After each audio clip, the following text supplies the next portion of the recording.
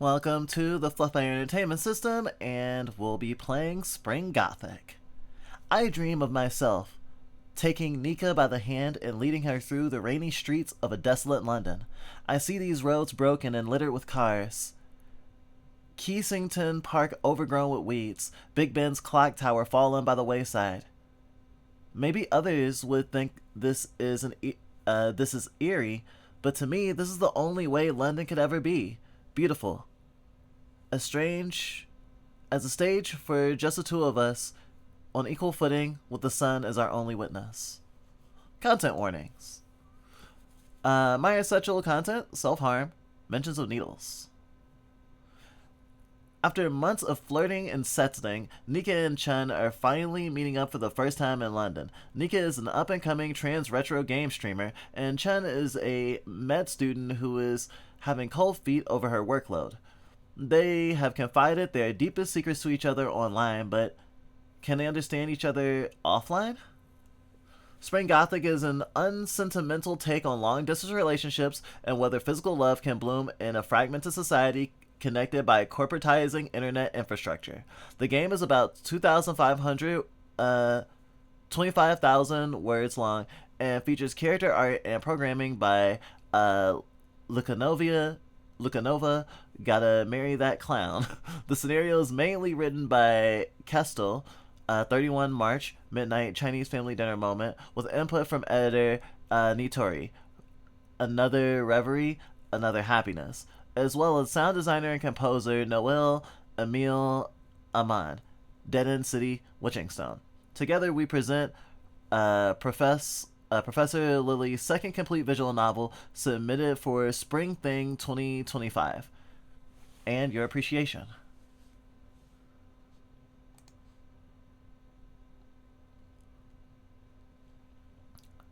This is from the same team that brought us I Became Gay from translating my roommate's short story. And 31st March, midnight. We still actually haven't played this one. But I Became Gay from translating May Us Cry. A super ordinary story. That's one way to put it. Twitch didn't notify you.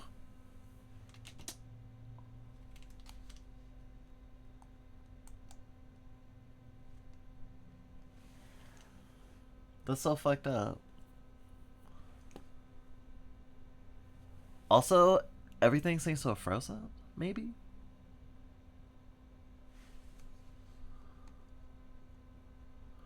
Yeah! Wow! OBS disconnected.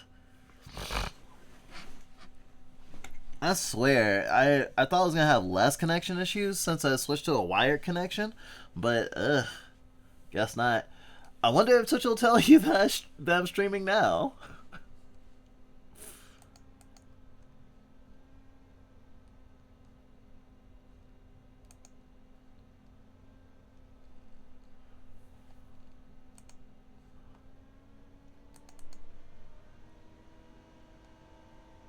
There we go.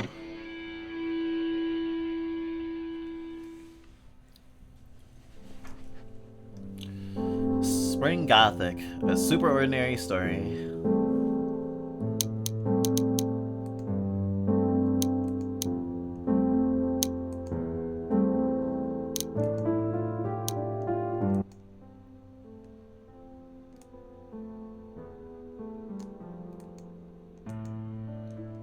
Oh, I wonder how much voices it's gonna have.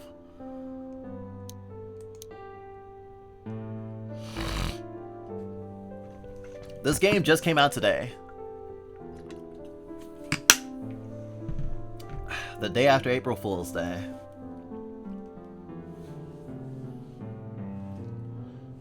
Well, thanks for coming back, everybody, even though stream went down for a second.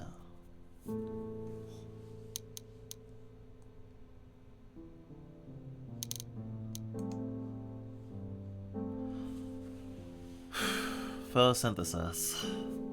Photosynthesis.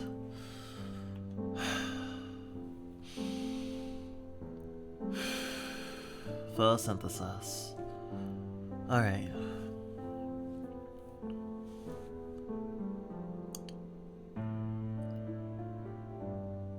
I just wanted to calm myself down. This is a slice of life thing. I'll probably be reading this for like 2 hours or something. I'm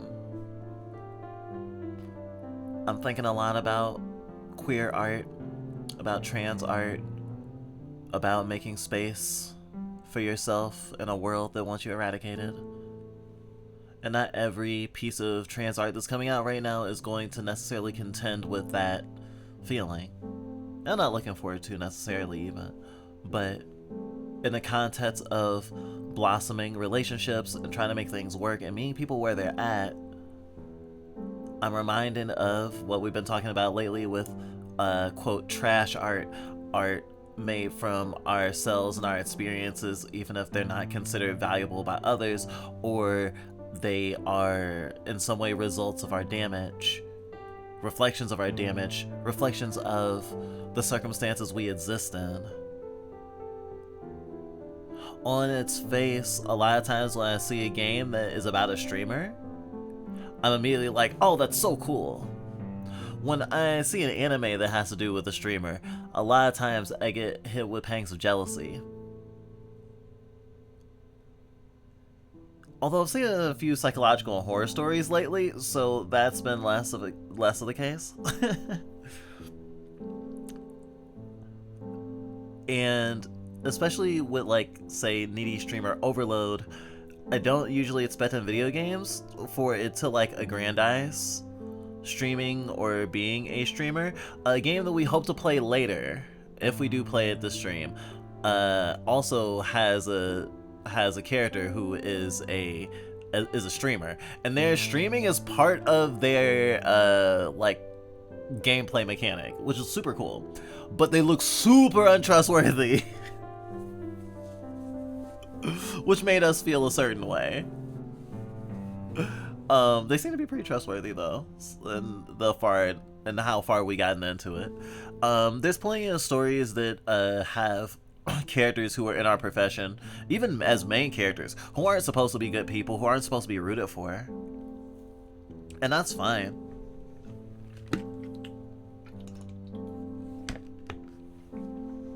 But this is the context we exist in and the world we exist in. A lot of our close friends are streamers or have been streamers. We exist in a lot of communities and a lot of contexts.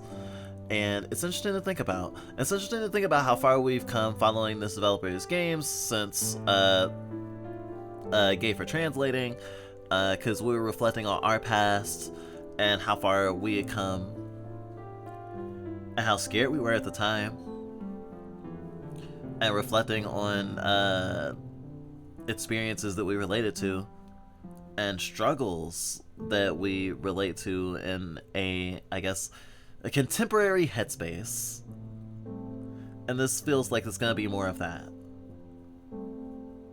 I'm hoping for some feel-good shit. This is some fucking Yuri. So, like, I'm not coming into this like, oh, I'm gonna be so sad and trans.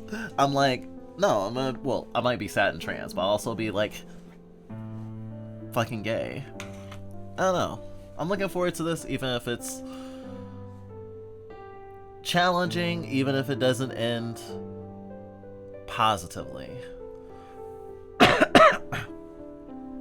It's about the journey, not the destination.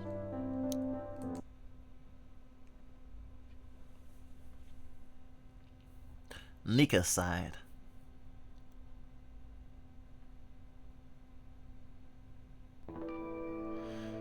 If there's one thing I value in life, it's the ability to curate reality.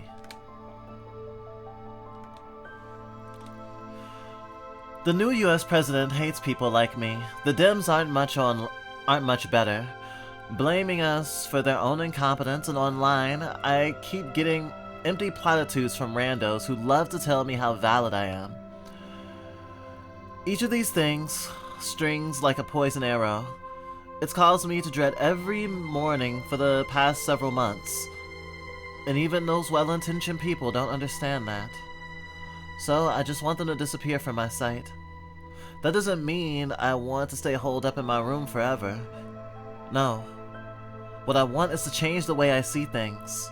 The world may be cruel and I may not be able to do anything about it, but I can at least filter out the parts that upset me and search instead for the beauty it can have, the kindness it can radiate.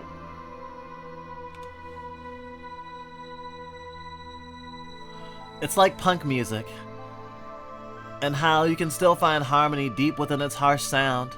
The guitars, the drums, the vocals can all come together as one if you listen carefully. Even now, I believe there are spaces of hope and possibility in the world. I know they're out there, hidden just out of sight. And I think I found one of them. Okay, not the city of London. It's not great, capital of a decaying empire and all. Rather, it's someone who's living there. Someone who's important to me. Though I haven't met her yet. To tell the truth, I don't know for sure if she actually exists. There's a part of me that keeps wondering if maybe I'm being trolled by someone with an AI. But I push those thoughts aside and choose to believe she'll be there for me. Her name is Chun. She sees me for who I am, a woman who keeps shifting the view of her contradictory kaleidoscopic existence, looking for a better image. To my family, I'm a dutiful son. To the internet, I'm a retro VTuber. And in the ruby eyes of the girl who matters the most to me, an anxious trans woman craving to be loved. It's difficult juggling these additional roles, but the effort is worth it. When I'm a VTuber, I can stop being a son humoring his parents. Instead, I'm allowed to simply talk about the old games I never got to play and how much fun I'm having playing them now. But for as fun as it is, and even with my avatar, streaming doesn't make me feel like a woman. I'm dependent on how people perceive me, and a depressing amount of my fans are thirsty for me. I'm just a sex object to them, not a person, much less a woman. It's corny, but I think Chun is the only one who sees me as a real human being worthy of love. She knows things about me that no one else does, like the books I like to read, the loud music I listen to, how I constantly worry about expressing my gender. She understands me. That's why I need her. She can complete my life. I don't care if I'm fooling myself. This is just my way of finding my place in the vast world. Well, it's got some red flags immediately. Spring Gothic, a game by Professor Lily.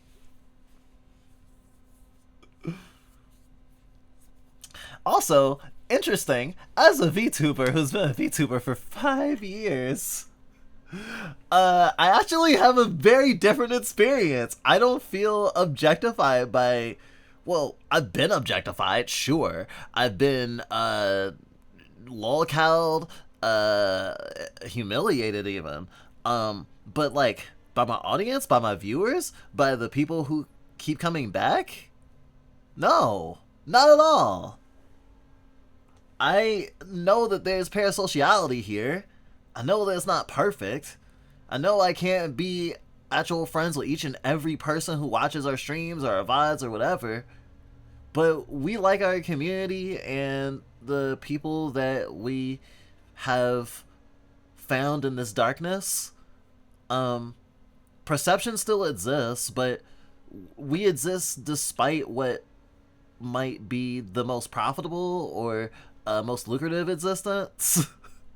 Literally, our partner who lives with us made a joke the other day when we complained about knowing someone who we used to know who became a streamer and is much more popular than us, with seemingly not as much effort, which is a very VTuber brainworm to have. Oh, this person's better than me and they didn't put, this person is more successful than me and they didn't put nearly as much work, and nepotism. And sometimes that is true, but being hung up on that really sucks.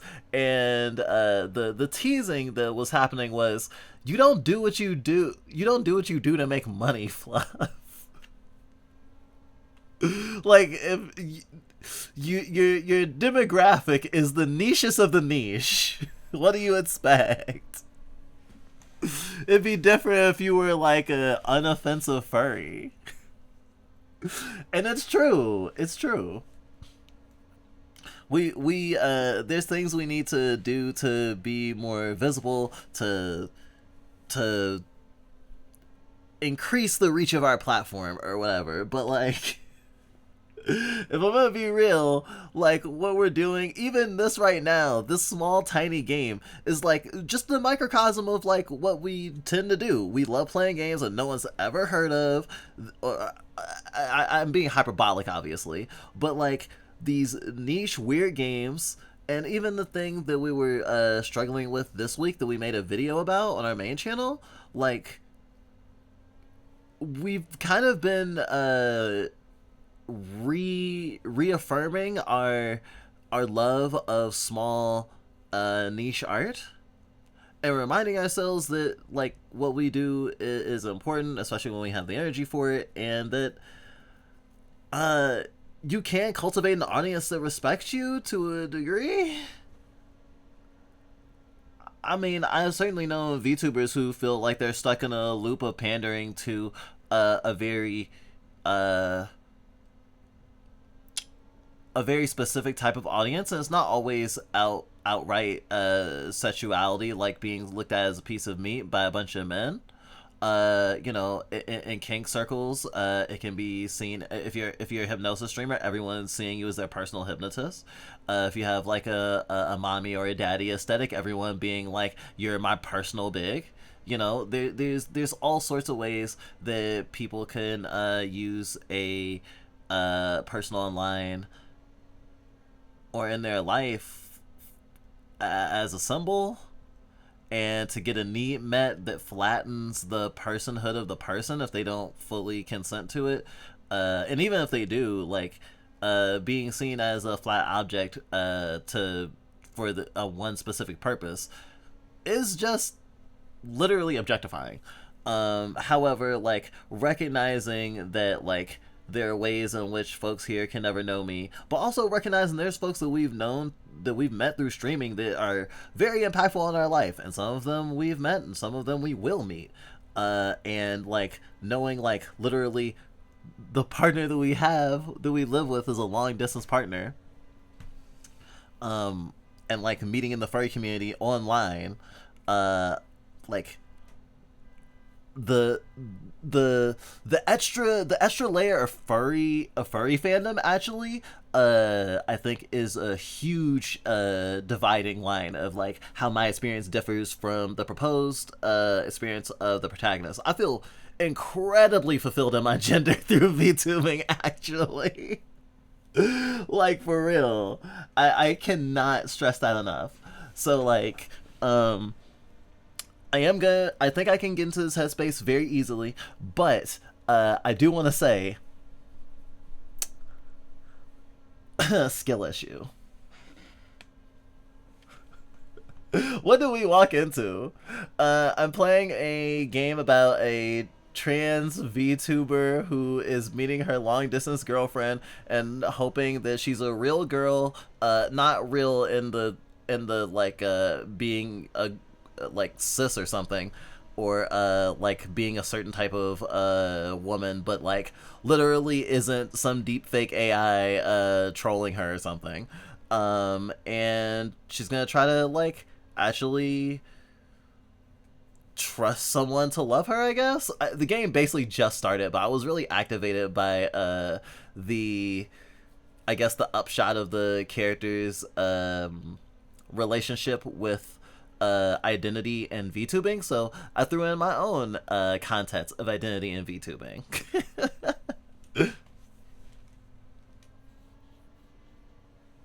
I think I might dip, because romance really hurts at the moment.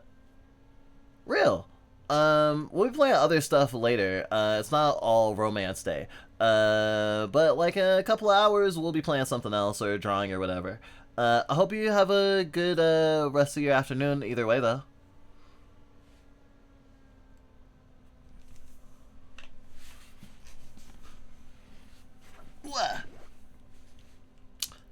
She's kind of late, though. Oh, I should just drink water.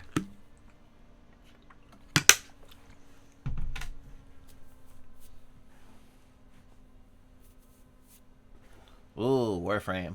Frame. Excuse me. She's kind of late, though.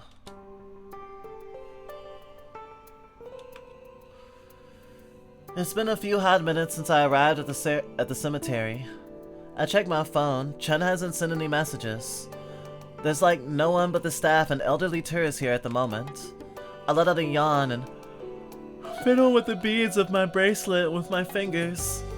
That overpriced coffee I bought at Paddington Station isn't helping at all. I thought I might get lost, but thankfully getting here wasn't too difficult for a tourist like me. Let's see. I took the Elizabeth line, transferred to the Northern line at Tottenham Court, and went past a few more stops until Archway. From there, it was just a few minutes of walking in a straight line before passing a church and turning left into a park. My GPS said that the people going into the park were also coming here, so I decided to follow them. Tree branches rustled in the cold wind, dry leaves crackled beneath my sneakers, birds sang in the skies. I've never traveled alone before, so I felt like I was entering a fantasy land of crossing the stone bridge. Then a jogger bumped into me, bringing me back to reality. When I turned around, they were already gone. All that remained was the echo of Katy Perry blaring in their AirPods. I guess Londoners don't say sorry or excuse me, huh? Just like in New York. After leaving the park, I had to go through a small alley to reach my destination, Highgate Cemetery. The entrance is an imposing Victorian building with London Cemetery carved into stone above the gate. I'm not really familiar with the cemetery, but I know Karl Marx was buried here. I haven't read his books, but funnily enough, I have read his poetry. They were some kind of love poems I would have written in high school. It's funny to imagine this young revolutionary writing stuff like that. Chen had always wanted to visit this place, but her classes have been taking up all of her free time. But since she's getting out of medical school and transferring to a liberal arts university, she thinks she might not stay in London any longer. On Discord, she always complained about the high rents here. This was her last chance to visit this place. Besides, I think it's an interesting place for a first date. I rub my hands together and breathe into them. It's so cold. It looks like she hasn't read my messages. I wonder if something... Sorry, I got lost. My phone ran out of data, and I didn't know where... I hugged Chan. I've been waiting for so long. I shut my eyes in embarrassment. I thought I was gonna keep my cool, but no, I can't. I already feel hot tears swell in my eyes, my hand shaking, and a soft wet peck on my left cheek. When I open my eyes, I see Chun standing on her tiptoes with her face right next to mine. She grins. So have I.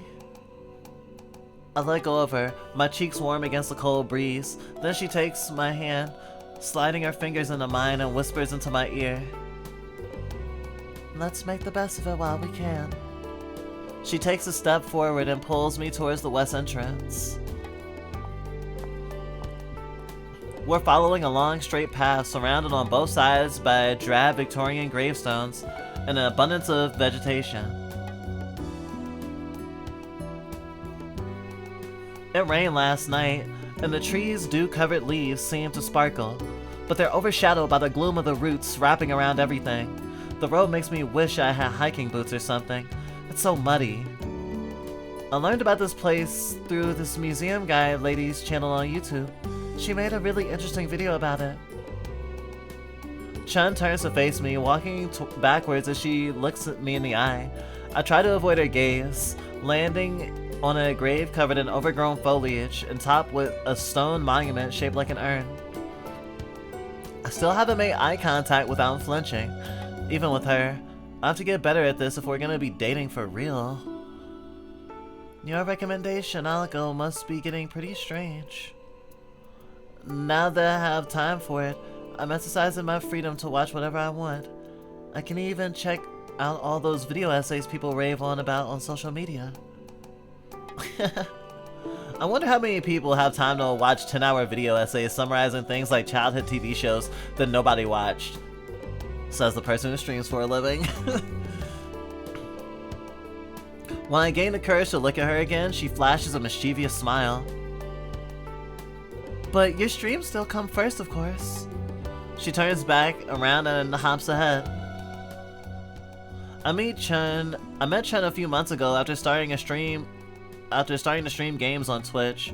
I never expected my life to turn out like this. I remember preparing to apply to college again after dropping out years ago. It was nerve-wracking, but the idea of getting my life back on track also excites me. And then the pandemic happened. Suddenly I found myself stuck in my parents' house with nothing to do but listen to their advice. They weren't very helpful. I'd often hear from them that I should say learn to code, because they heard somewhere that AI is on the rise. They're not programmers themselves either, so they couldn't offer me anything more concrete than take online classes or learn Python.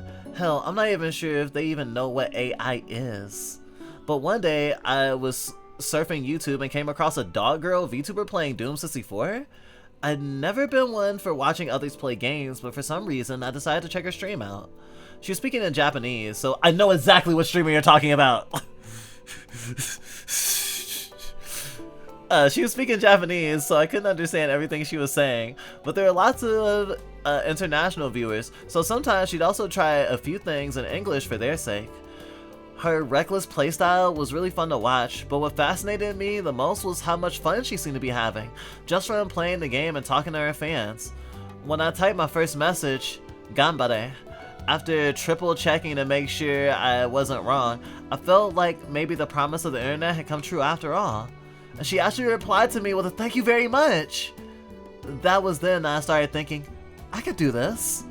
Sure, I did drop out of college because public speaking class made me ill, but I felt like I could get a grip on myself if I was just talking to a computer screen. I met all those close friends I had online, through forums and IRC anyway. No one watched my streams at first, but people like Chun gradually started tuning in, and I found myself talking more and more.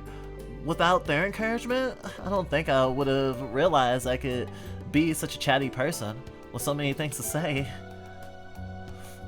I almost bumped into Chun and stopped all of a sudden. Oh, I remember this one from the video. We look up and we're on the map we see after paying the entrance fee and find that we're standing before the tomb of a General Sir Loftus Otway. Unlike the other tombs, this one takes up a lot of real estate. A curved slab shaped like the bow of a ship protrudes out of the rising ground, and coffins must be buried inside the small mound. I walk up a bit uphill, and from there I can see the tomb's translucent skylight from above, along with the fence railing shaped like cannon sawed in half. You know him? I don't think so. I take out my phone and look up his name on Wikipedia. Important general from the Napoleonic War, it seems. I know in the past you could go into the mausoleum and see who's buried here. People used to do that, like as a tourism thing. I say that's morbid, but we are in a tourist attraction. Chen asked me to take a picture of her making a peace sign in front of the tomb. I didn't think she had the Instagram genes in her. We make our way uphill. Say, you never did tell me why you wanted to visit in the first place. It's not just because of a YouTube video, is it? Ever heard of Highgate Vampire? I can't say I have. Instead of studying for my exams, I ended up reading about how the UK had its satanic panic before the US went wild with it. In fact, it's possible the whole thing originated in the UK and was only later adapted by Americans into a panic we know and love today. While Highgate Cemetery is one of the cemeteries built in the Victorian era to help with crowded churches, long story with that one, it fell into disrepair around the 60s and 70s, just in time for the counterculture movements of the time. Teens would hear stories about how creepy things like vampires were roaming the cemetery, and they would break into the grounds to investigate on their own. What's also really interesting is that a couple of high-profile Wiccans tried to get the mainstream media's attention. They caused a ruckus by arguing in public, with each claiming that they were the right person to exorcise the vampire. There were even an attempt to televise a wizardry showdown between the two. That would have been awesome. Huh, that sounds funny. We reached the entrance to what's labeled on the map as Egyptian Avenue, a magnificent gateway that feels like it's leading into an ancient necropolis. It's framed from both sides by enormous stone columns and above by vines dangling from the surrounding trees.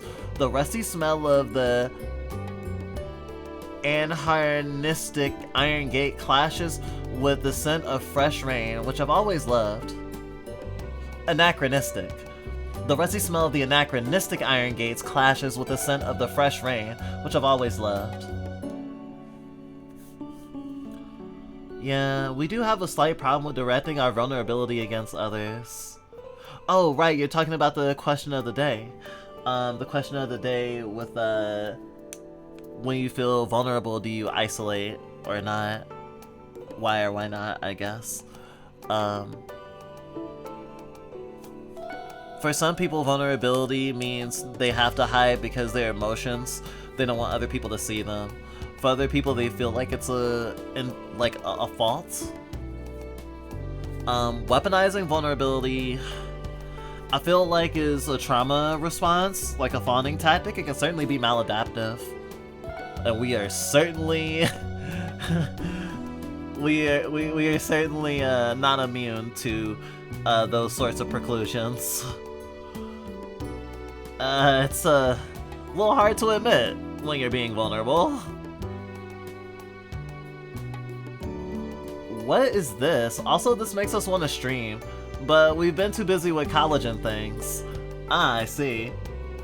It's called Spring Gothic. It just came out today. It's a new game, and it's also free on itch.io. It's free on itch.io. It's free on itch.io. Sorry, I forgot what button does which. Inside, there's no roof, so branches and leaves have swarmed in, hiding the names of families whose loved ones are buried here.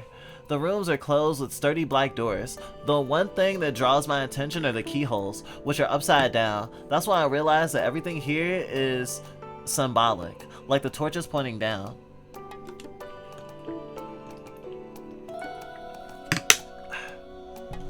Their orientation probably indicates they're meant to be used by those who have returned to the soil, since their point of gravity is reversed. I enjoy learning details like this. It reminds me that people in the past thought a lot about how to best remember their loved ones. They were just as human as we are.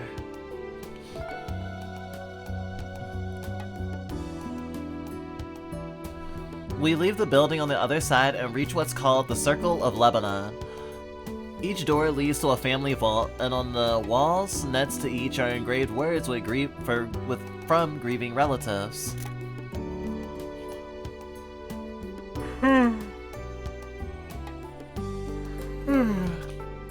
While reading these epitaphs, I hear the sound of a camera's shutter. I find the source right away, Chun, who's taken a landscape picture of me with her phone. I'm practicing photo composition. I try to smile, but end up feeling so self-conscious that I can only manage to nod. I have no idea how to pose for photos. I feel like it's a skill you have to train, and I almost never get my picture taken. I definitely wouldn't be streaming if I couldn't hide behind an anime girl avatar. I try to regain my cool by saying something funny and interesting about myself. I like reading these sorts of things, like the stuff that's written on those sheets of paper that come from the trays in fast food places.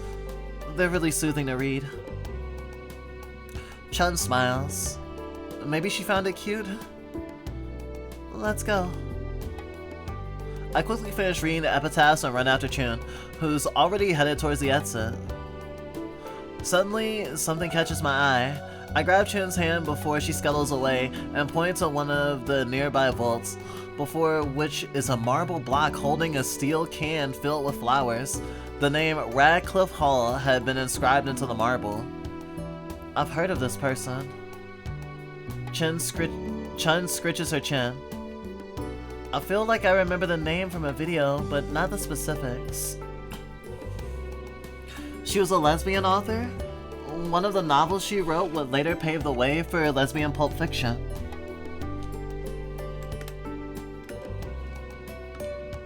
Oh, that's right. I first learned about Radcliffe Hall back in 6th grade.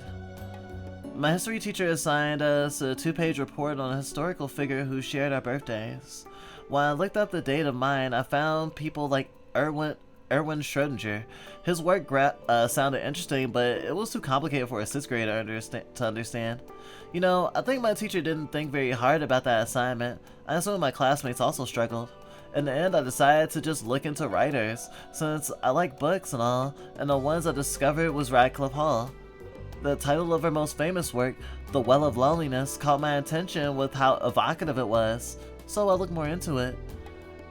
I was still a sheltered boy at the time, so despite knowing lesbians existed, I never thought much about them. Well, at least I knew enough to tell that there was something strange with how my mom would talk about Dad fitzing her, even if I didn't know what she meant. That's why I was so surprised when I looked at a picture of Radcliffe and saw that she looked like a guy. I didn't know a woman could dress like that. And also, she preferred to be called John, which was wild to learn. I ended up researching a lot more than I needed to, and went from reading about cross-dressing to discovering a live journal hosted by trans people, a demographic I never learned about in school. I guess I never would have started HRT if I hadn't read about Radcliffe Hall for that assignment, huh? These days, I don't agree with her thoughts on sociology, but I still appreciate how she was the first to make me think about gender. She might have, no, she definitely saved me from living my life in a body I didn't mind, but never would have realized I wanted more from. I actually want to get in front of this. I used to, or we used to take for granted, the trajectory of, like, learning being trans and transition. I would say that, like,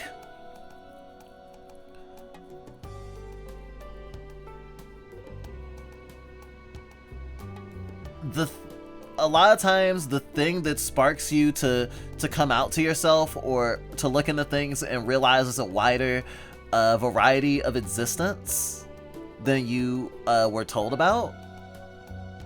The thing that's the impetus of that, yes, it's the reason, or I should say it was the trigger, but the trigger could have been anything, and if you missed that trigger, another trigger probably would have happened as well. I mean, like, we narrativize our lives so much that sometimes we forget that, like, we have, like, leanings towards things. Like, I mean, obviously not everyone has a shared experience of the same sorts of, like, oh, I should have known back then when XYZ sort of things, but, like, a natural curiosity towards queerness in general is probably going to lead you to examining queerness in yourself, or a possible queerness in yourself, regardless of who you meet and what thingies, like what art you run into. Orange is the New Black made us fully understand, like, trans women as, like, a concept. Even though we knew trans women, even though we had known trans people before that, mostly trans masculine people, and at least one non-binary person who was, they were agender, I'm pretty sure, but they were the only person who grew up like us, but we didn't really get to connect with or talk to them much to understand their perspective. And we were, I think, warned by cis people that we knew that we shouldn't press you know, any queer people, but especially that specific trans person, about their identity or ask them questions, because it's rude. And we didn't know how to search for the information, or that we even wanted to know more besides what we needed to know to be a good ally. But there was a person that used to be in our life that was instrumental in our trans identity. And we used to be like, oh, if not for you, we wouldn't have ever been trans. And they were like, no, you would have. It would have happened. You're selling yourself short. Like, I don't know. It's funny to think about it as, like, this fucking spider bite that turns you into the person you are now. But honestly, I I think that the road is multifaceted, and there would have definitely been other opportunities to realize. Especially thinking about the mythos, or I should say the philosophy of art, like I Saw the TV Glow, where it's like it's never too late, and like you can learn randomly, like when you're young, you can learn as an adult, as we did, and transition. Like there's so many times and occasions, and with an increase in visibility, I mean, I don't doubt, and I know people who are like closeted or like, you know, biding their time to like transition, but I know people who fully intend to transition despite the way the world is, right? Like people will learn about transness, and you know, they'll play with the concept and they'll think about it, and if they are open-minded enough, they'll like, you know, introspect, and they might come to the conclusion that, oh shit, I think I want to be trans. And if you come to the conclusion that you want to be trans, be trans. I don't think that Born This Way is the most validating or quote-unquote correct philosophy for queer identity.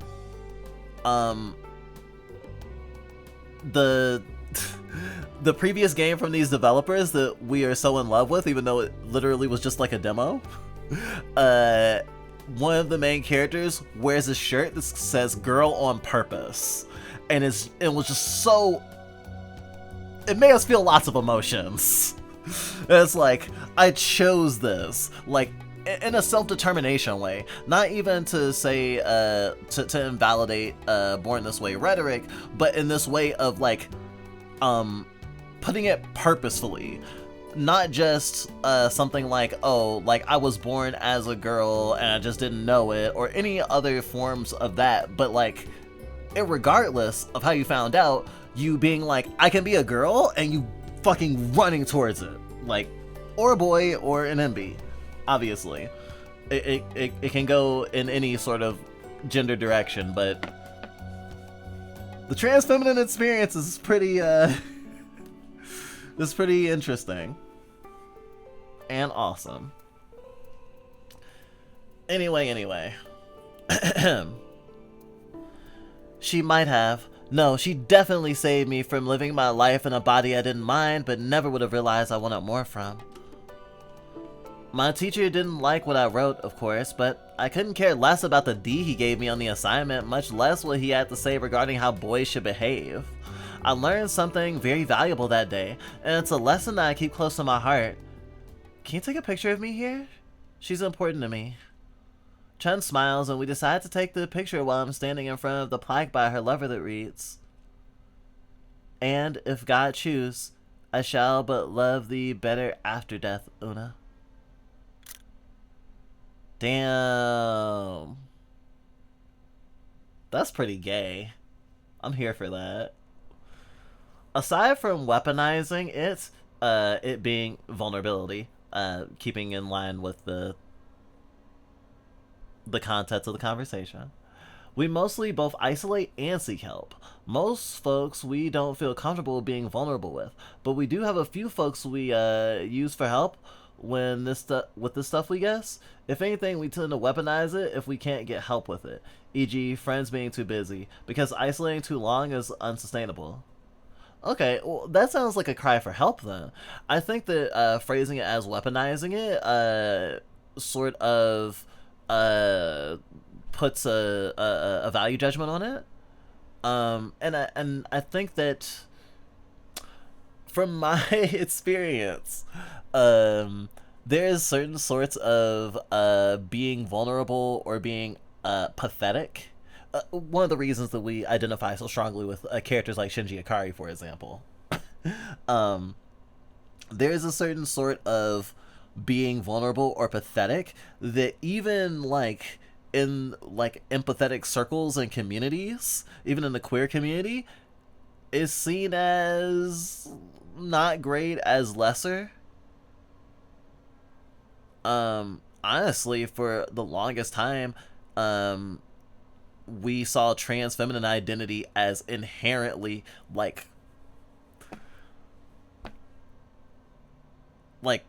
victimized, beaten down upon, defined by the way society treats us. And the reaction of a lot of, and the resolve and the tenderness that a lot of trans femme people that we know have, because they had such horrible lives and been so emotionally mistreated, and are like trying to make a better themselves for themselves, but were rejected every step of the way towards their autonomy and, you know, self definition. And not always for being trans even necessarily, but being trans, talking about in the trash make trash art thingy, but like the sense of like being more disposable.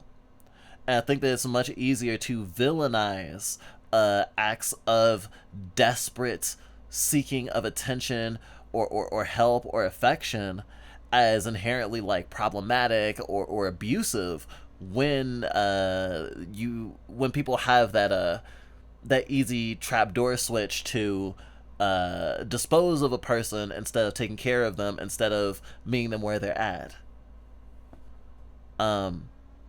In that same way, being desperate, feeling like you have to count on others, can feel like you're being bad, like you're being manipulative.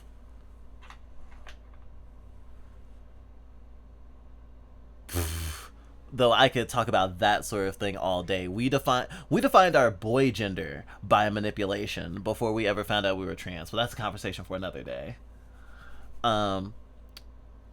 It sounds like you have layers of like a support system, and you use the best you can. And I think that, yeah, being isolated for too long hurts you. Being isolated for too long literally hurts people's mental health. It can hurt your physical health. It makes you less well adjusted, less able to like function in society. Yeah, no one should be an island, and no one should be forced to be, and no one should be forced to be resilient or strong enough that they never need help or support. But I'm sure you understand that logically, but emotionally you have a problem really feeling that. And you feel like maybe I'm projecting. I'm saying how I feel, because I do relate to you. But yeah, like, I've often felt that I'm weaponizing my vulnerability to get what I want, by nature of being pathetic and vulnerable.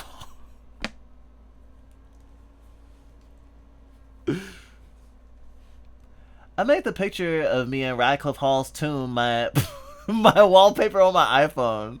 That's beautifully morbid. I love that. This is the best find I've ever made. That's fucking necromantic. I love that. I love that. That does remind us. We had a discussion about not a person recently, which we felt really vulnerable, but we managed it well. We should probably be proud of that. I hope one day you can be. I don't think I would have visited the graveyard if I was still with my parents. Before I met China in London, my family dragged me around the United Kingdom. They were more concerned about showing people they had visited Stonehenge than learning about the architectural history or the people that may have erected it. That's really shallow stuff. I was so glad that my parents finally left the country so that I could walk around London with Chun for a few days without them bothering me. I was getting stressed out that I was so close to Chun, but I couldn't meet her just yet. I was so happy it finally happened. I can prove to my family that I don't need to be in an unhappy marriage like my cousins, or my cousins or theirs, as long as I can be with Chun. We wanted to visit the eastern part of the cemetery, but Chun told me that we'd be late for the cat cafe. Oh, a cat cafe, cool. I'm happy enough that I don't care too much, even if I was pretty interested in seeing more of the cemetery. The bus ride to the cafe is nice and quiet, so Chun takes the opportunity to close her eyes and sleep on my shoulder. I touch her hands, and I notice a brief smile that immediately disappears. In a few minutes, we arrive at the Mighty Enchantress Felines and Kitties Cafe, a store that looks like a used bookshop with terrace windows. Chun runs off and sticks her face to the window, her view blocked by foliage and props. But she spots a black kitty perching on a shelf near the ceiling. That must be Heathcliff. The cafe is divided between the storefront and the actual cafe with the cats. The storefront is no different than any other specialty coffee shop. The walls are covered with chalkboards listing the frappuccinos and the baristas can make, but we can order our food and drinks inside the cafe. After the clerk checks our reservation and asks us to wash our hands thoroughly, we walk through a red door that opens into paradise. I thought that this was gonna be like a maid cat cafe. I'm not gonna lie. Sorry, weeaboo brainworms. A massive fake tree stands in the center of the room. Its branches are connected to rope bridges that lead to small tree houses in the corners of the room.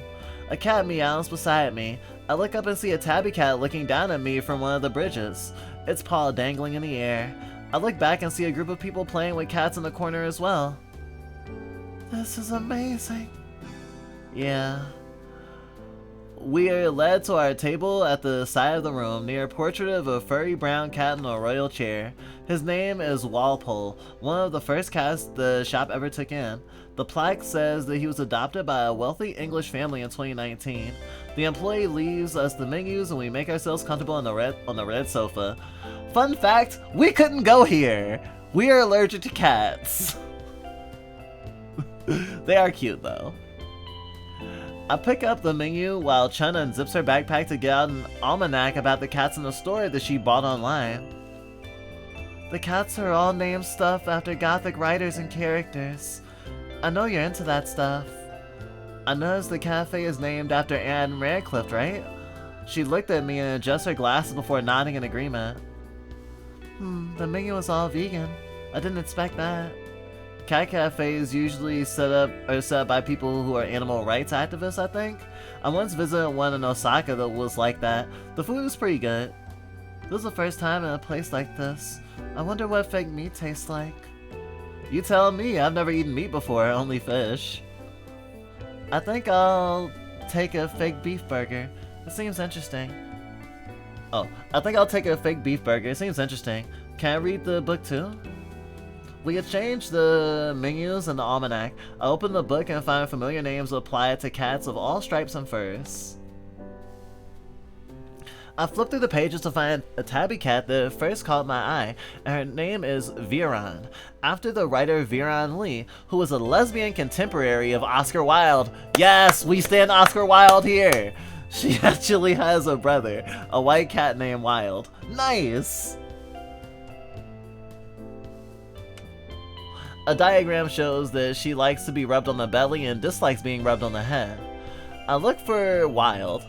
Likes tail stroking, dislikes being rubbed anywhere else, and see him playing with some of the guests who have hung his favorite strip of metal on a toy fishing rod. He jumps with the object, but the bait flies up and his paws cannot force it down to the ground.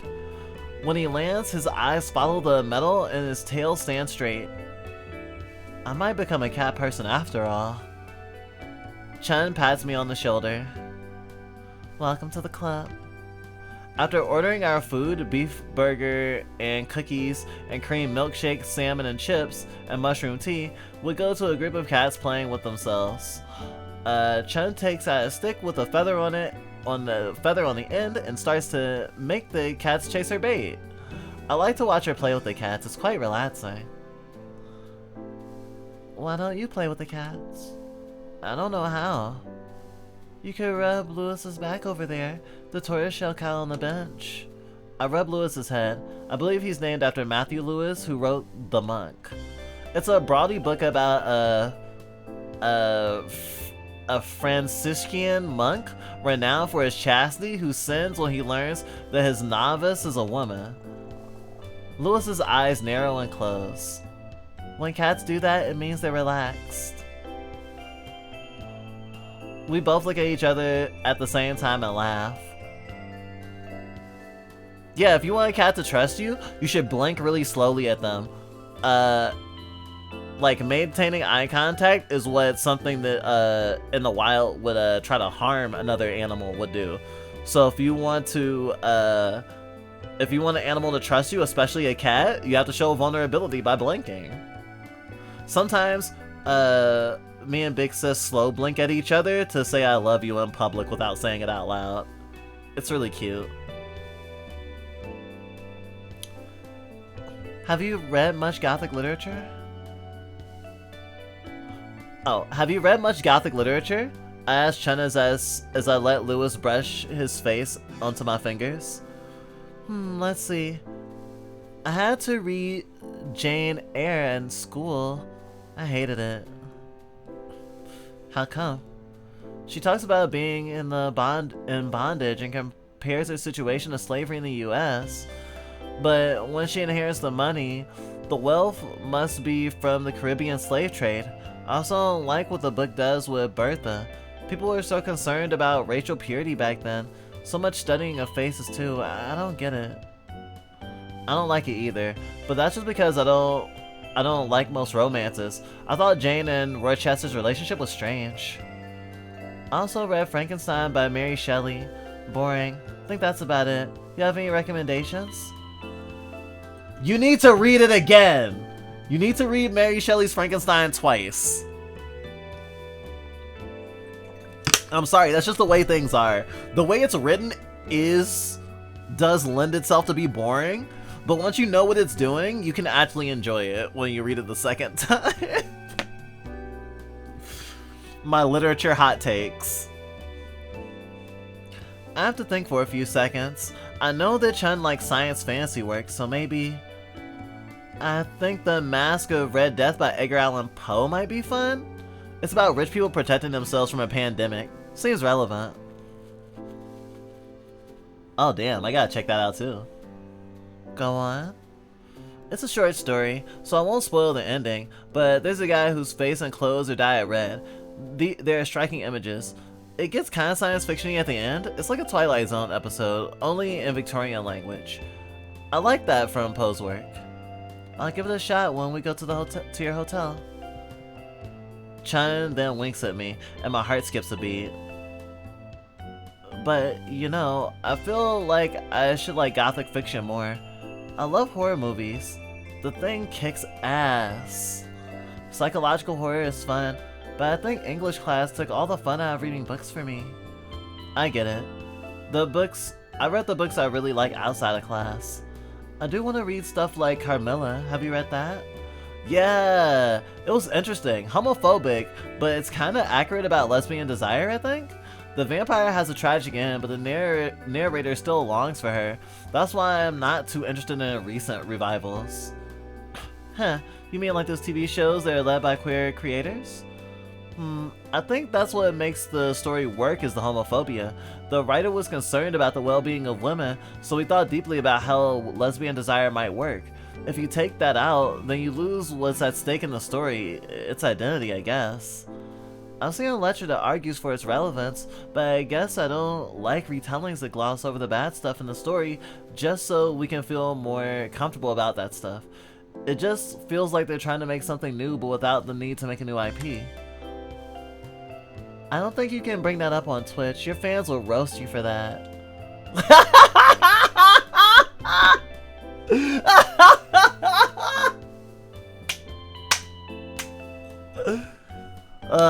My fans are allowed to roast me. It's fine.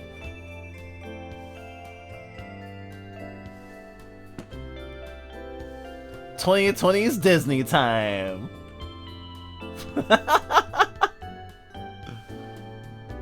Sorry, I don't understand the context of that. Gosh, I kind of hate Disney now. Well, I mean, I've hated Disney for a while. I love old Disney movies. Gosh, I hope Disney doesn't laser beam me from space for saying all that. Kingdom Hearts is good. Disney sucks. especially in the 2020s. The trying to make new IP without making new IP. Duh. Yeah, that's definitely 2020s Disney. Yeah, and they're like super they're super committed to that. They want to remake everything, and they just outside of maybe Cinderella, every remake has been a worse version.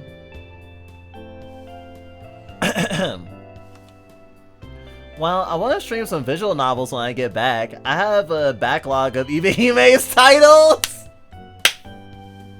No! The streamer's just me, though!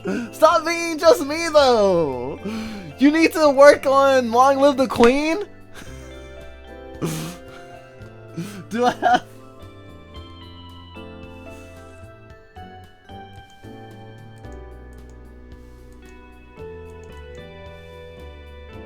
Do I have a Steam open right now?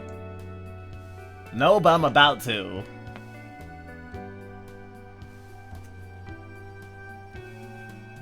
If I think it's the game that I think it is.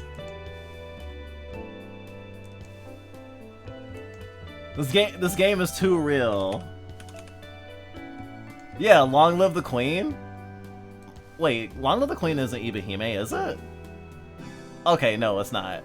Long Live the Queen is a Princess Rising simulator, where you raise a loli to be a great queen, and you can make her be like a Game of Thrones character and like assassinate people all the time and shit. It's great. Ibihime is a prolific Yuri visual novel creator. Like, wow.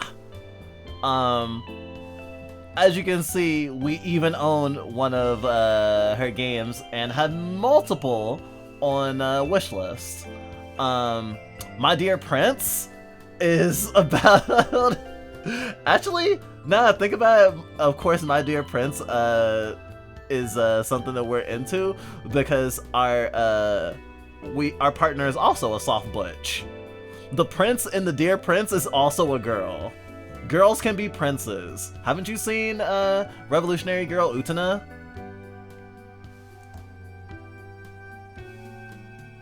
I actually really want to play Long Live the Queen, lol. Yes! And you should! This game was made for me! This game was made for me! It's so fucked up! I can't believe this developer has my taste. Ugh. I have such a long backlog. Well, I want to stream some visual novels when I get back. I have a backlog of Ibihime titles to go through, and I need to get to Long Live the Queen since there's gonna be a new work in the same set. There is? I didn't know that. I'm learning about new video game projects from a visual novel. I don't think I'll get a chance to mention it. Gosh, when the dork wants to kiss you so bad. There are some things I can't just share in public. I can't talk about my family, my gender concerns, and other private things with fans who come to see me play their favorite RPGs and visual novels. It irritates me when they think they know me too. I'm just an entertainer, not their best friend. But some of the blame is on me. I don't know how to navigate parasocial relationships without hurting my income. So I don't really have anyone to talk to except for Chun. She really knows how to listen. While she doesn't know how to solve every problem I have, I appreciate that she lets me vent about my family and fans without judgment. It makes me feel I'm someone who matters to the world. Our food arrives at the table. And wow, it's really delicious. Chun's salmon doesn't taste like the real thing, but just good. Chun tells me that I should be vegan with her, and I have to tell her that it's too expensive for me right now. My family my family wouldn't like me becoming vegan. It's liberal hogwash according to them. Annoyed, Chun tells me that when she moves in with me, she'll cook for me. Wow, life with her. She'll chop the onions, I'll chop the asparagus. A dream come true. Huh, I'm now thinking about the fact that, I'm thinking about queer time. We're talking about on Blue Sky recently too, but like the trajectory of milestones for a queer person is often different than our cishet counterparts. And although, like, say there are queer people who get married and there's queer people who have children, it is often uncommon for queer people to hit all of the normative milestones, especially with different, like, relationship structures, on top of, you know, like homophobia or just like the trajectory of a queer life in general. And although especially lesbians get a bad rap for moving in together really, really quickly, quote unquote, perhaps too quickly, some might say, I think that especially right now, the trajectory of many relationships, especially like a queer relationship, is meeting online somehow, getting close through shared appreciation of something, talking a lot, some sort of digital dating, working up to maybe seeing each other in flesh space eventually, and to some degree working up to living together. Shit, for a lot of queer people, living together is basically being married. Although, for some people, they would prefer a collaring ceremony to a marriage one. Which is fine. It's not weird at all. Actually, it's super weird, but I love it.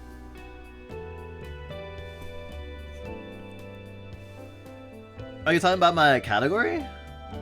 I could have sworn I switched to games and demos. I guess it didn't save. There we go.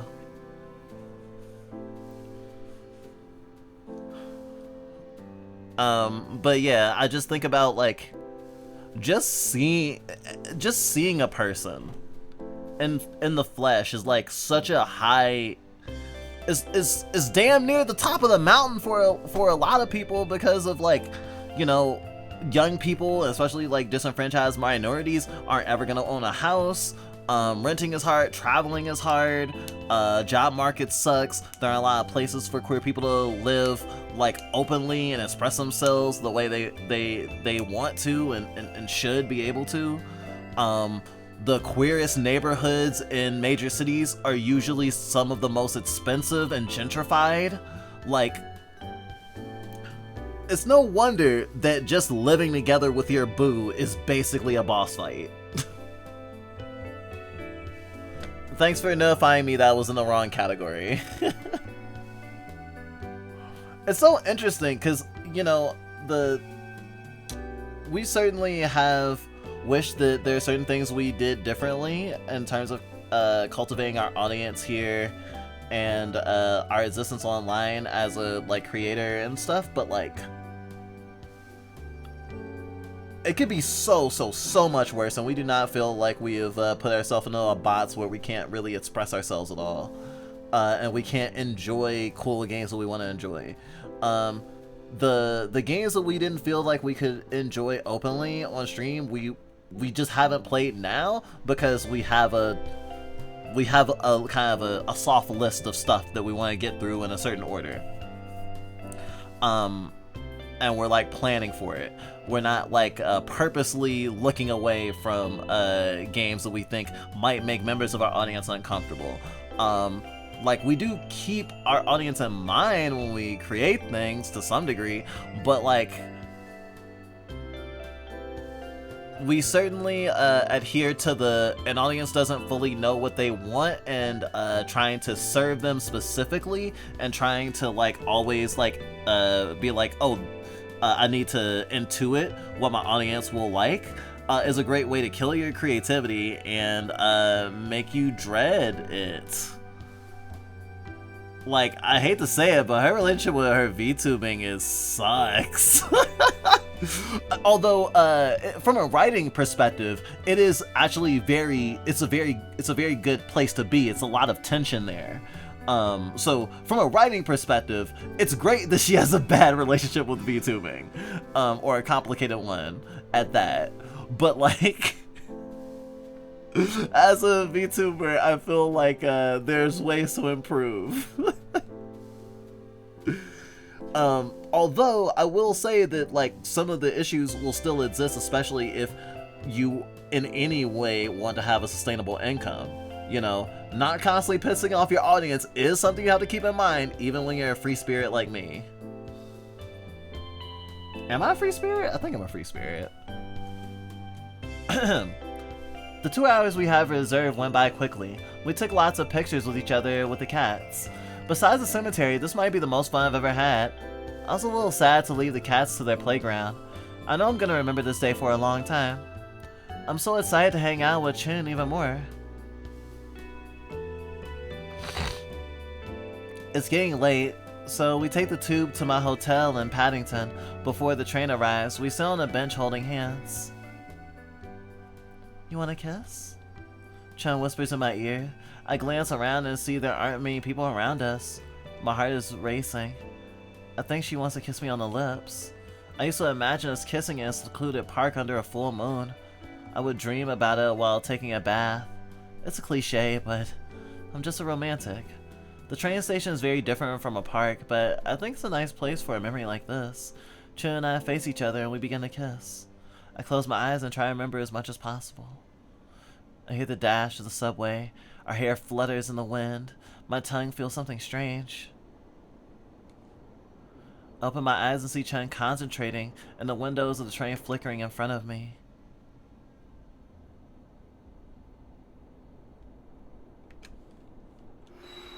The train screeches to a halt. Chun lets go of my mouth and drags my hand to the train. It takes a few minutes to realize that she deep kissed me. I felt weird about it. Was that a diaper ad on the side of the Not important. Not important. When I open up the doors to let Chun in, she flings her backpack to the side and leaps into the bed. Gosh, I wish my bed was as comfy as this. You wanna watch a movie? I'm not trying to forget that our first kiss was like what I imagined. I'm not trying to forget that our first kiss was not like what I imagined. Chun disables the TV's hotel maid and connects her laptop to the TV with an HDMI cable. She opens up a notepad file containing a list we compiled of movies we watched together for the year. Let's see, we just finished watching Phase 4, so I think we're gonna get to, Letters from the Big Man? I get into our bed, making sure I'm a bit far from Chun. We turn off the lights and watch the movie. I'm glad that she doesn't try to hold my hands or anything like that. I'm still upset about it, but I don't want to show that to Chun. She didn't do anything wrong. I just had the wrong expectations. Expectations! That's a hell of a drug. You have your expectations of how friendship's gonna go, especially how romance might go, based on media, memories, our own fantasies, and especially the narratives we tell ourselves or construct about our relationships. So it's no surprise that she's struggling, that she's upset. And I think it's a very human thing that's happening right now. A very person thing, at least. And it's just like, I had an expectation for a thing, it didn't go the way I wanted, and even though it isn't a bad thing, it's still something was sacred. Something that I was holding sacred was disrupted, and I can't help but feel bad about that. Sorry, I'm gonna give myself some mochi.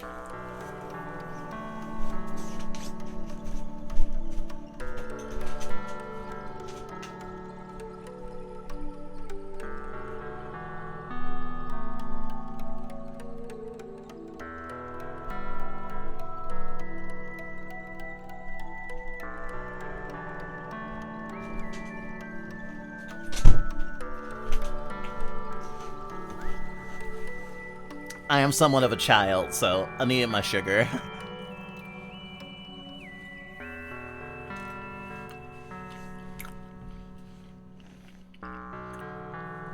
Can't wait to see where this goes.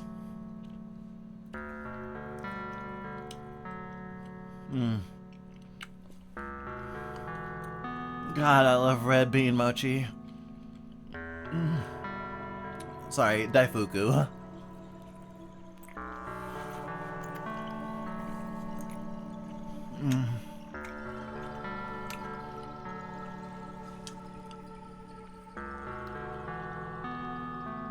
Okay, I'm done weeping out. She didn't do anything wrong. I just had the wrong expectations. I shake my head and try to concentrate on the movie as the opening credits roll. What is the movie about again? Bigfoot. People say it's like the best Bigfoot movie ever.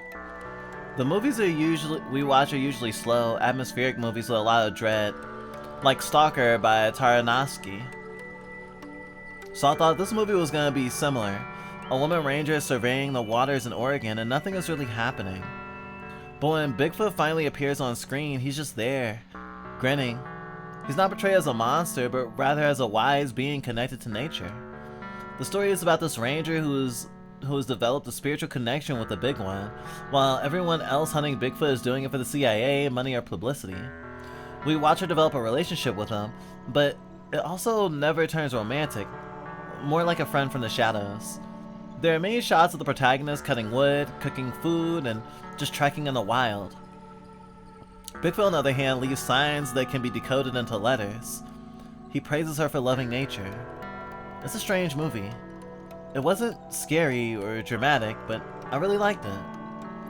I don't know what Chen thinks, but I connected with the protagonist and her love for solitude. She rejects a possible romantic fling for the sake of nature, understanding Bigfoot and beyond. As the credits rolled, I feel stunted. I think this might be one of my favorite movies of all time because it's so different from anything else I've seen. I can't see Chen in the dark, but she seems like she's contemplating something. You think the director believes in Bigfoot?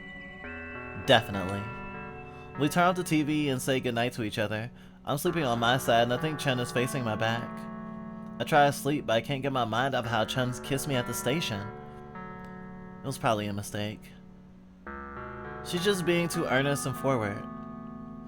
I can't tell her to calm down a bit. Take things slow. Romance first, sexual stuff later. Then suddenly she puts her hand on my hip. Her fingers are sliding down. Sorry, not now. A pause. Okay. I hear Chen turn her body away from me. We used to send news to each other and masturbate on video chat. I always thought we'd spend a little more time learning about each other before actually having sex. I feel like I'm sleeping with a stranger. I didn't know she was this eager. Does she see me as a sex object? No, this is Chen we're talking about. She's a nice girl who's always there for me. But I'm terrified. Is she gonna do this again? What if I fall asleep and she tries something weird? I don't know how to stop thinking about it now. I can't sleep. Well, that's a fucking panic attack! Holy shit!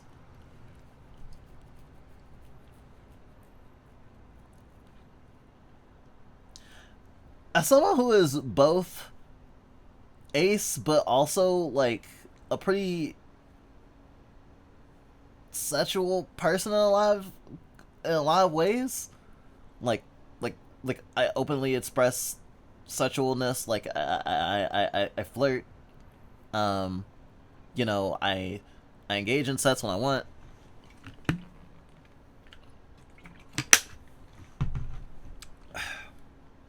Even when I'm on hormones, you know, libido does stuff. Like,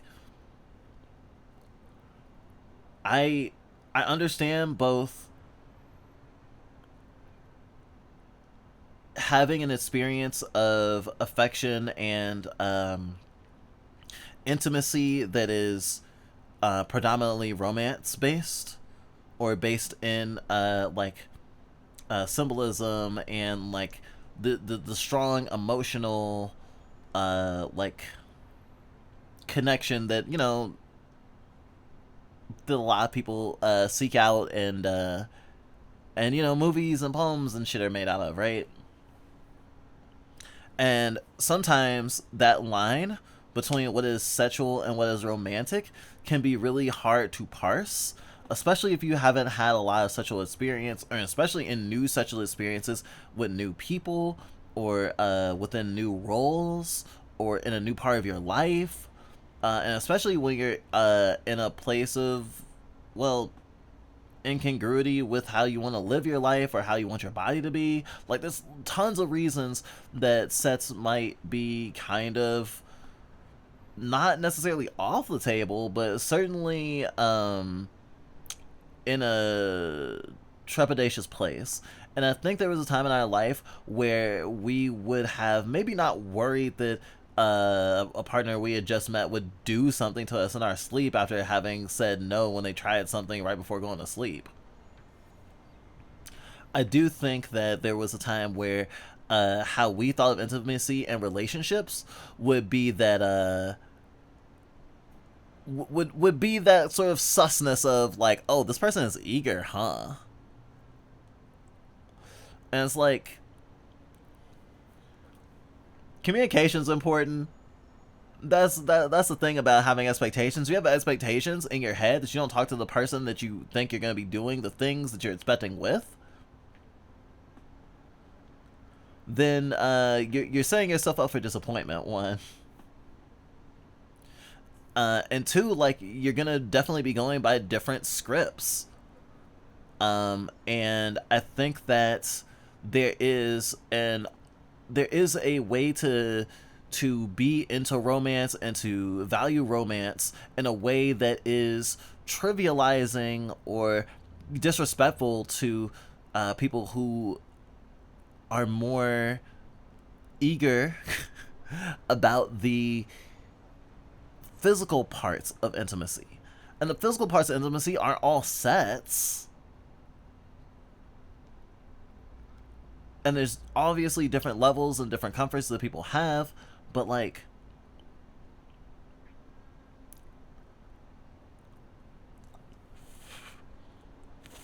someone who wants to engage with you in sexual interaction while having been in a long distance relationship with you, and you're seeing each other for the first time, does not necessarily mean that they care more about fucking you than they care about other things. Also, although there is a lot of there can be a lot of sexual intention on deep kissing or tongue kissing and whatnot, like, sensations feel good. Like, drinking a smoothie feels good, right? Like, not everything needs to be done literally to titillate in a way that can be seen as like foreplay. Sometimes you just like to shove your tongue in the other person's mouth, but you don't want to shove your tongue in other places or at that time. I don't know. I think that as I have come to learn about being an adult and how like maturity and consent and bodies and intimacy work, it feels a lot more complicated than like one person has a rose in their mouth and is all about poetry and kissing under the moonlight, and the other person is fucking is like sniffing aphrodisiacs and humping a pillow waiting for you. Like, it can be sort of a juvenile perspective to think of it in that black and white way, or something approaching that black and white way, because a lot of this is assumptions and expectations. So I hope within the next few scenes we have a little bit more communication. But sometimes you have to fail to understand what to do better. I didn't sleep a wink. I entered the sprawling St. Pancras? We entered the sprawling Pancras station without a word to each other. What? Chun walks ahead, making sure I'm following behind. I've wanted something noisy in my headphones to block out the busy noise of the street. Coach whips sound about right. At least the vegan sausage roll that Chun bought for me at Greg's tastes good. Before we met in London, I said to Chun that I wanted to visit some unique bookstores. My family didn't go for reading much, but they have watched the movies of the books written by that one transphobe. I guess there's something. So I never got the chance to check out London's famous bookstores. Chun told me that we were on Discord that she knows a few radical bookstores, including one that just sells queer stuff. I got interested in that one specifically. I'm always afraid of entering a queer bookstore in the US because of my family. They would be really disappointed if they knew they had a closeted adult living in their house.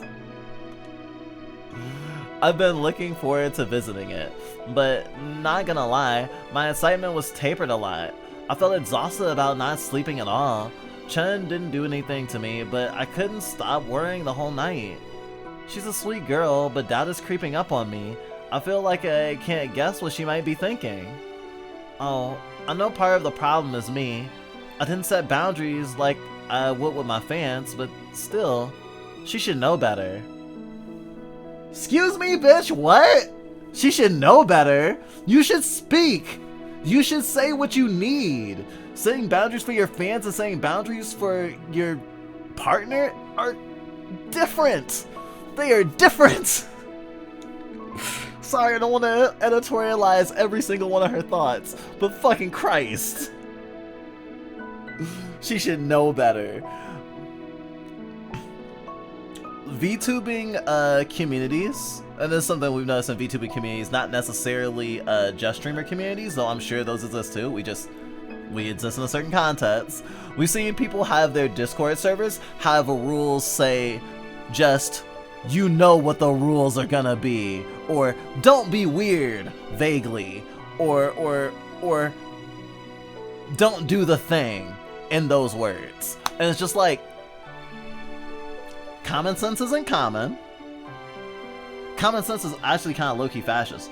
And assuming that everyone's on the same page is the best way to not be on the same page. And I'm so mad at her.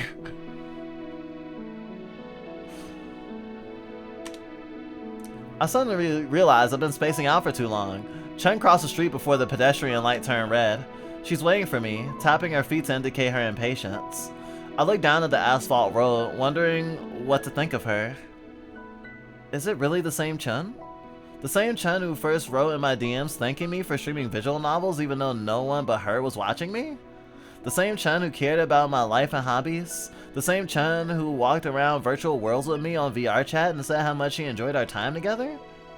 She was the first person on the internet who saw me as a person, not a content creator. I found myself brightening up whenever she appeared on chat.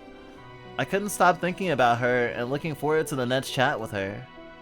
And as I was afraid that she might not be into me, she's a lesbian and I haven't gotten top surgery yet. I don't know if she would find me attractive enough to date, especially when all I do is masculine stuff like playing video games. Oh god! And that's why I'm also lecturing her, because she has so many of the same brainworms I have or do. When we first came out, we weren't sure if we should keep playing video games because it was such a masculine hobby. I fucking hate society, man. I don't... Oh my god, she has so much self-hate. She needs so much help. She needs love.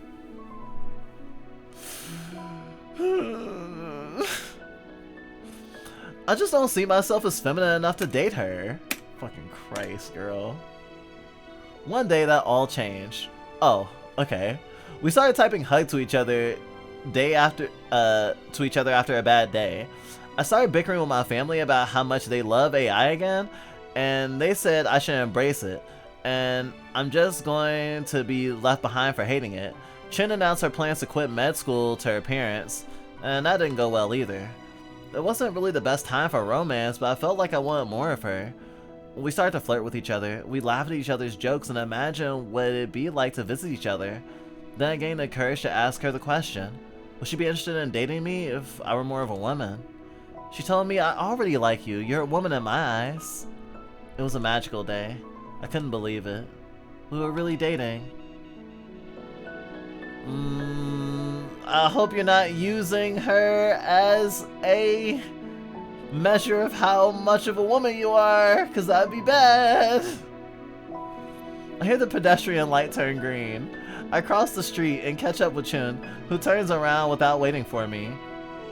Did I break her trust? Did I mess up somewhere? We're here. After a few minutes of brisk walking, we're in front of a white bookstore. Chun points to the entrance with her thumb, and my eyes are drawn to people with makeup, tattoos, strange hairstyles, and earrings entering the store. I follow him into the store before Chun can say anything.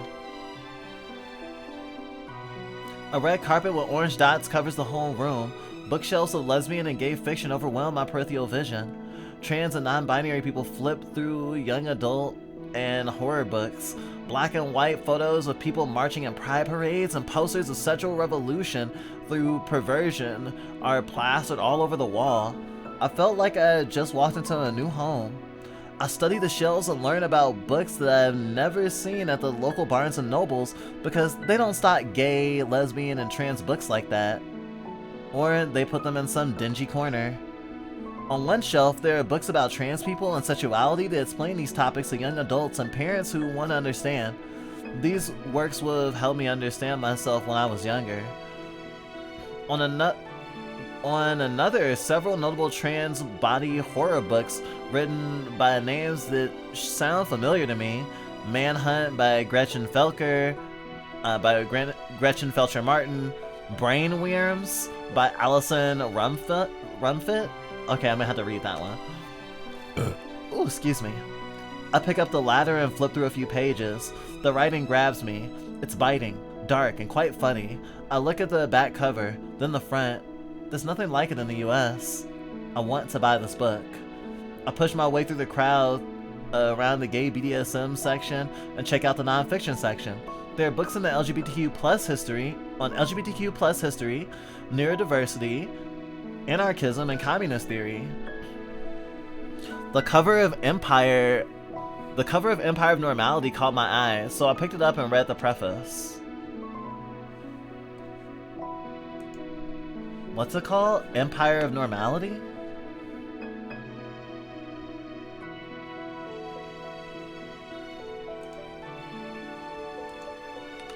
Empire of Normality.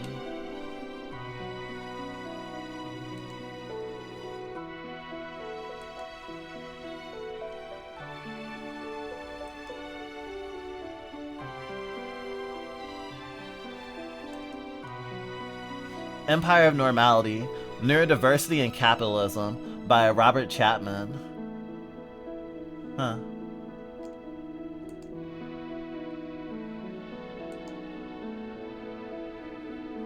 The author wrote a moving preface about how they want to analyze neurodiversity through a Marxist lens while living in poverty.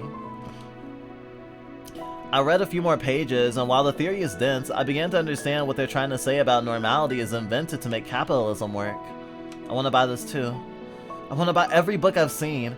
I know I could buy these books online, but finding them in a bookstore like this feels different. I don't know why. I just feel welcome, knowing that I can blend in with the crowd and buy books that might look out of place in other bookstores.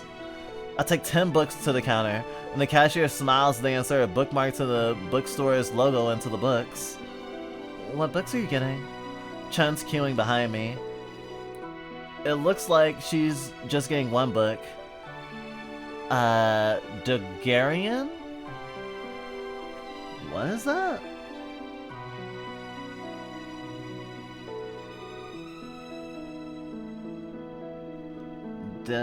D-H-A-L Gren.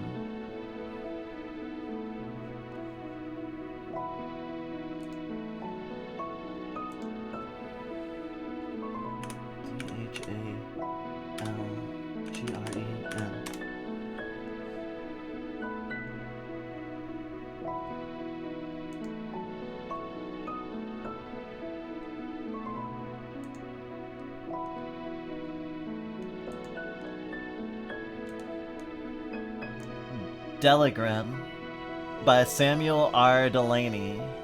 1975 science fiction novel, of course.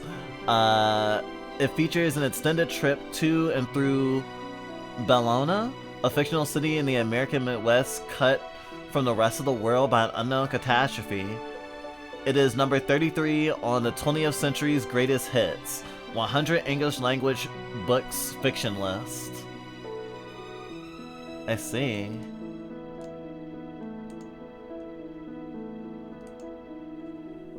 It looks like she's just getting one book. Dhalgren by Samuel Delany. She reads off the titles from the spine and nods.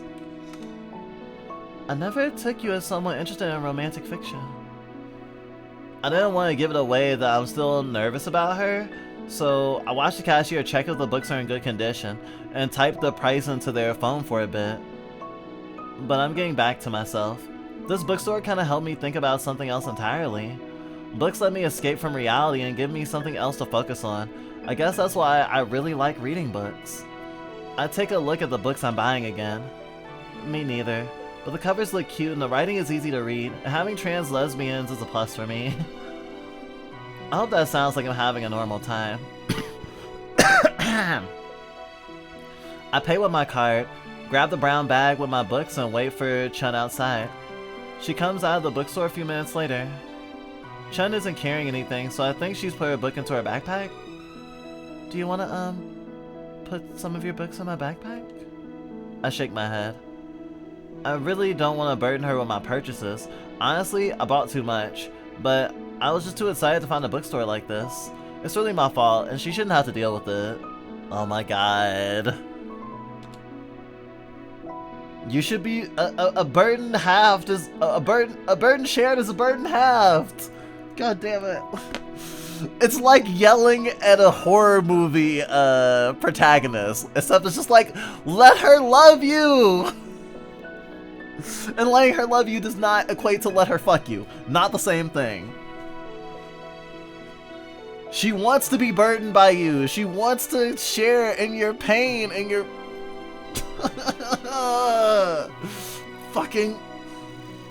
Fucking dumbass disaster lesbians. You'll be carrying a lot wherever you go. It's okay. I don't mind carrying so many books right now. This bookstore really cheered me up. Before I leave, I take a quick look at the event calendar in the front door. I imagine what it might be like to attend and hear authors talk about why they write horror fiction with trans characters. There must be some wonderful conversations about the meaning of horror and fiction. I wish I stayed in London for a bit longer to hear what they have to say. We're heading to another bookstore that Chun really recommended. I don't think I'll buy more books, but I'm still interested in what the other bookstore is like.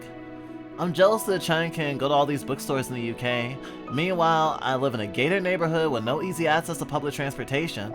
I need to ask my parents to drive me somewhere all the time. The thought of returning to the US in a few days made me sad, even though I know the UK is called Turf Island for a reason. I feel terrible thinking about what's happening in the country right now. I haven't read the news or checked Discord for the latest developments. I just want to be a woman for a few days before I have to go back to my parents' house and listen to them debate what place pronouns have in kindergartens.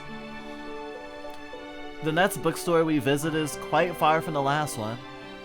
Tables of books sold on the cheap are set up outside. The glass windows are covered with posters about the Palestine marches and calling the Labour Party to account for its failure to implement progressive reforms. The bookstore is larger with shelves dedicated to major political movements and issues, and a basement for fiction and older books. I pick up one of the bestsellers, A History of This Very Bookstore. It describes how it used to be a space for gay liberation movements and feminist call centers while maintaining a pacifist newspaper. I'm just gonna chill and browse books. Many people seem to come here just to read anyway. The subjects are obscure to me, but they all have some interesting titles and covers. I swear job interviews are where autistic people go to die. Fucking Christ. So that bad, huh? Sorry to hear that. I hope you get it. Oh, hey Nova. It's been a while. I sit down to read Francis Ryan's Crippled. Austerity and the demonization of disabled people, and was surprised at how much good wheelchairs cost without being subsidized by insurance in the UK. I don't really know what it's like to be disabled in the US. I don't feel like I know enough, and that's a problem. Chen, on the other hand, is walking around the bookstore non-stop. She seems to be interested in the shelf labeled feminism. I don't know much about politics, and I'm surprised to see her picking up books left and right to read. I wouldn't know where to begin. After a few minutes of browsing, she hurries to my side and shares the books with me. I think I'm picking up Abolish the Family by Sophie Lewis, and maybe Family Abolition by Amy O'Brien. These ideas have been on my mind for a while. They seem interesting. Her eyes widen. Right? I want to go to this bookstore before to buy another book. It was another Gothic Marxism and horror it was about Gothic Marxism and horror movies, and I really liked it, so I wanted to buy another book. This bookstore is very comfortable to me. Chen grins and starts reading the Lewis book. It is interesting having these anime characters placed in real places and real bookstores that the author had to go to take these pictures. It's a collision. Haven't had the interview yet, just got done with the interview prep. Oh, right, you had a phone call that wasn't the real interview, but was a mini interview or something? Fucking Christ. Man, this visual novel is gay. What's it about? It's about two long-distance trans girlfriends meeting up for the first time and dealing with expectations and differences in how they see romance and intimacy, and also contending with the current anti-queer, anti-trans social everything. It's not about dealing with it in the sense of like the main plot points are contending with it or like say protesting. It's sort of the backdrop is our current society in which we live as trans people. It's a slice of life about how do we relationship, I guess.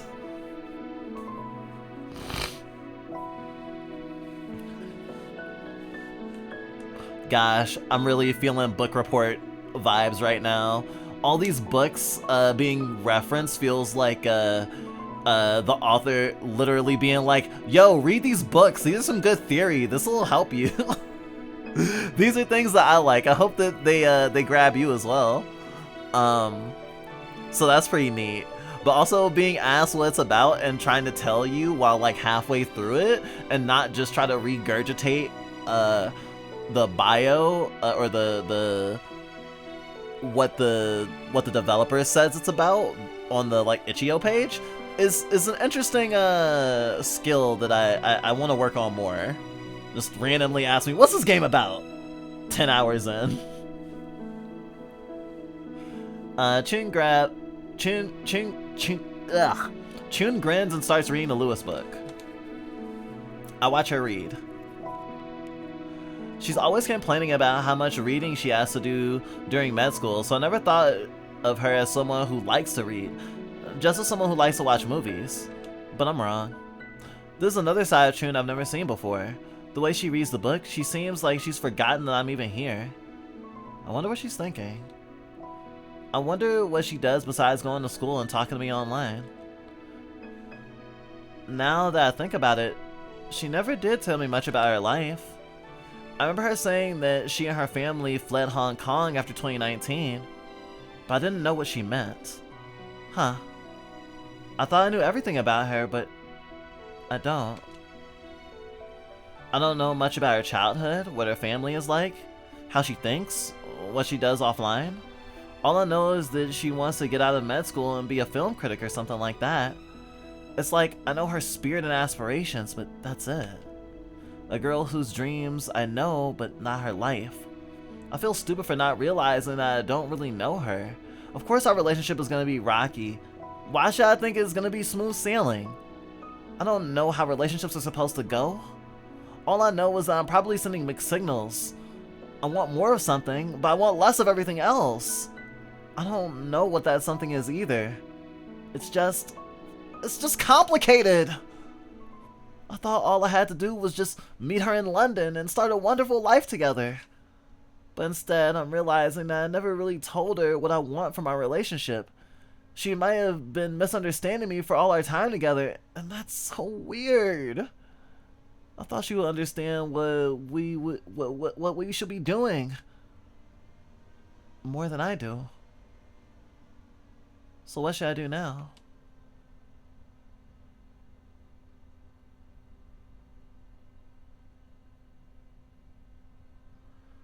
The rain cut our trip short. There was supposed to be more bookstores to visit, but that's fine. We're carrying a lot of books, and I think any more would kill my arms and wallet. After a curry kotatsu meal in Paddington, we return to my hotel room and unpack our bags. Chun takes out her Steam Deck to play a street racing game she was talking about on the tube. I look at the time and think that maybe I should fit in my HRT in the meantime.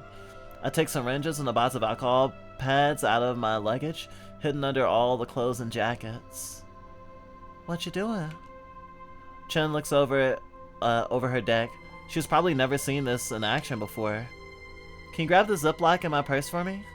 Chen takes a second and promptly puts her deck on the table. She grabs my purse and hangs on the chair, rummaging through it. She finds the Ziploc. It has aspirin, a box of Band-Aids, and estradiol vials. I don't really take aspirin. It's just to make the TSA checkpoints more bearable and not raise suspicions with my family. I thank her and get ready to go to the bathroom to wash my hands. Hey, can I help you? I did go to med school for a year. I look at her and she's watching my eyes like a puppy waiting for a frisbee to be thrown. Her knees on the bed, she shuffles closer to me, biting her lip. I'm not sure why I found her so scary last night when she's like a baby right now. Well, this could be fun. Why not get her involved? I'd appreciate the help. After we wash our hands, Chen asks for my dosage. 0.15 milliliters. Huh, interesting.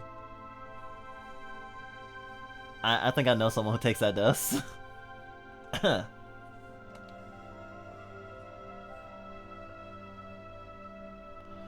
She takes the cap off the syringe and pulls air to the dosage amount. I sit at the edge of the bed and clean my left thigh with the disinfectant swab while I watch Chun insert the needle into the vial and squeeze the air into the bottle. You know your stuff. I dropped out because it was boring, not because I didn't understand my classes. Chun turns the syringe and vial upside down and looks closely to make sure the needle is in the estradiol. She pulls the syringe, extracting more liquid than she needs. After tapping the syringe out for any air bubbles, she pushes the excess E back into the vial. She pulls out the needle, replaces the used one with a smaller injection one, and looks at my outer thigh. I blush. I forget she'd be so close to my legs, but it's fine. I have to show her where I put the needle. She checks the spot and nods at me. Relax your legs, it'll be over in no time. I smile weakly. I didn't think I'd ever have anyone to help me before, so hearing someone say that kinda hits different. Chun slowly inserts the needle into my skin. It still stinks. Well, whatever. Chun pulls the needle a little to check for blood. There's none. She injects the E into my thigh. After she pulls out the needle, Chun slaps a band-aid on the spot and gives it a good press. And then a kiss near my thigh.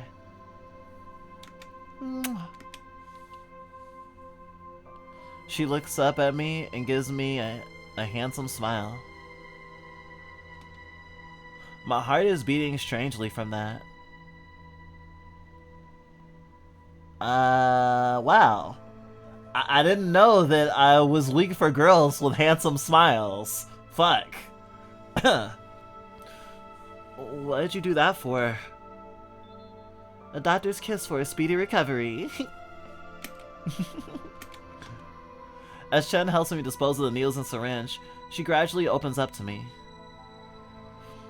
I'm surprised you're not afraid of needles. I can't afford to be. Really, I need them. Aren't there pills? They're expensive, and I can't ask my parents for help. Ah, that makes sense. Chun looks out the window. The rainy night sky has blurred the bright lights of buildings and street lamps. We hear the sounds of cars speeding over puddles and splashing water on the pavement. I need to read more about HRT. It's embarrassing how little I know, especially when I'm dating you. You don't have to. She shakes her head. I must. Oh wait, are they not both trans? Oh, shit. That's interesting. I like that development. Oh, sorry, Nova, the name of this game is Spring Gothic. It's on itch.io, and it's free. And it just came out today.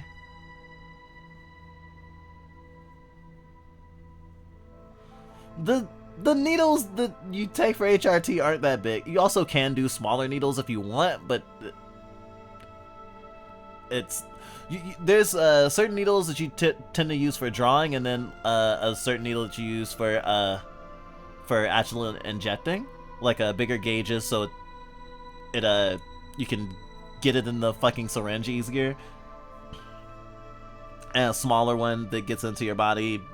Well, I don't say better, but bigger needles in your body hurt, in terms of the aperture of the actual needle hole.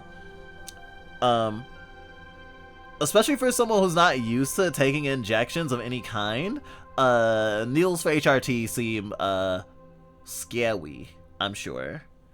Though, at the same time, there are plenty of people who take injections for their HRT, but they aren't particularly fond of needles. It's just that same thing of I can't afford to be. I can't afford to be afraid of needles, you know, that sort of thing. Which is valid.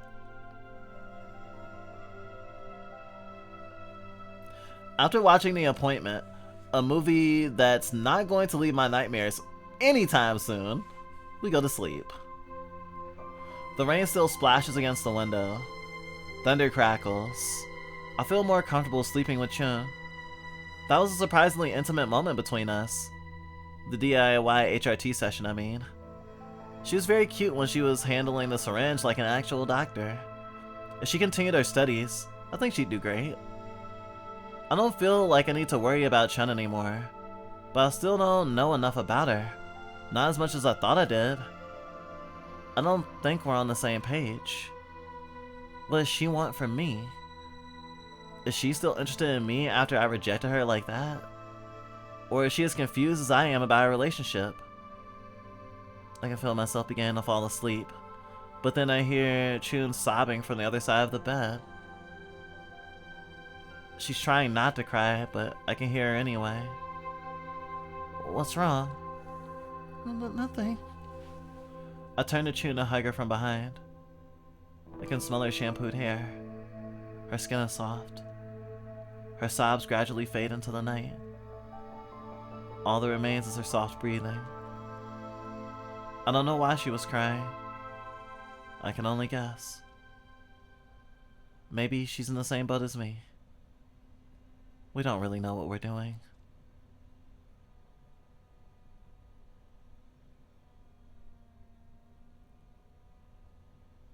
Chun couldn't say anything about why she cried last night. I don't feel like I should prod her. At this point, I'm just trying to treat her as a friend and not as my partner. Just to see. Fun fact, you should treat your partners like your friend and your partner at the same time. I know it's hard, but I know you can do it. Repeat after me, everybody.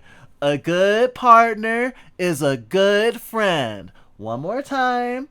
A good partner is a good friend. Jesus. Hey, Fizzle. I don't feel like I should prod her. At this point, I'm just trying to treat her as a friend and not my partner, just to see.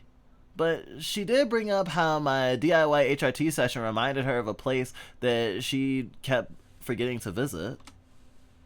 We'd have to postpone the record store shopping till later, but she did assure me that it's going to be an awesome museum for women like us.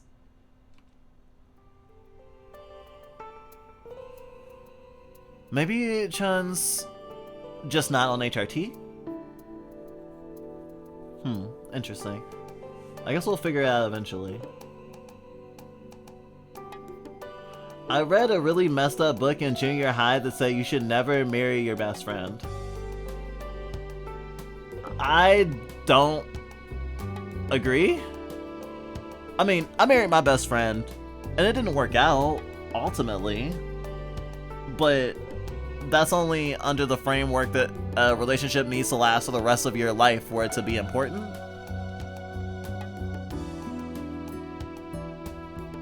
I don't know, it feels super close to something like men and women can't be friends sort of logic. To not marry your best friend. And it's not to say that by nature of having a best friend, that's who you should marry. Not at all. But also, kind of like a polycule, you can have multiple best friends, and you should strive to have multiple best friends instead of putting someone at the top of a very particular hierarchy. And it's okay to have a really close friend and a partner. And someone who you see as your best friend separate from your partner. Your partner doesn't need to necessarily be the quote-unquote top of the hierarchy of your best friend. Using non-monogamy language and knowledge that I know, even if you're like in a monogamous situation, I think that it's relevant to like recognize that people have different needs and different things that they seek out from relationships and things that they gain from relationships. And knowing your friends, just like knowing a partner, is like knowing what they need and what you can provide and what you lack. And not try to be your partners or your friends everything, but recognize the things that you do serve and try to do your best in those things and facilitate them getting their other needs met elsewhere.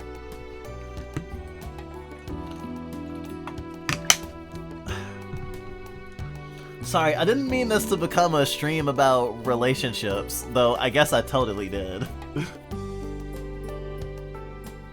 Getting a year's dose of HRT tomorrow. That's smart. But just, that's a good idea. The book was getting at the idea that being a best friend and being a partner are two different dynamics. Anyway, everyone died in the end. That's a hell of a book. It's only 20 minutes away from the hotel if we take the tube. We got ourselves some pasties near the station. I got one pastries, not pasties, not little things you put on your nipples. Pastries. I got a Cornish pastry, while Chun has a curry soy protein chicken one. We're eating our pastries as we walk into an alley full of graffiti. The walls are plastered with posters advertising a march to make the government take action on climate change. The bread crumbles in my mouth, and I can taste the beef and potato chunks spilling out on my tongue. It's not bad, it's definitely filling. Chun seems to be enjoying hers. When she sees me watching her eat, she offers a bite to me.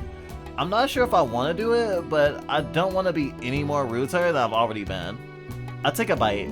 The curry spices are carrying some heat to the fake chicken, and it's warming up my body.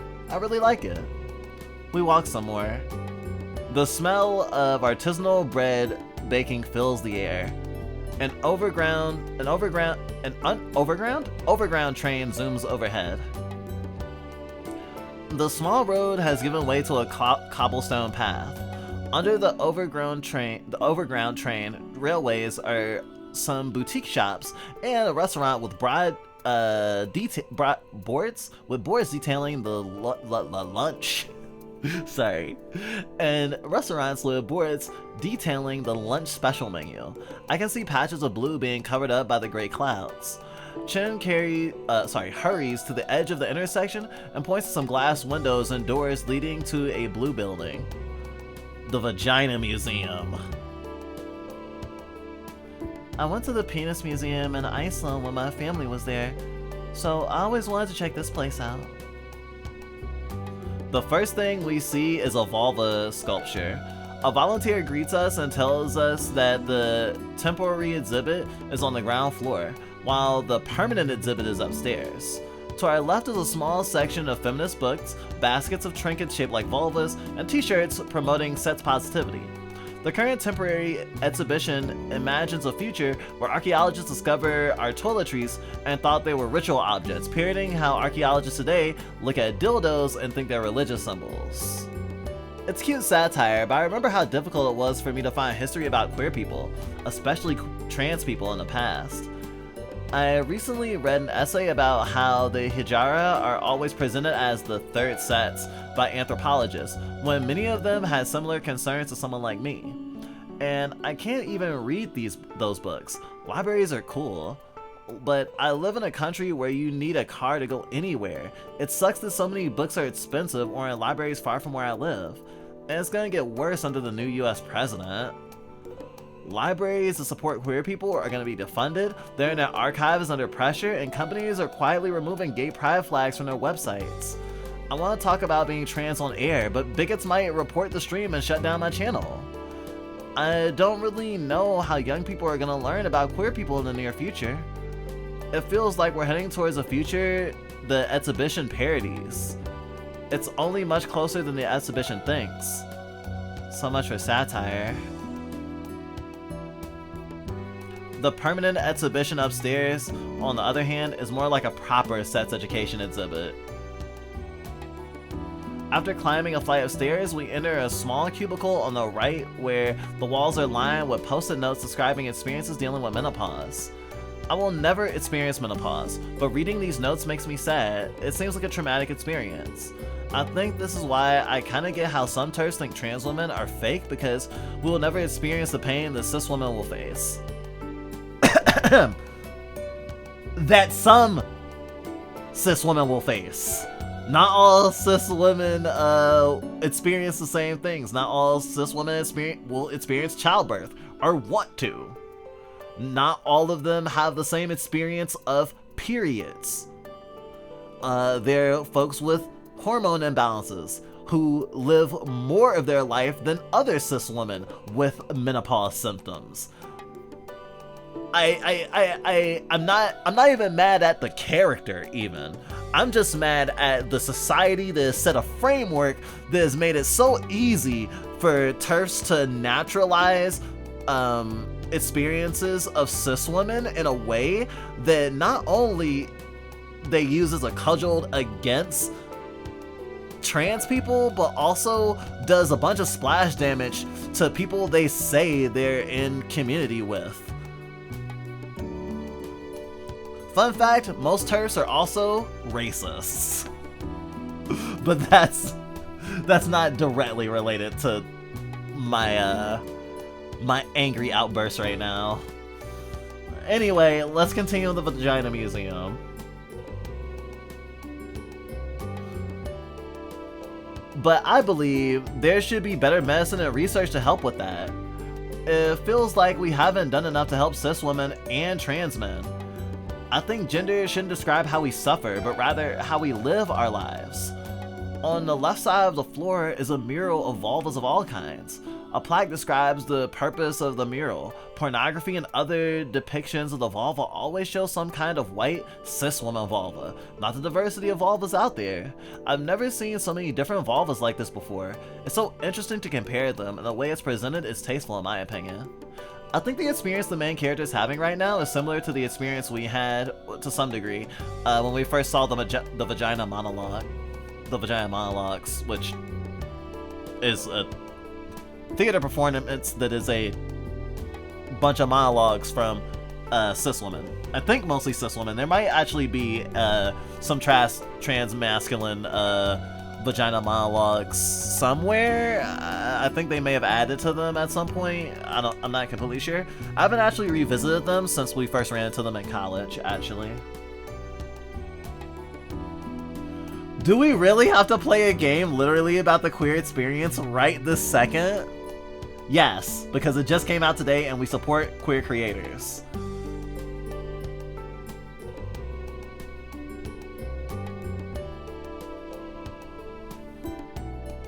What's it? Thank you for adding and trans mask people. So many times our trans mask brothers and siblings get so ignored. It blows. Is this where we should self-plug our Minecraft mod? Do you have a vagina monologue? Sorry, do you have a vagina Minecraft server? Sorry, I'm stuck on the fact that we're in the vagina museum. There's so many other things we've just talked about.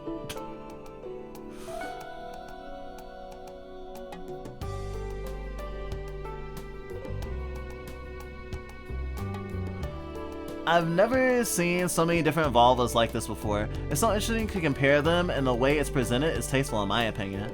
I never got a good sex ed class. My school promoted abstinence and said that gay people will burn in hell for practicing sodomy. Before I started reading about HRT, I never really thought about what it meant to have breasts and a vulva. There's still more to learn, I think.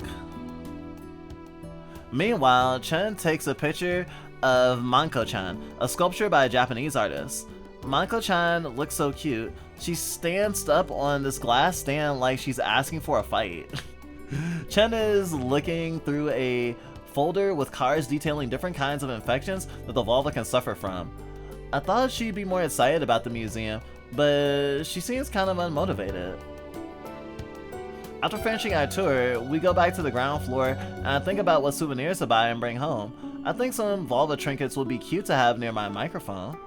I hear Chen taking a test to see how well she knows a vulva.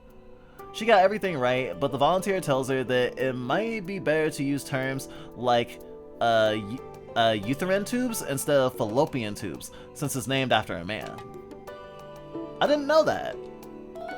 Huh, I didn't know that either. After we leave the museum and walk to the station, Chen makes the loudest grumble I've ever heard. I thought it'd be a funny museum, like the penis museum.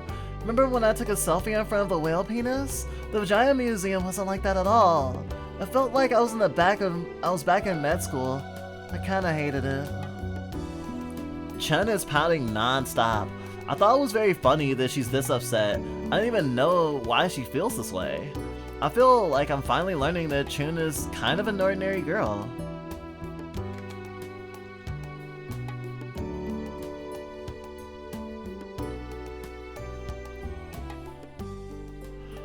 For our last lunch in London, Chen thinks it'd be nice to get fancy in a vegan cafe.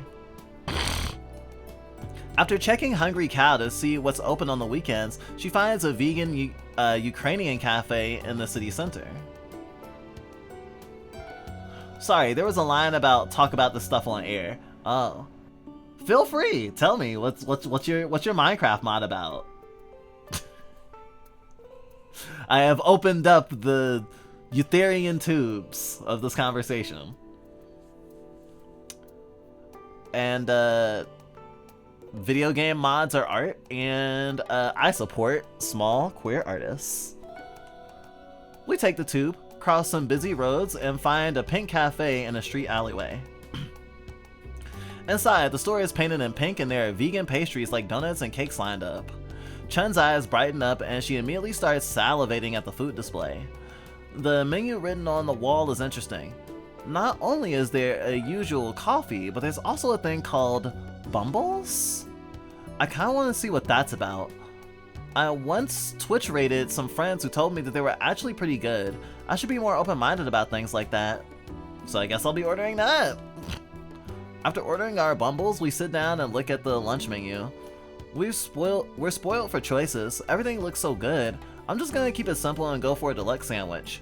There's so many ingredients: tomato, lettuce, special sauce, avocado, spinach, cabbage, cheese, all on sourdough bread. After a little bit, the Bumbles we ordered arrive. It's OJ mixed with espresso. Oh, that's interesting. Christ. It definitely looks like a TikTok drink. Okay, but looks can be deceiving. I'm gonna be open-minded. I take a sip, and wow, it's remarkably refreshing. My friends are right. I might try making one when I get back home. The sandwiches are getting also pretty big. I love meaty summery sandwiches, and this one feels similar even though it's entirely vegetables. There's just so much to munch on, and the crunch feels satisfying. It's like I'm eating a Good Burger, but with a vegan sandwich. Oh my god, Good Burger, home of the Good Burger? May I take your order? Fucking millennials. Excuse me. Pirate radio? I like pirates. A pirate radio Minecraft mod sounds kind of metal as hell, actually.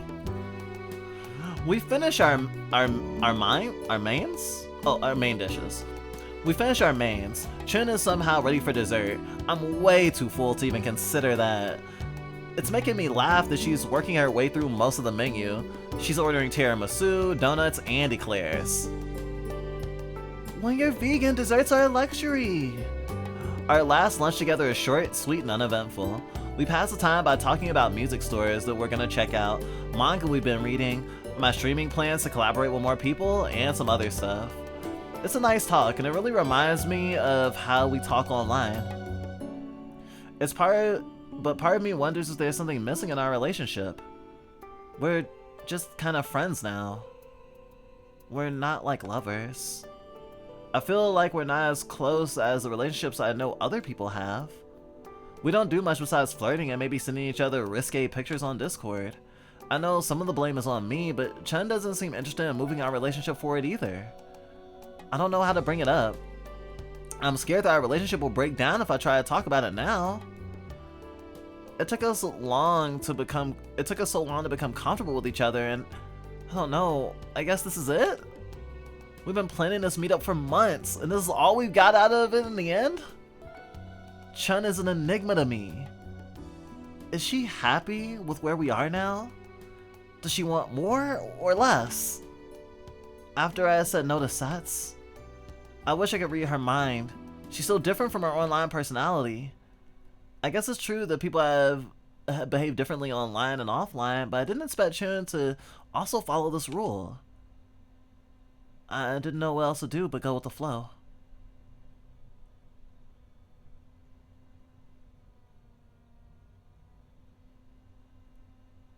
My friend used to work at Good Burger. They aren't allowed to sell things called Good Burger, though. I don't think that Good Burger is related to Good Burger, but maybe it is. I didn't actually know there was an actual restaurant called Good Burger that wasn't affiliated with Good Burger, or existed at all, to be honest.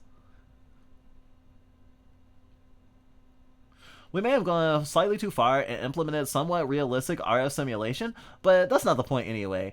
Oh gosh, like actually having music in it, like an actual like you know, like the music, like the soundtrack in like Jet Set Radio or Bomber Cyberpunk, where it plays while you're doing stuff. Like that's cool as hell if it can do that. That's not the point anyway. We made it for a modding event, and our goal is to talk about pirate radio history. And we suppose how to build cheap disposable pirate radios without raising suspicion? That's so punk. That's so punk. I love it. I love it. Damn. Got me want to play Minecraft again. Nothing much happened. Actually, I should take this moment to talk about the whole expectations and knowing people online and offline. I think it's a collision. Like, to treat the online self as completely opposite of the offline self will be a mistake. But to treat the online self as in a romantic sense, like the soul, and the offline self like the body, I think is also wrongheaded. It's a little bit of both. There's less restraints, so you can talk more freely on online. You can break and bend the social contract a lot more.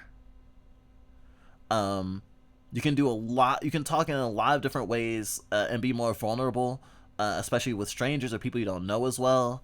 um the amount of vulnerability you can show, definitely can be different. But I think it's analogous. I don't know. Also, comparing your relationship to other people's relationships, um, can can benefit you in certain ways in terms of self-reflection, but obviously, if you hold your relationship to the standards of other people's relationships, especially because you're not part of them and you're seeing them from the outside, you're gonna, give yourself a false standard, because the standard you're setting your relationship by is a standard that doesn't actually exist, because you don't actually understand the intricacies of other people's relationships without being inside them, or I don't know, them writing a fucking autobiography, you know? So that's something to keep in mind as well. And you learn more about people as you spend more time with them, both online and offline. I think it's important to try to cultivate both, obviously. Um, and I think, falling in love with someone online can blind you to the reality of their physical self and everything that, offline you have to deal with. We probably don't say enough, but as much as we have friends that we know online who want to hang out with us and see us and whatnot, we fucking kind of be scared. Although we've had a pretty good record with meeting people online and nothing bad happening, and sometimes great friendships or relationships spurring from that, it's still we recognize that existing in the same space as us can be complicated because of our neurodivergence and disability, and our trauma and PTSD and stuff like that, and our OCD. Don't get me started on our OCD. We think that our OCD will ruin relationships in flesh space a lot.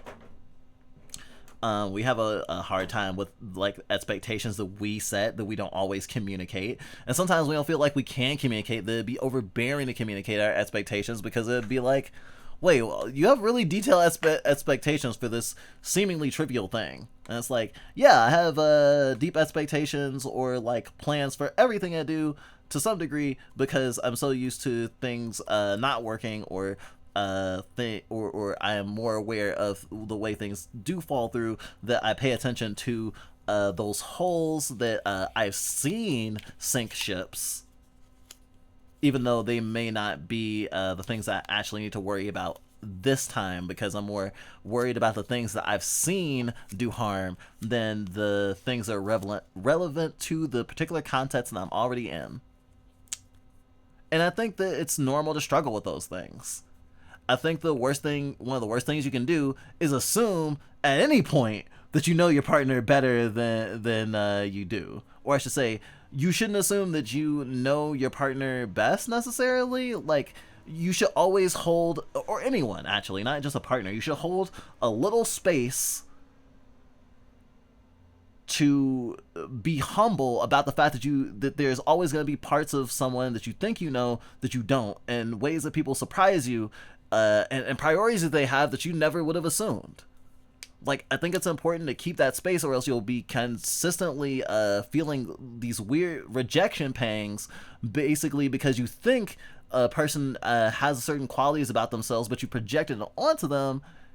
And then when they fail to meet the standards that you have arbitrarily set in your head based on past actions and what you value about them, and your narrow lens of your experience of them, that you keep basically feeling rejected because you're learning that the person that you thought you were experiencing is not the same. They're bigger than your expectations could ever hold. They're a whole person. And it's hard to love and learn and grow with whole people. That's why it's easier to love characters and love people in limited and narrow ways. Feels safer too.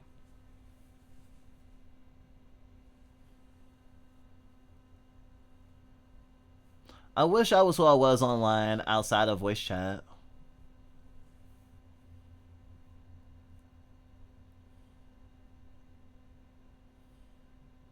I hope that one day that the collision between your offline self and online self feels more resonant and feels validating instead of one invalidating the other, or one feeling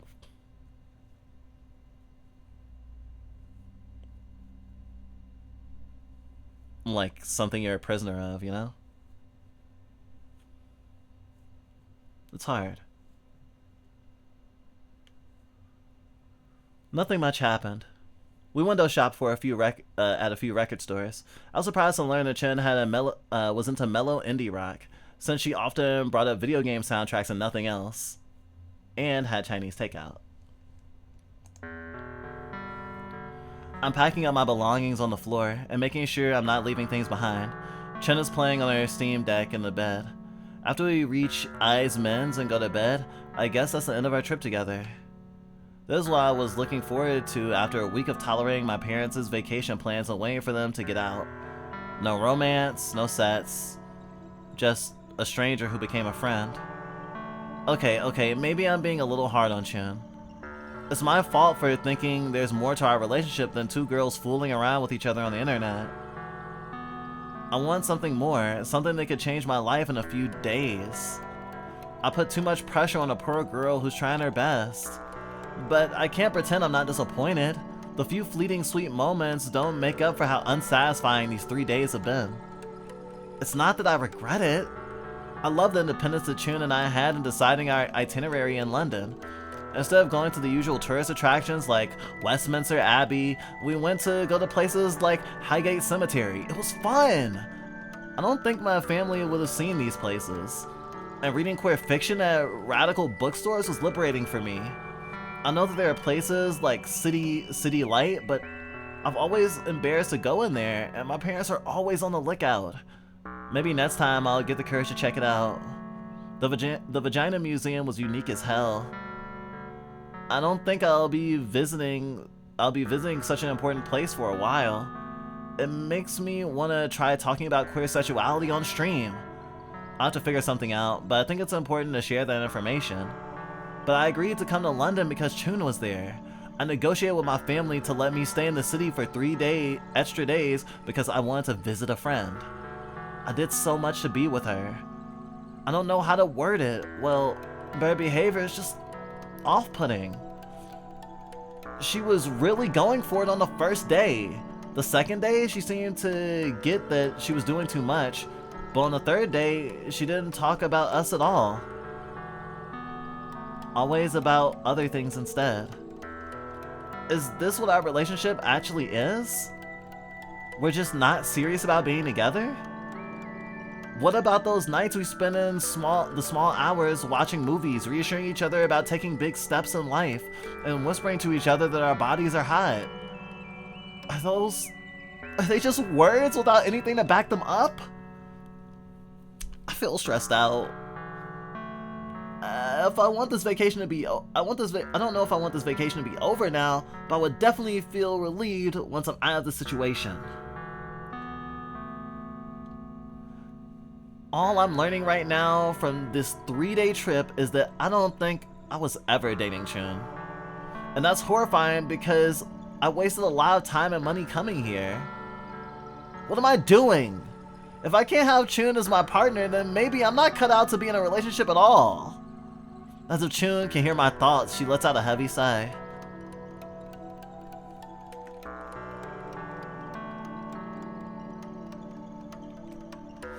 She turns off her deck and looks down at me in the eye. Their eyes slowly move away from my direction. You know, I feel like I fucked up somewhere. I stop packing my luggage. What do you mean?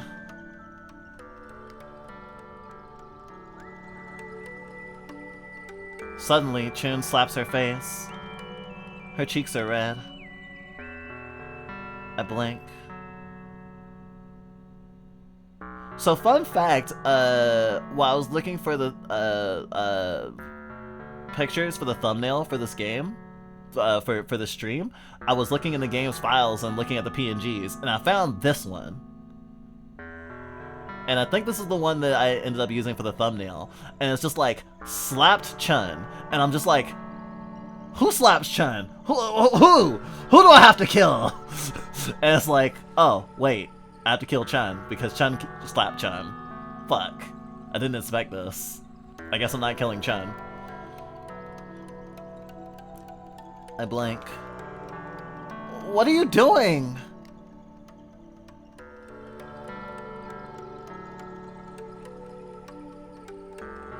She slaps again, this time so hard glasses fly off her face.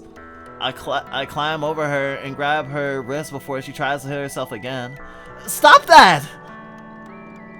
She avoids my gaze, but she's obviously sobbing and hiding it from me.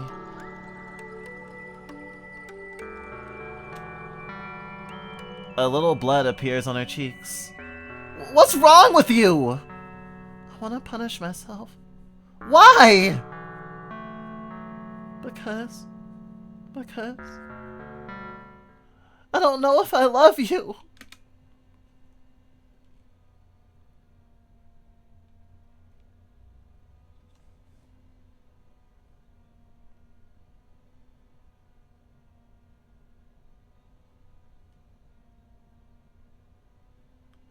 Chunside.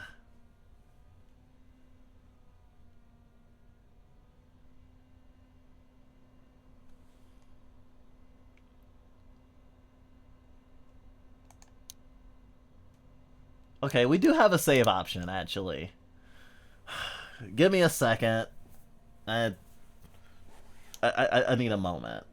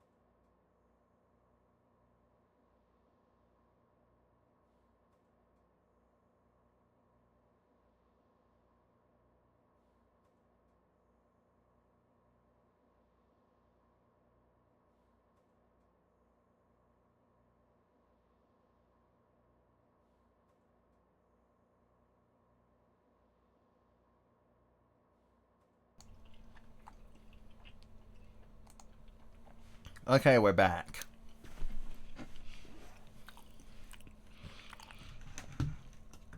I had to potty. I also got myself some more daifuku.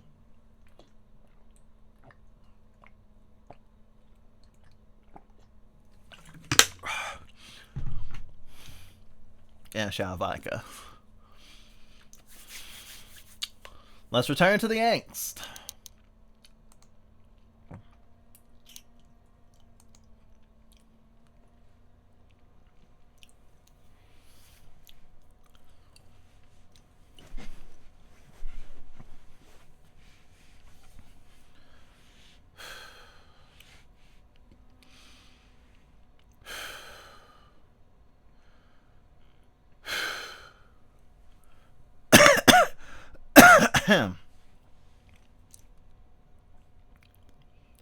I dream of a world where Nika and I are by ourselves. Granted, we haven't met face to face yet, but I think I'd make for a romantic apocalypse.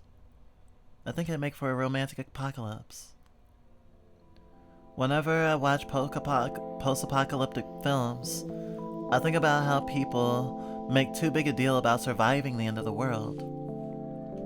Directors and screenwriters will try to spice up their plots by putting in zombies, motorcycle riding cults, and so on. And for whatever reason, audiences love to eat that up. Like, they're always had nightmares about it and paradoxically want to live in what I think about is a banal, generic, tropey landscape. For me, though, the most interesting part of these movies is when the characters realize they're alone. Finally alone. They can walk through the corridors of history, whistle in the street along with their echoes without shame, and express themselves without worrying about the panopticon we call society.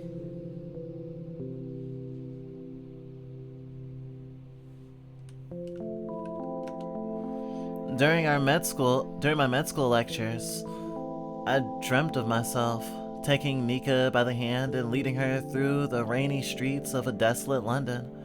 I see these roads broken and littered with cars, Kensington Park overgrown with weeds, Big Ben's clock tower fallen by the wayside.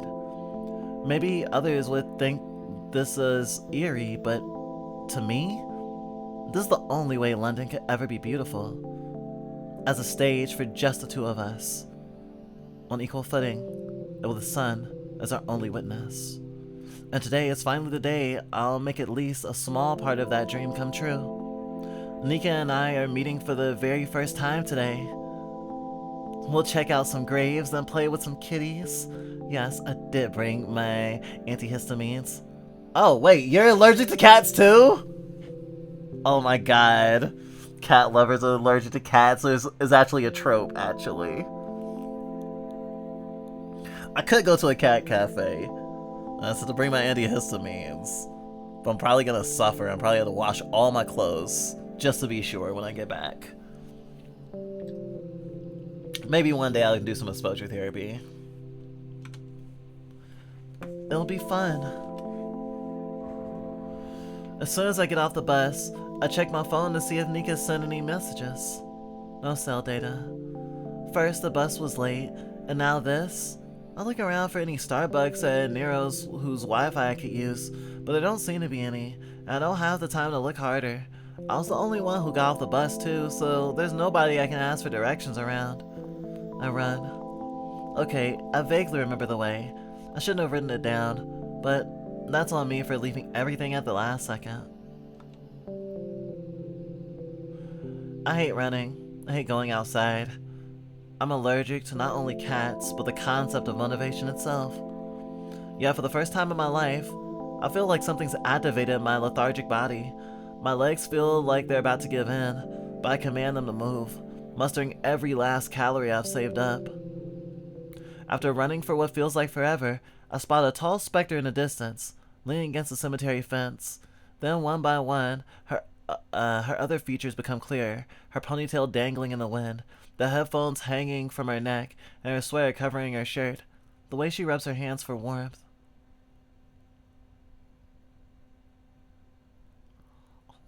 god, she's so fucking cute. Oh my god, she's so fucking cute. Fucking timid. Gosh. Chun looks downright confident compared to her. Also, people can become unallergic to cats and vice versa. Oh, really? Didn't know about that. I'm glad no one told me till now. I'm actually ready to face that information, that things might change one day. I can't describe how it feels to see her in the flesh. Now without dissolving into a puddle of emotion. I want to jump into her arms right away, but make sure to stop for a moment, catch my breath, clear my throat first. Sorry, I got lost. My phone ran out of data. I didn't know where... Nika stops spacing out when she realizes it's me, and she starts tearing up. She's the one who jumps at me. I've been waiting so long. Her arms are wrapped around me. With my head up against her chest like this, I can feel both our hearts as they beat erratically together. My face is already flushing from all the running, but now my cheeks must be as red as an apple. Thank goodness she closed her eyes. I didn't want her to see me break character. But the romantic individualist in me knows I have to be the one to take the next step, so I stand on the tips of my toes and kiss her on the cheek. Mwah. So have I. Nika opens her eyes again and looks straight into mine, a rare occurrence in our Discord video calls. We step apart, but continue gazing into each other's eyes. Being stared at so intently makes me feel like I'm her high school crush. I might have a heart attack if this keeps going. I look away, half preparing to look for Highgate Cemetery's west gate when I spot it. I whisper into her ear, "Let's make the best of it while we can." I learned about this place through Museum Guy's lady channel on YouTube. She made a really interesting video about it. As I turn to face Nika, I step up to a puddle, and I can feel my boots churning the muddy ground as I walk backwards. Nika looks over the nearby graves, deep in ponderous thought. Above, the sun barely peeps through the gray, heavy clouds and the canopy of the surrounding trees. Your recommendation, Alga, must be getting pretty strange. She's right. Ever since Trump was elected, I've been getting a bunch of MAGA UK propaganda videos in my recommendations. It's a headache, so I've been trying to purge these horrible videos by watching them like lectures on film theory. Oh, that's interesting. Nika didn't think of Trump's name specifically at all. I thought it was a choice of the developers, just in a metatextual sense, just not using his name. But they use so many names of books and websites and other things, it seemed a little bit out of place. But, you know, not mentioning J.K. Rowling by name was also something I noticed. So I thought it was like, yeah, it kind of makes sense in a way. And yet, it's interesting to see how differently these two people think already. This is a lot. Also, we need a shower. Oh, does the Yuri drama make you sweaty? Sorry, bad joke. Feel free to take care of yourself. It's important. This visual novel has a lot of emotions. Oh, excuse me. Now that I have the time to watch for it, I'm exercising my freedom to watch whatever I want. I can even check out all those video essays people rave on about on social media. When she hears this, Nika laughs. I don't know why, but I panic. But your streams still come first, of course. I am now also realizing how thankful I am to have my nesting partner be someone who isn't like watching all of my streams all the time and like glued to them. especially when you live with a person. It's a different dimension, you know? Not to say that I don't want her to watch our streams, because I definitely do. But like, we don't make it easy for her because of our timing. We're usually streaming when she's working or when she's tired and probably sleeping or unwinding herself. But you know, we have to schedule our streams for what works best for us, not for what works best for everyone else. But especially as a content creator or just an artist in general, especially on the internet, I understand that there is an anxiety that some folks who are close to us might feel around us about, like, oh, if I'm prioritizing other media consumption, I might not prioritize the media that you make, and that might hurt your feelings. And that might, but my loved ones are allowed to hurt my feelings.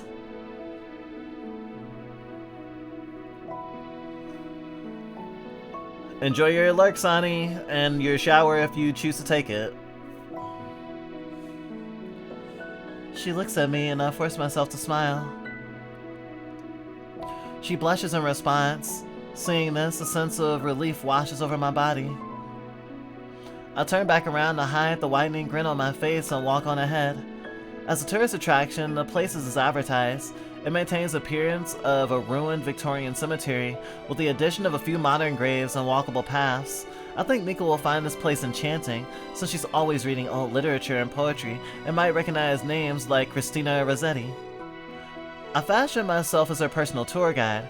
I wanted to be able to answer any questions she might have, so I've been going through as many articles and videos about the cemetery as I could find. Oh, that's cute! And that's why she was walking backwards. She was literally trying to be a tour guide. Gotcha. Cute. I also wanted to do some location scouting, maybe find a place where we could steal some kisses from each other. But my parents have been harassing me ever since I announced that I'm dropping out of med school. So this is how you thank us? Think of all the money we spent on you, and blah blah blah. Thanks to those squabbles, I have no time to explore Highgate before. I had no time to explore Highgate before now. At least I did enough research to get a handle on the place. Highgate Cemetery is one of the Magnificent Seven cemeteries, built during the Victorian era to accommodate new burials. At the time, cremation was considered unthinkable, so the cemeteries of churchyards were overflowing. Literally, corpses' body parts would protrude from the ground and pollute drinking water supplies like rivers. Only grave robbers had it good in this situation. The cemetery embraced the Victorian fascination with the Gothic and the Orient, since many then were Anglicans and did not use the cross to commiserate the dead. Greek motifs such as cremation urns were readily adopted. Family mausoleums were also grand and massive, resembling castles and monasteries to the untrained eye.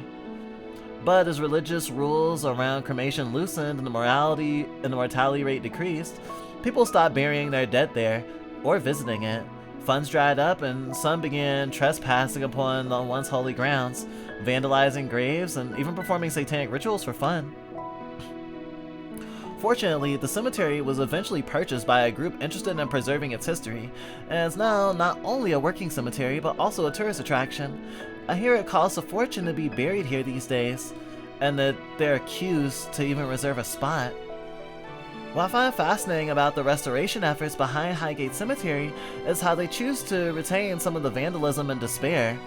Instead of cleaning everything up and putting the headstones back in their proper places, the caretakers seem to think that it will make the cemetery more uniquely Victorian and authentic. Is this an attempt to revise history? To preserve the myth of a once great kingdom, now on the path to decline? Who can say? I stop in front of a building that seems to burrow itself in the side of a hill. Oh, this one I remember from the video. This is the tomb of Lafayette William Otway. It says so in the map we bought earlier. You know him?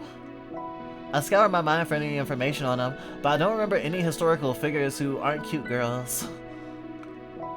I don't think so. Nika takes her phone to look him up, while I scold myself for not being able to answer such a simple question. Important general from the Napoleonic War, it seems. I regained my composure and put on my best tour guide smile.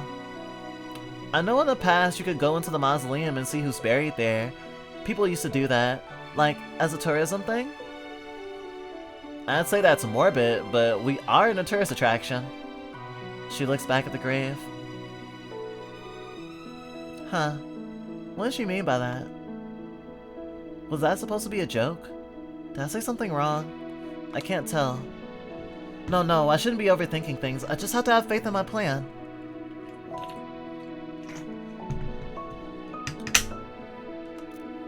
After she takes a picture in front of the Otway Mausoleum, we walk towards the Egyptian Avenue.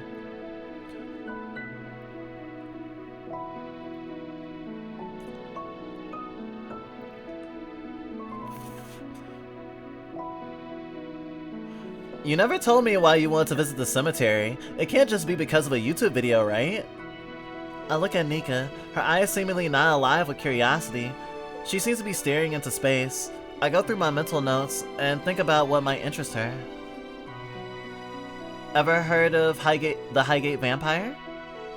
She gently shakes her head. She gently shakes her head.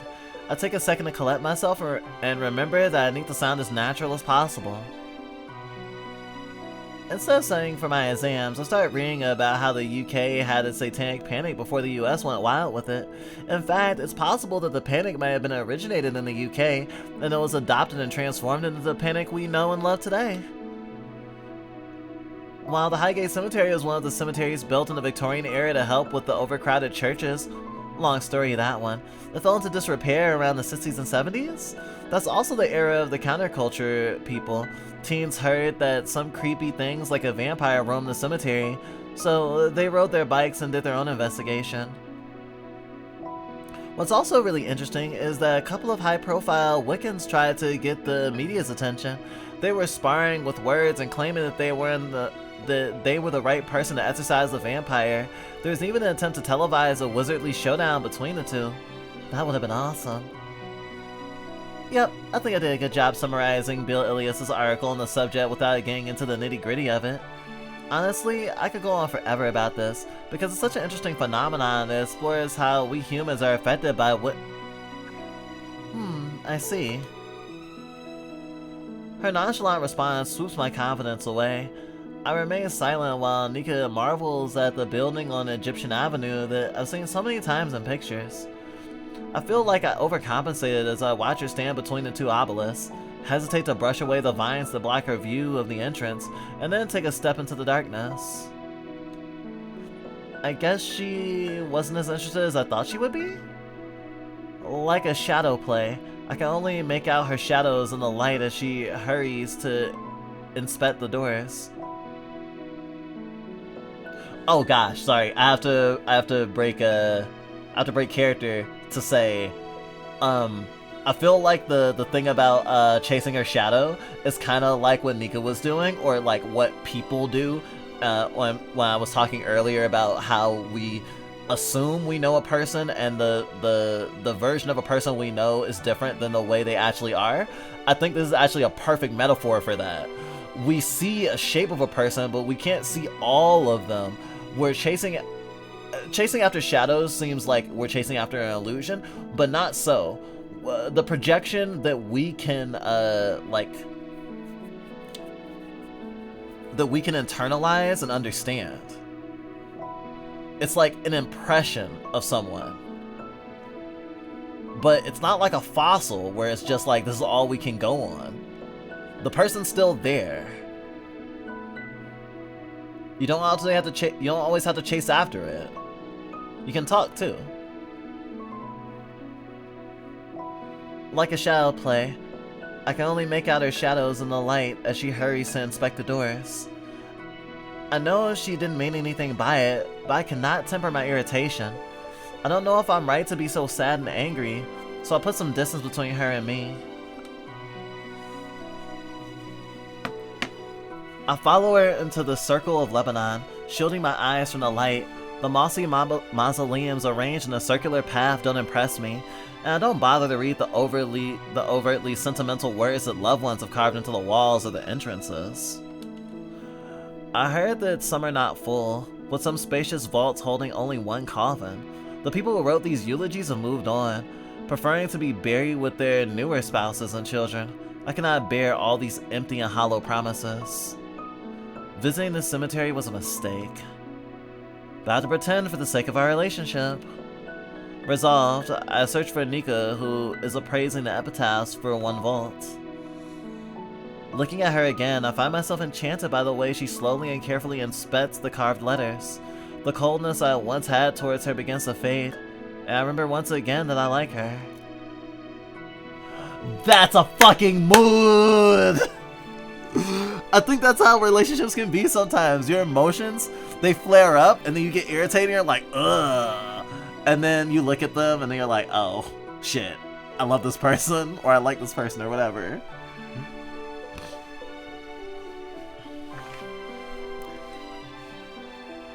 I take out my phone and take a picture of her, which surprises her. I'm practicing photo composition. Her confusion lingers. She nods in response. I like reading these sorts of things. Like the stuff that's written on these sheets of paper that come from the trays in fast food places. They're really soothing to read. This is a fact that I don't think she ever confided in her streams and conversations. So I cherish it in my memory. I don't want any new event to sully this memory, so I start walking towards the exit. Well, let's go.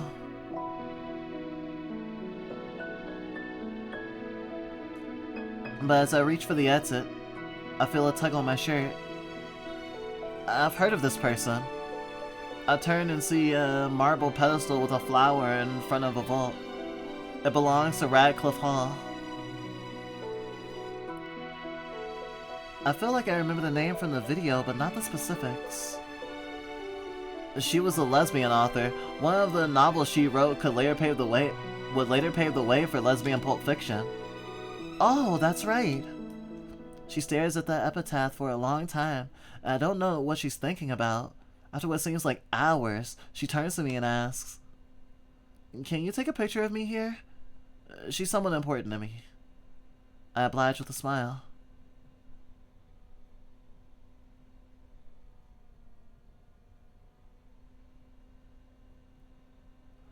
I see. They both have various expectations for one another, and are put off by the other person not meeting the expectations that they don't even know about. I like that. I like what they did here. I like what they did here. The horrors of the past are easier to tolerate than the atrocities of their present. I don't think Nika would be interested in visiting the eastern section of Highgate Cemetery, and she doesn't strike me as someone who's interested in current affairs. Instead, it is better to use the remaining precious time I have with Nika to visit the cat cafe I reserved a few bus stops away. The bus ride is as quiet and as peaceful as I imagined it would be. I close my eyes and pretend to sleep on Nika's shoulder. She plays with my hands and I smile. I hope I'm playing the part of a charming girl in her eyes. Of all the things I have planned, I am most excited about Mighty Enchantress's felines and the Kitty's Cafe. I've always loved playing with cats, and Nika's Goodreads profile includes a lot of gothic romances. The store is a perfect match for both my purpose and her tastes. I'm confident that this relationship will work out. My broken heart will soon be mended. Oh no!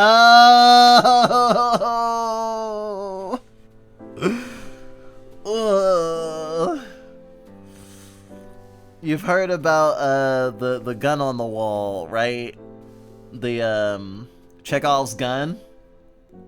This is Chekhov's heartbreak. That will come up again. The bus arrives at the cafe without delay. It is one of the many Victorian storefronts that litter the sidewalk, but it has clearly been modernized. Glass windows that look into the cats' play area, and the cafes have been installed for curious onlookers. While we should go inside, my curiosity drives me to the glass windows first. I can't see much beyond the props they've put in for the cats to play with, but I can make out a few cats playing with people inside. Then I can see a black cat yawning on the shelf near the ceiling. Their eyes are yellow. Then in the nick, there's a nick on their right ear. I started panting on the glass window, creating a fog on the surface. That must be Heathcliff. Nika has to help pry me away from the window. Even though I'll be meeting the cat soon, I'm acting way too uncharacteristically excited. While the employee goes over the hygiene procedures and explains how the cafe is divided into 2 sections, I start to go over my plans in my head. Nika doesn't know how to play with cats, so I'm gonna impress her. I've taken my antihistamine so I won't sneeze all over all the kittens. And I'll ask pointed questions about her interest and career. She'll discover that I'm a caring person who can listen to her concerns. I already do this on Discord and VR chat when she complains about problematic users on her streams or gender dysphoria issues, but it's gonna be different when she sees me do it in action. And oh my gosh! These characters are written really well. Fucking Christ. Sorry, I am a little, but I'm I like it when art does good things. I am what's the word? Flappy paws about this. So good, so good. It's really interesting from my perspective because Chun's internal monologue is infinitely more interesting to me than Nika's. Mostly, I mean, partially because I just experienced it, Nika's perspective, but also Nika is like has a lot in common with us and stuff. Although obviously, like my relationship with my audience and my career and VTubing and stuff is a lot different. I understand all those concerns that Nika has. So like,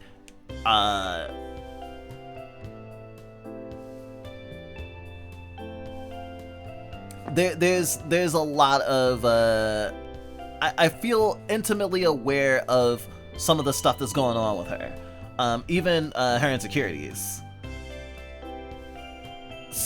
In a weird reflective way, with Chun, I assumed there was I assumed the internality was a lot different than what it actually was. It's actually like really pointed. She's doing a lot of things on purpose.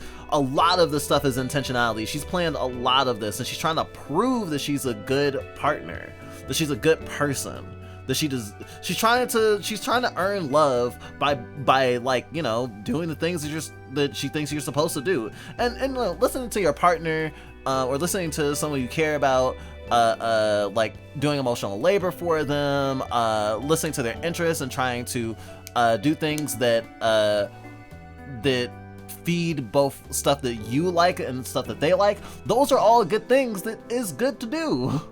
But like, her purpose is a little sullied by the fact that she's trying to heal from a breakup literally with this relationship, at least it sounds like, at least in part. But to see that that both of these girls are having a very similar issue with each other, and it's fucking with their dynamic, is really interesting, because I would have thought that I would understand and feel camaraderie with Nika more than I do with Chun, but I feel a lot more camaraderie with Chun right now, because like we also think very highly of our ability to take care of people, and you know, like being a good friend or partner, or you know, a good artist in a parasocial way. Like I was like, oh yeah, this will totally inspire my chat, you know. Like people think like that, and like having plans like that is a thing that someone can do, and you don't need to be you don't have to walk the same sort of steps as someone to have the same sort of gait, if that makes sense to you at all.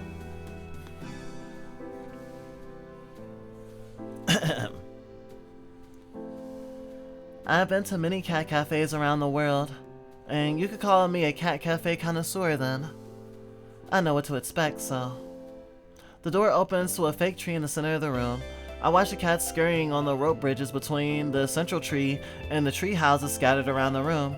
Nika is distracted by a tabby cat, and I want to join the group of people cuddling the kittens.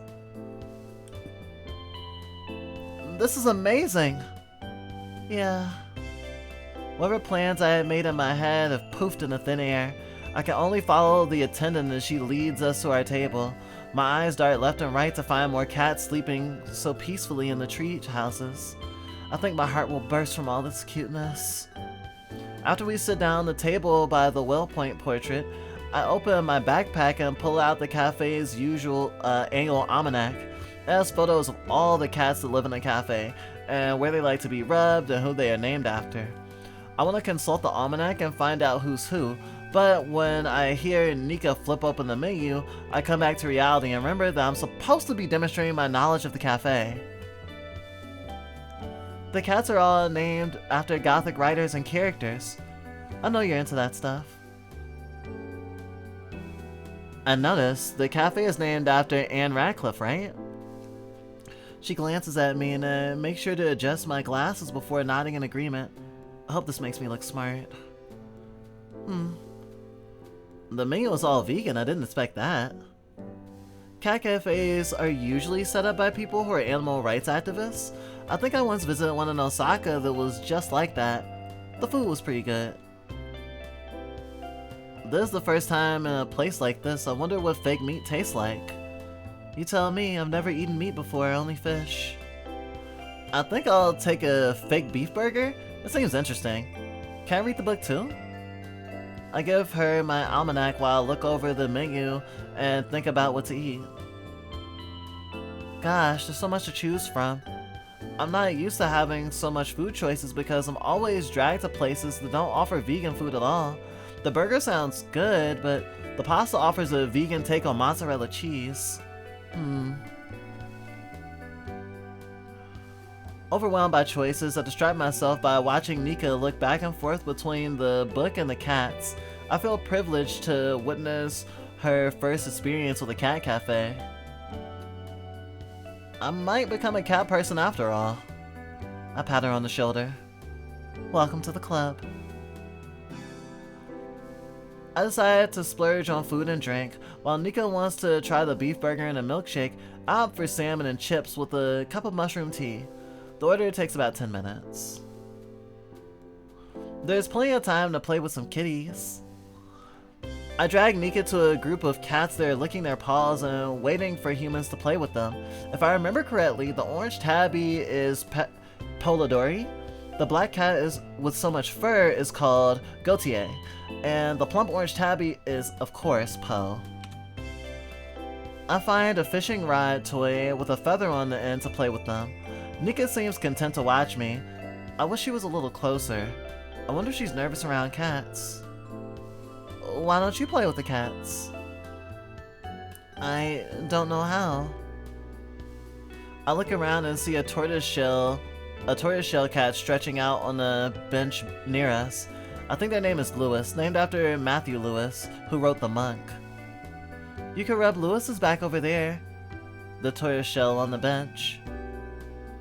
Nika blinks then nods. She massages Lewis's back. Her purple nails gleam in the light. The cat's eyes close and narrow. When cats do that, it means they're relaxed. Nika smiles when she hears this. Yeah, I think I indoctrinated her into being a cat person. We both look at each other at the same time and we giggle. This day is going much better than expected. Have you read much Gothic literature? Oh, is Nika starting a conversation with me now? Wow, I can't believe it. She's so introverted that I always have to start the conversation first on Discord. This is so exciting and different. I have to think about my answer. I think it pays to be a little honest. Let's see. I had to read Jane Arnett in school. Hated it. How come? She She talked about being in bondage and compares herself to slavery in the US. But when she inherits the money, the wealth must be from the Caribbean slave trade. I also don't like what the book does with Bertha. People were so concerned about racial purity back then. So much studying of faces too. I don't get it. Well, that's half the truth. The real reason is that I see too much of myself in John Rivers. As a pastor dedicated to the teachings of Christ, he is too utilitarian for his own good. He doesn't see relationships as anything more than transactions. And I find myself more invested in his actions than in Jane and Rochester's. It's tragic to read how he's based on a real missionary who lost his life following his passions. I hope I don't become like him. I don't like it either, but that's because I don't like most romances, though Jane and Rochester's relationship was strange. That's the Nika response I expected. I also read Frankenstein by Mary Shelley. Boring. I think that's about it. You have any recommendations? I think The Mask of the Red Death by Edgar Allan Poe might be fun. It's about rich people protecting themselves from a pandemic. Seems relevant. Go on. It's a short story, so I won't spoil the ending, but there's a guy whose face and clothes are dyed red, and they're striking images. It gets kind of science fiction-y at the end. It's like a Twilight Zone episode, only in Victorian language. I really like that from Poe's work. I'll give it a shot when we go to your hotel. I wink at her, and that seems flustered Nika. Jackpot.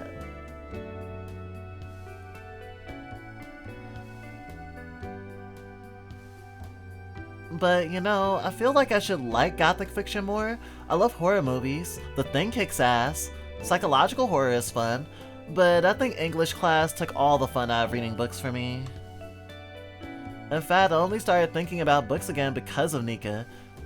She's an inspiration to me. While streaming 3 days a week, she finds the time to go through Doorstoppers and poetry and talk about what she's reading on stream. I am getting back into reading at least, but I want to prioritize my interests first, nonfiction, especially politics and history. I think the historical knowledge will become more and more important in the coming years. I understand. I read the books I really like outside of class. I do want to read stuff like Carmilla. Have you read that? Yeah, it was interesting. Homophobic, but it's kind of accurate about lesbian desire, I think. The vampire has a tragic end, but the narrator still longs for her. That's why I'm not too interested in recent revivals. Huh. You mean like those TV shows that are led by queer creators? Mm-hmm. I think what makes the story work is the homophobia. The writer was concerned about the well-being of women, so he thought deeply about how lesbian desire might work. If you take that out, you lose what's at stake in the story. Its identity, I guess.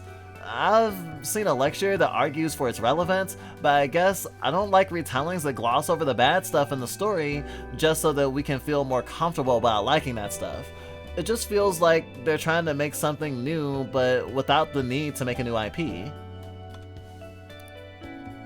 I don't think you can bring that up on Twitch. Your fans will roast you for that. Nika lets out a self-deprecating laugh at my joke. Well, I want to stream more visual novels when I get back. I have a backlog of Ibahime titles to go through, and I need to work to get a Long Live the Queen since there's gonna be a new work in the same setting. Don't think I'll get a chance to mention it. Our food arrives. We go back to our table and dig in. I've had salmon in my pescatarian days, so I can taste how different this vegan substitute is from the real thing. But damn, it's got herbs, and the vinegar livens up the flavor of the chips. Nika, on the other hand, is spacing out as she enjoys her burger. She must be imagining a wonderful domestic life with me. Well, I may be jumping the gun on that one. Since I sincerely hope she'll feel comfortable with me, I am warming up to the idea of us spending time together. After eating, we spend the rest of our session with some cats. I teach Nika how to stroke cats' tails and pick them up. There are some precious pictures I took of her playing with them, and I can't wait to upload them to my computer to look at in the near future. We spend the remaining hours of the session playing with cats. I wish I could spend my entire day in this cafe.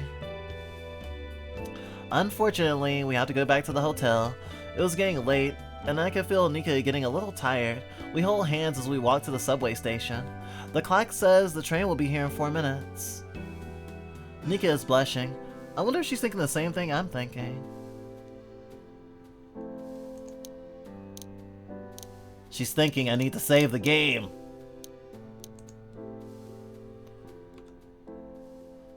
You want a kiss? She perks up and looks at me to make sure no one is around. Then her eyes stop on me. I put my lips on her mouth. I remember Ellie when I was still in Knowlton. We became close friends in secondary school. One day on Valentine's Day, she told me she was in love with me. I didn't know that girls could date other girls back then. Everything felt magical. We spent so many beautiful nights together. She made me hers from head to toe. I was ready to stay in her arms forever. We promised each other as much. When the 2019 protests forced my family to move to the UK, she told me she'd be waiting for me. 2 years later, she was happily married to a man. I let go of Nika's lips as I hear the train arrive and pull her toward it. I won't make the same mistake again. Oh, she's being forward because she wants to solidify the relationship because she's afraid that it'll disappear. Well, damn. Ain't that understandable?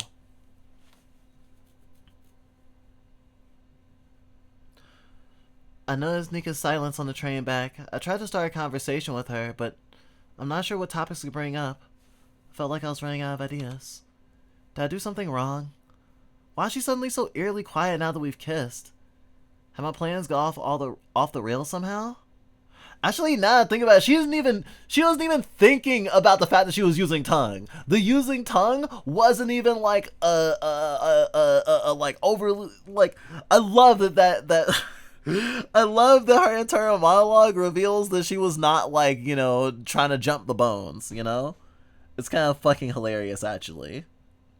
She's actually coming from this from a romantic point of view, technically. No, definitely, not even technically. Did I do something wrong? Why is she so eerily quiet now that we've kissed? Have my plans gone off the rails somehow? I jump into bed and she doesn't follow me. She stands by the bathroom, watching me as if I were a zoo animal. I try to avoid her gaze because it feels alarming. Gosh, I wish my bed was as comfy as this. You want to watch a movie? Nika nods. I wonder if she's just burned out from all that walking. Maybe watching something together would make the atmosphere more palatable to her. I connect my laptop to the TV with an HDMI cable, and my notepad file with the movies we had planned to watch together appears on the TV screen. Let's see, we finished watching Phase 4, so I think we're getting to Letters from the Big Man. She finally gets into bed with me and we watch the movie in the dark. I think the best way to watch movies is to mimic the way theaters do things. And I wonder if I should hold her hands or something. But maybe I'll give it a rest for now. Nika might have had too much excitement. As the opening credits roll, Nika squints at the screen. What is this movie about again? Bigfoot. People say it's like the best Bigfoot movie ever. I love slow, gory horror movies like The American Scream and Society. So I'm looking forward to seeing Bigfoot kill people or something. But as the movie goes on, I start to wonder if maybe this is like a romantic flick. There's an appropriate change of pace. Here's a movie about loving the monster, the other. I wonder if they're gonna fuck on screen. But there's no romantic tension. Instead, it's about a woman ranger who's clashing with different people on how to interact with Bigfoot and how they're part of a wide species that has hidden themselves from human civilization. It feels like a movie deep in the weeds of Bigfoot discourse, a domain I'm nowhere near familiar with enough to comment on.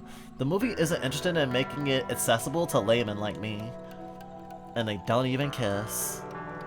There's a scene where the main character and her friend are watching a performance of a Shakespeare play.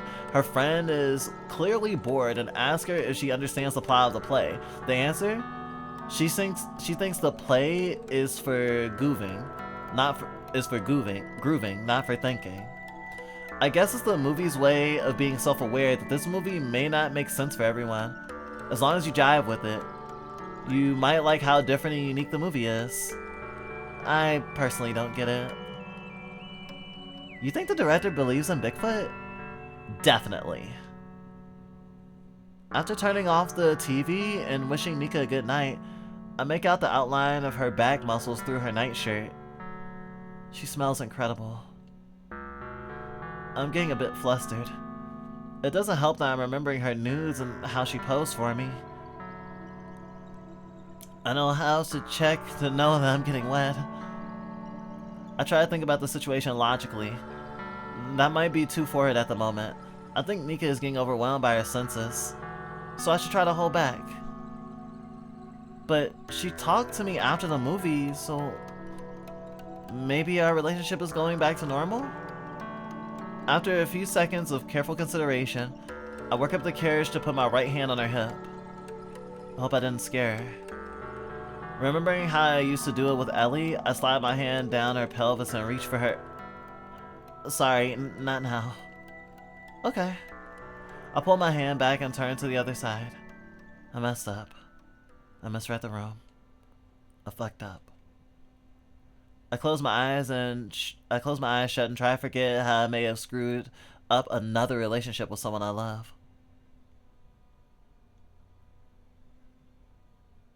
Oh, she's overly attentive. That's a thing that can happen too.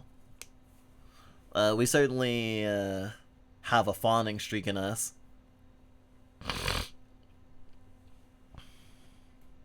If I don't do the dance correctly, then no one will love me. It's rough out there.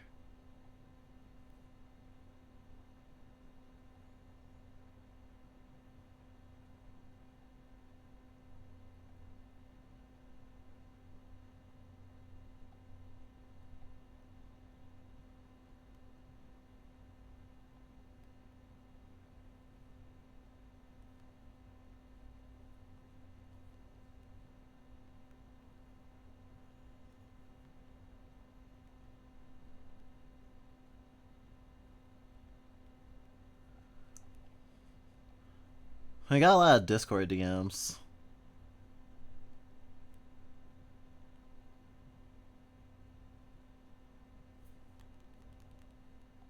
From people I love. Sorry. Continuing. Melodrama is only melodrama to those who don't share the same concerns and stakes of the characters. We have been taught to withhold our emotions, to calculate, to belittle those who make a mountain out of a molehill. In short, we are taught to be monsters to each other. Because we are monsters, I see relationships as fragile, ephemeral, always in need of repair. They are susceptible to decline when we stop being proactive about maintaining them. We fool ourselves into thinking they are small matters until it's too late.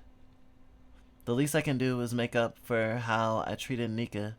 It's better to buy some breakfast, but I doubt she'll get over the transgression I caused.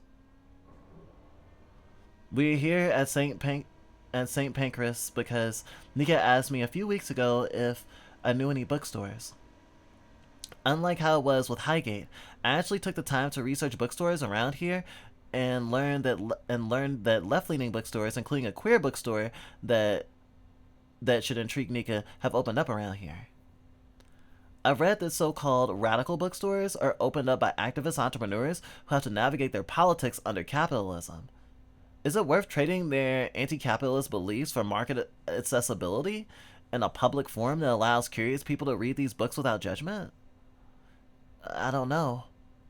The answer seems to vary from bookstore to bookstore. Some radical bookstores end up stocking conservative, patriarchal books. Others don't pay their volunteers so they can pay their rent. Many use their spaces as public spaces for weddings, book talks, and other party events. So I spent some time thinking about what kind of bookstores Nika would like. She always liked the comfortable places with interesting books. Recently, she mentioned that she found a trans feminine literature blog and wanted to buy some books recommended by it. Hello, Pink Panther. Welcome to the stream. Hope you're doing well. Or at least as well as you can be. We're playing Spring Gothic, a new slice of life relationship drama visual novel from a development team called Professor Lily. They're pretty cool. The plan is to visit 2 bookstores. One that stocks queer fiction, which should appeal to Nika, and another bookstore that I want to visit again because I like their nonfiction section there. But now I'm losing my self-confidence. I feel like anything I say might upset Nika even more. I don't know if the bookstores are going to satisfy her at all. I was lost in my thoughts, and when I realized that Nika isn't with me, I panic. I turn around and see that she's across the street. Looks like she's too slow to cross the street before the pedestrian light turns red. Nika is looking out for me, as if I was the one who got lost. This is embarrassing. I can't calm down. You know what? I'm just gonna shut up until we get to the first bookstore. We're here. We arrive at the white bookstore with a triangle in its logo. It's a few feet away from the main street, but it's also a residential area. I've heard that this bookstore was terrorized numerous times by homophobes and cops just for specializing in queer literature. The onlookers are queer people with more bombastic outfits than I would ever wear, and the straightest people you'll ever see, realizing in real time that it's not an ordinary bookstore. The latter are always the people who turn around and leave as quickly as they entered. The last time I was here, I even heard the owner saying, "A gay bookstore or just a bookstore?" to a customer. I couldn't make out every word, but I think someone was asking for directions. Nika immediately enters without giving me a heads up. I follow her in. The bookstore smells of new pages and an intermingling of perfumes. I hear voices, high and low, from all sides. Most of the men are wearing lipstick, while the women have tattoos on their necks or arms. I feel like I should probably try to be as expressive as they are. I dress so conservatively. I don't know, that kitty shirt that the Chun wears, I do not feel like it's conservative. I think out of the two of them, the Nika is dressing a lot more safely. But of course, it's dysphoria hoodie time, so. I look for Nika. She goes from one bookshelf to another, skimming through the books of all kinds. I should probably browse some books as well. I walk past Nika, deeper into the nonfiction section. There's only one shelf dedicated to history, next to a poster of Stonewall. Tragic, as I would have liked to read more about queer history. I spy with my little eye a book about nursing when homosexuality was criminalized. I took it out and read the introduction. What's with academic books spending so many words discussing basic methodology? At least the literature review section was interesting. Despite my complaints, I'm enjoying this book and learning how the medical field was ambivalent about homosexuality. Nurses tried to sympathize with the plight of homosexual men, but they couldn't help but see it as a disease, a deviance of some kind. We like to tell ourselves that we moved on, but given that many people in the UK see trans youth as victims of indoctrination and illness, I think there's something wrong with seeing everything as an illness to be cured. I was once interested in reading everything about psychiatry and anti-psychiatry. One thinker, Peter Sedgwick, claimed that the biological and mental are arbitrarily separated by doctors, psychiatrists, and psychologists and psychiatrists. Everything was a matter of deviation from a norm, and it's up to society to decide how to judge it. I remember being confused and frustrated by this assertion because, well, I did study medicine for a bit. But as I read more and more of the literature on disability and neurodiversity, I became uncomfortable with my own biases. Maybe I don't have enough of a medical brain, but I see the points that Sedgwick and his heirs are making.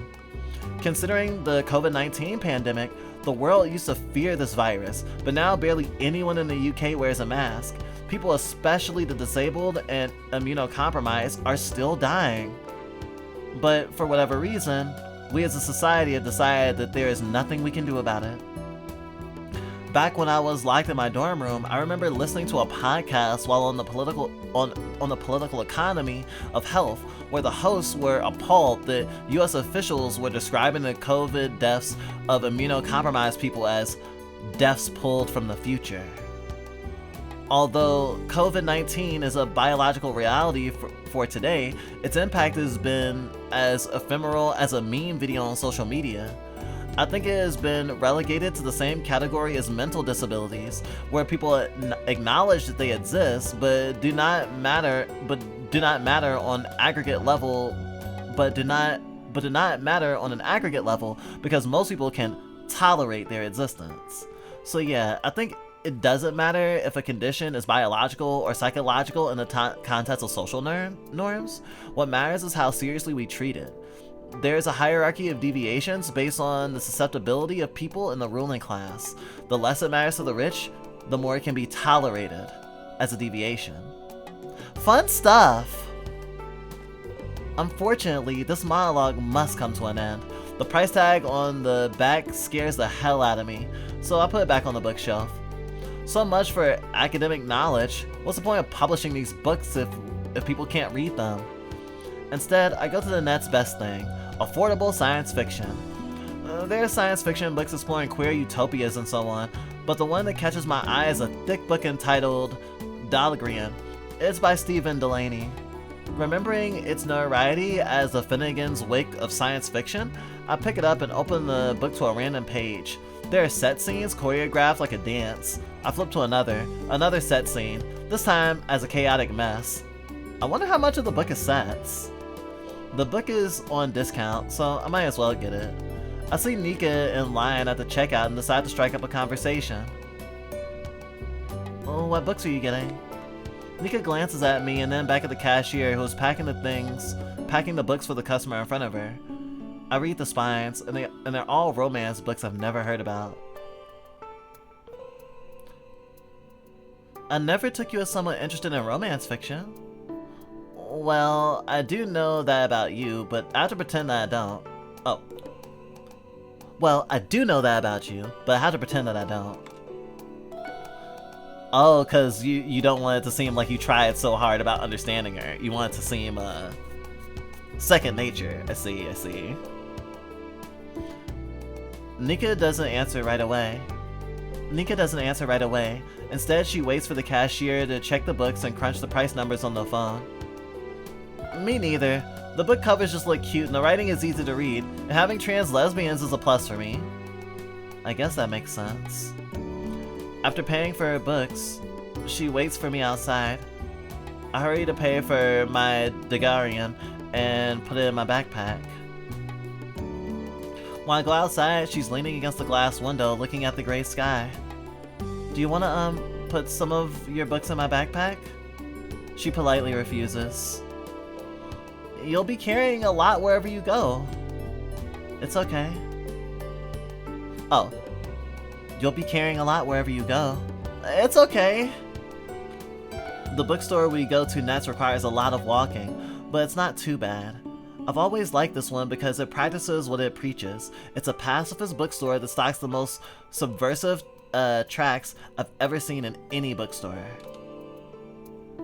We pass the bargain bins and enter the store, this time with the intoxicating smell of old books and wood. Nika takes a seat on the couch, and she must be exhausted from carrying her pack of books in the paper bag she seems content to browse. Meanwhile, I'm looking for something radical and interesting. I've been reading Sophie Lewis's essays in magazines like Parapraxis. Her thoughts on sexuality, abortion, and other gender issues align so well with mine that it's scary. Reading her made me feel like I had just found my long-lost sister or something. One essay in particular stands out to me. It analyzes a popular reality dating show called Love Island and speculates that heterosexuality has to be constantly reinvented by television shows. The compulsion of heterosexuality is not a given. It has to be constantly reinforced and remade. This gives her permission to think, what if we were able to claim heterosexuality for ourselves? Her xeno-feminist tendencies allow her to conclude that perhaps heterosexuality can be defined as being able to love the other, the differences. We're often told that we should look for similar traits in other people we choose to love, but learning to love the differences, the unappealing, the unsavory, might create a stronger bond. Instead of embracing a false form of equality and similarities, we learn to love the monster in horror movies. Oh yeah, I'm very much on this. I'm gonna adopt that as thought. I like that. I should look more into that.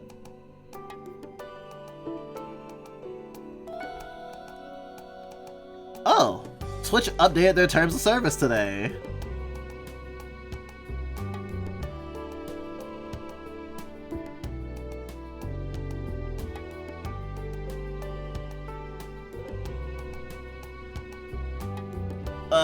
Can't wait to read that with my eyes bleeding.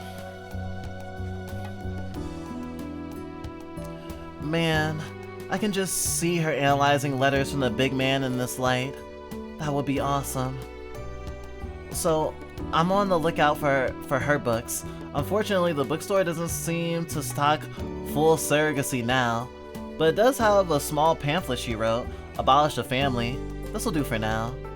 It's kind of funny that I started reading these books on politics and gender because I wanted to research Nika's tastes. The first book I ever bought was a Gothic Marxist take on horror movies, and it opened my eyes to how there are interesting political readings of movies outside of boring breadtube essays. There are so many interesting books. If school never assigned me books and just sent me straight to this bookstore instead, I would be the biggest bookworm that ever existed. I grab another book that I remember Lewis recommending and go to Nika's side. She seems curious about what I picked up. I'm thinking I'm picking up Abolish the Family by Sophie Lewis and maybe Family Abolition by Emmy O'Brien. These ideas have been on my mind for a while. They seem interesting. I can't stop grinning at my finds. Right? I went to this bookstore before to buy another book. It was about Gothic Marxism and horror movies, and I really liked it, so I wanted to buy another book. This bookstore is very comfortable for me. I started reading Abolish the Family, conscious that Nika is still looking at me. I wonder what she's thinking about. I don't think I've ever revealed to her that I'm someone who reads a lot of nonfiction, so that must have been interesting to hear. That must have been interesting to her. I never realized until now that my actions might differ from how she expects me to behave from our online interactions. Maybe I'm just trying too hard to be someone I'm not. I should be more like who I really am. Yeah. I can seem more like someone who can talk, someone she can talk to, and not some perfect Renaissance woman. It's a scary thought for me though. What if she finds something unappealing about me? I haven't seen her break character, so why should I?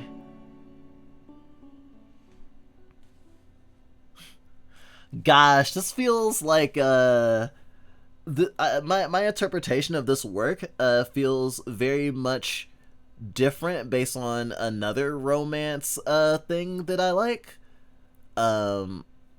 Kaguya-sama Love is War.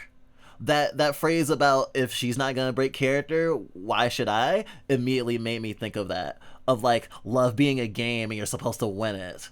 Actually, this actually has this is Kaguya Love is War in real life.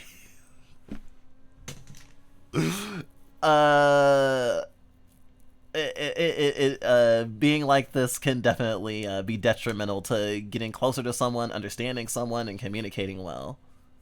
You're not supposed to win relationships. But, you know, everyone learns somehow. Maybe. But I think she's interested in my quirks. She's been paying close attention to the way I read books and think about the subject matter, so I guess I have to strike a balance? I have no idea, but it's worth a try. I hope I just don't creep her out.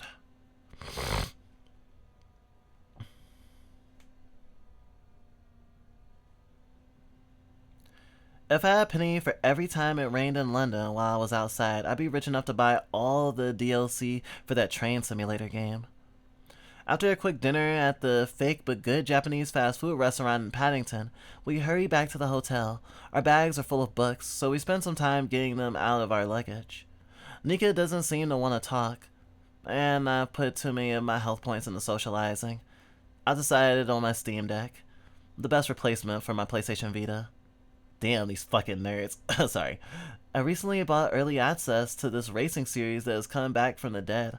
Unlike most racing games where you win laps, you're in these short races where just getting ahead is enough. I'm addicted to this progression loop. Be enough rivals to unlock more rivals who are hiding upgrades that will make your car better. This is the kind of dopamine I need after months of boring med school study. If only I didn't have to go back to school anymore. I hear Nika rifling through her suitcase. She pulls out a box of alcohol pads and syringes from underneath packages of clothes. What you doing? Can you grab the Ziploc bag and my purse for me? It takes me a second to realize that was an order. After putting my deck on the desk, I grab my purse from the chair and find what she's looking for. A Ziploc bag of aspirin and estradiol. My curiosity isn't answered immediately. She's doing DIY HRT. Before I hand her the bag, I look at her vial of estradiol and see that it's manufactured by a pharmaceutical company, not in a home lab.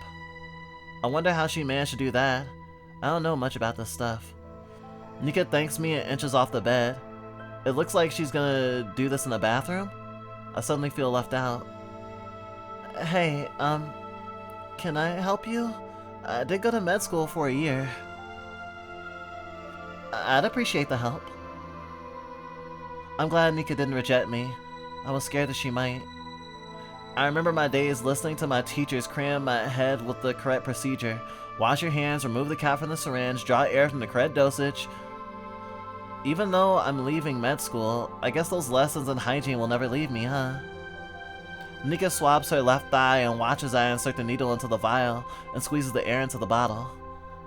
You know your stuff. I dropped out because it was boring, not because I didn't understand my classes. I flip the syringe and vial upside down, squinting to see that the tip of the needle is in the estradiol. I pull the syringe to get more fluid so I can correct it later. I tap the syringe for air bubbles and push the excess fluid back into the vial. I place the needle into a smaller one and check Nika's thigh. Her skin looks so smooth that the light reflects off of it. I swallow. I don't usually think too much about the patients I work with, but this is Nika. I can't really pretend I'm calm now. Relax your legs, it'll be over in no time.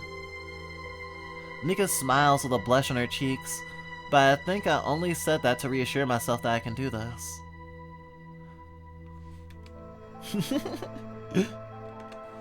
I insert the needle into her thigh muscle. She lets out a small cry of pain. I pull the needle back a little. No blood, that's good. I finally push the estradiol in the syringe into her body. Once that's done, I put on a bandage on the injection site and compress it with my thumb. I suddenly have an idea. I find a spot on her thigh and give it a kiss. Nika's startled, her body jerks up a little. Her face is all red now. She's so cute. Why did you do that for? A doctor's kiss for a speedy recovery. I tell Nika to stay in bed while I dispose of the needles. She doesn't listen to me, but at least she doesn't move too much to help me pack her things. I've only ever read about DIY HRT, so this is an interesting experience. I wonder how many trans people have to figure out how to inject themselves with hormones. I still remember my childhood being plagued by needles when I had to get vaccinated to meet British health requirements in my family if my family wanted to move to the UK. Needles still wear me out a bit. I'm surprised you're not afraid of needles. I can't. Really. I need them. Aren't there pills? They're expensive. And I can't ask my parents for help. Ah, that makes sense. I realize that I know very little about Nika. Even though I've scoured her social media for information, even listened to her talk about gender dysphoria. I don't know how trans people like her figure things out. I don't think I'll ever be able to figure out just by reading the traces she's left online. Or to be more precise, I only know her interests and dislikes, not her true self. Oh my god, I think this is also reconciling with how we know each other online and how we kind of We interact with each other in similar ways than algorithms interact with us. Accumulating data, but not able to process that data qualitatively, but just metrics to track, to say this person likes anime and watches VTubers and plays Minecraft. Doesn't say what they do in Minecraft, doesn't say which VTubers they watch, doesn't say what anime they watch or anything like that. And of course, even some of those things we can find out online easily, right? We hang out with people, we understand their tastes, we can understand the context in which they exist in, but there's so much lost when, especially, you're not like directly interacting with a person to learn about them. When you're like doing homework on a person, it's a lot different. Even if it's coming from a place of love and understanding or curiosity and respect, there is something that's lost, you know?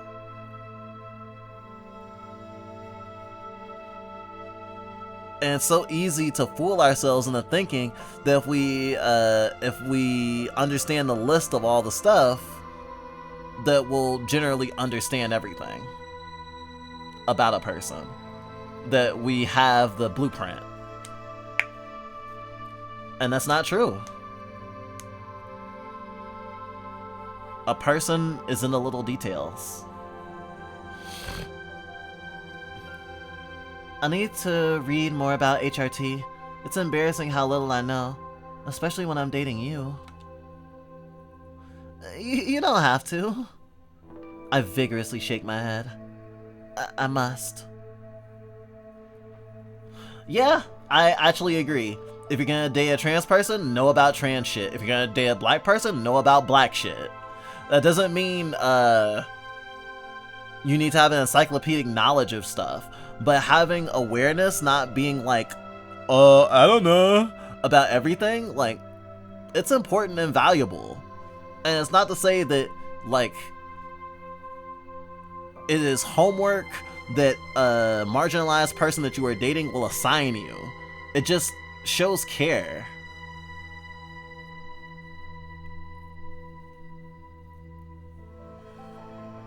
Ugh.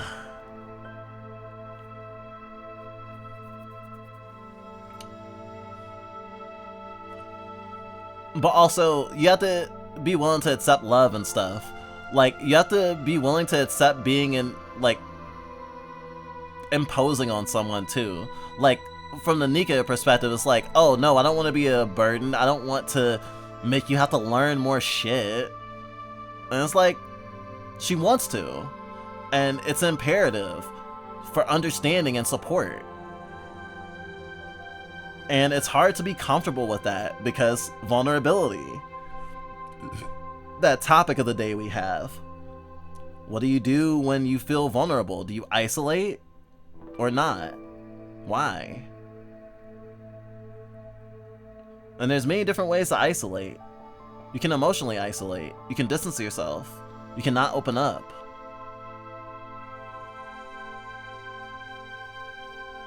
It's hard to know people. It's hard to try to know people. Before we go to sleep, we watch The Appointment, a fantastic movie that will haunt me forever. Our relationship seems to have returned to normal, but I'm less worried that Nika is planning on leaving me.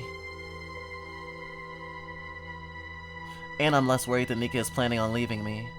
The thundering rain is kind of annoying though. I wish it would stop so that I could sleep better. When Nika turns off the light, I try to close my eyes and think of something, but instead all I can think about is Ellie and what I've done wrong. Did I really know who she was? Did I fuck up or did she deceive me? The plan was for me to come to London this time of year, but she didn't message me after I left Hong Kong. Was she already bored with me and that's why she's marrying a guy? No. She had to be forced to marry a guy. Heteronormativity is the culprit. That must be what happened. Her parents told her that she had to marry someone. I don't care if those Facebook posts she wrote about how much she loves her hubby are real. They must be fake. I don't think she lied to me. She never lied to me. What's wrong? I realized I've been crying so loudly that Nika couldn't sleep, so I wipe away my tears. Nothing. I know I'm weird for trying to make Nika a replacement for Ellie. I love Nika too, believe it or not. But the amount of pain Ellie caused me can't disappear overnight. There's a hole in my heart. I thought Nika could fill it, but I don't think that anymore. It may never heal. Dawn of the third day. We're almost caught up to current events.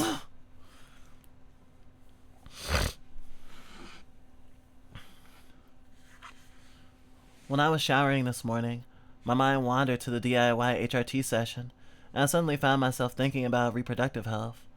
I had a flash of inspiration. I hadn't visited the Vagina Museum, even though I wanted to for so many years. This was the perfect opportunity. I dragged Nika all the way there, telling her about this interesting museum. I paid for our breakfast, since it's really my self-interest that's driving this detour.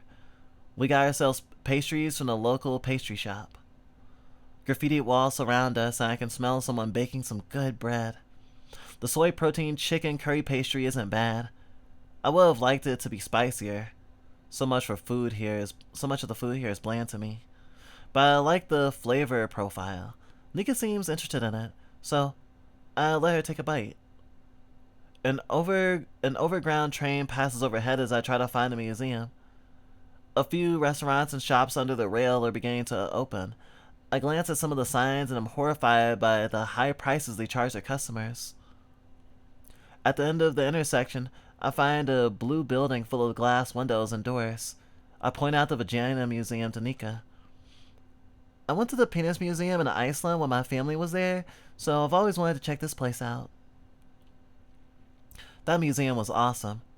I had stored penises of all kinds. I had stored penises of all kinds, God. It had stored penises of all kinds. Apparently the owner of the museum was storing penises in jars until his spouse and later his university begged him to remove them from their premises. I don't really feel like they get away with storing vulva here, but I'm hoping this place has some shenanigans in store all the same. When we open the doors, the Vagina Museum becomes us. The Vagina Museum... Why it becomes us? Why did my brain go there? When we open the doors, the Vagina Museum welcomes us with a sculpture of a vulva. Someone at the desk explains that the ground floor is for temporary exhibits, while the upper floor houses the permanent collection. There are feminist books I've seen in other bookstores, vulva-shaped souvenirs, and sex-positive clothing. Well, this is kind of different from the Penis Museum. I remember the Vagina Museum made some headlines since it was a provocative subject matter. It was a pop-up museum for a comedy fundraiser, and people really liked it. Even the Camden Council supported the initiative, but landlords do what they love to do. They hate extending leases to things that people actually like. The museum had to find different premises and ended up moving to Bethnal Green. We go into the temporary exhibit, and it's a satire of how archaeology works. They found our crap and think we're praying to our tampons for good luck. No sexual discussion allowed. It's all nebulous symbols of a long-gone culture. The satire is deeply effective. I'm beginning to realize that this is a less funny museum and more an actual educational museum with feminist and sex ed goals. It gets worse. Upstairs, there's a booth all about menopause and a mural of vulvas. None of the panels are funny. They describe real experiences that women like me face. There's even an honest discussion about how menstruation works. I feel like I'm back at school. As I walk aimlessly around the floor, shocked that I'm learning about how underwear can be stained by menstruation, I find a funny sculpture by Ruka Daskino, Mako-chan. I vaguely remember her as a Japanese artist who created cute sculptures of the vulva to spark a deeper discussion about women's reproductive health and organs. Her performance art was considered too provocative, so she was always censored by the Japanese state. Too bad the artist said some weird shit about Black Lives Matter. She brought up how Asians were discriminated too, and she also said some offensive crap about trans people too. Something something, the irony of being exhibited in a trans-inclusive museum like this.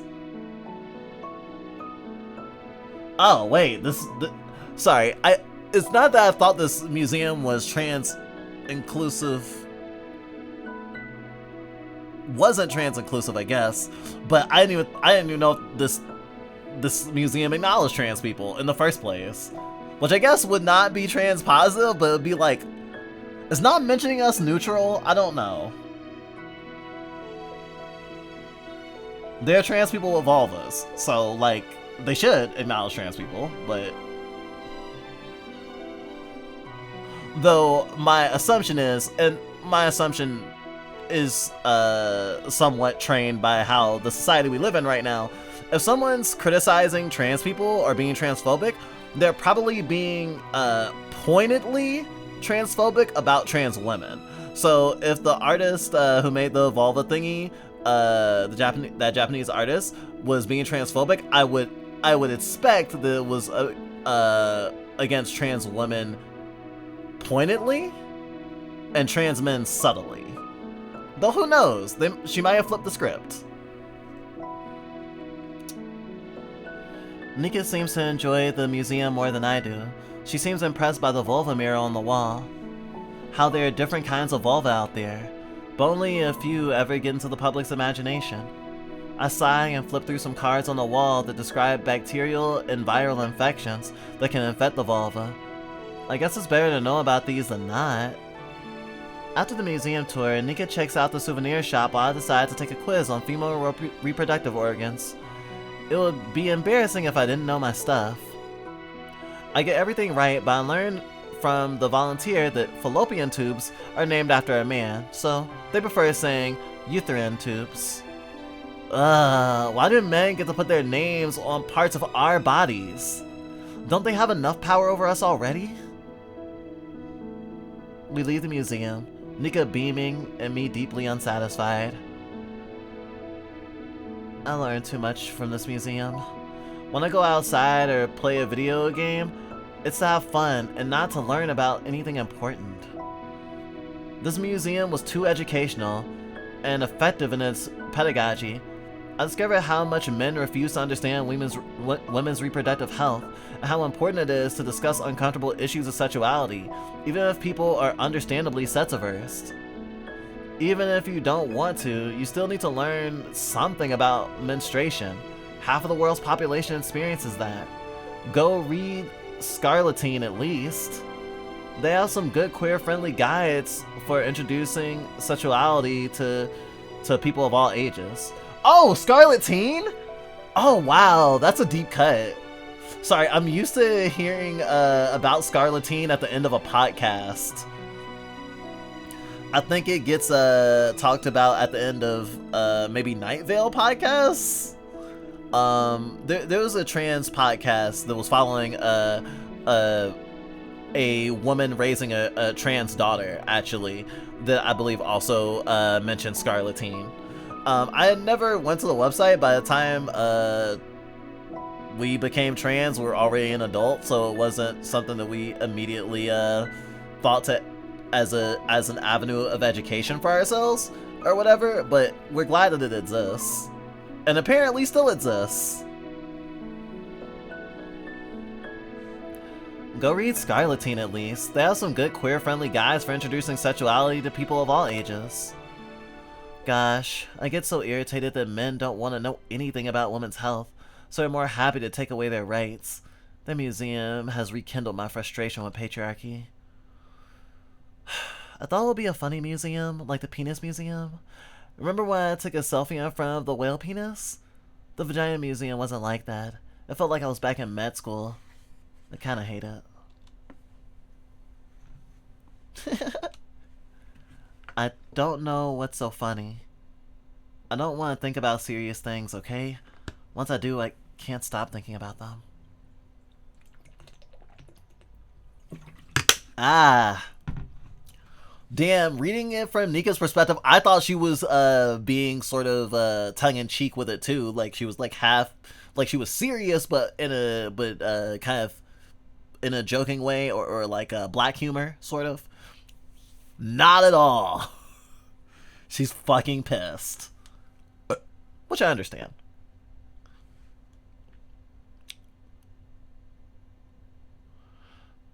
When we get into the station, my stomach starts to growl. I think I've run out of juice. Soon my mind will go, and I won't be able to make any sense.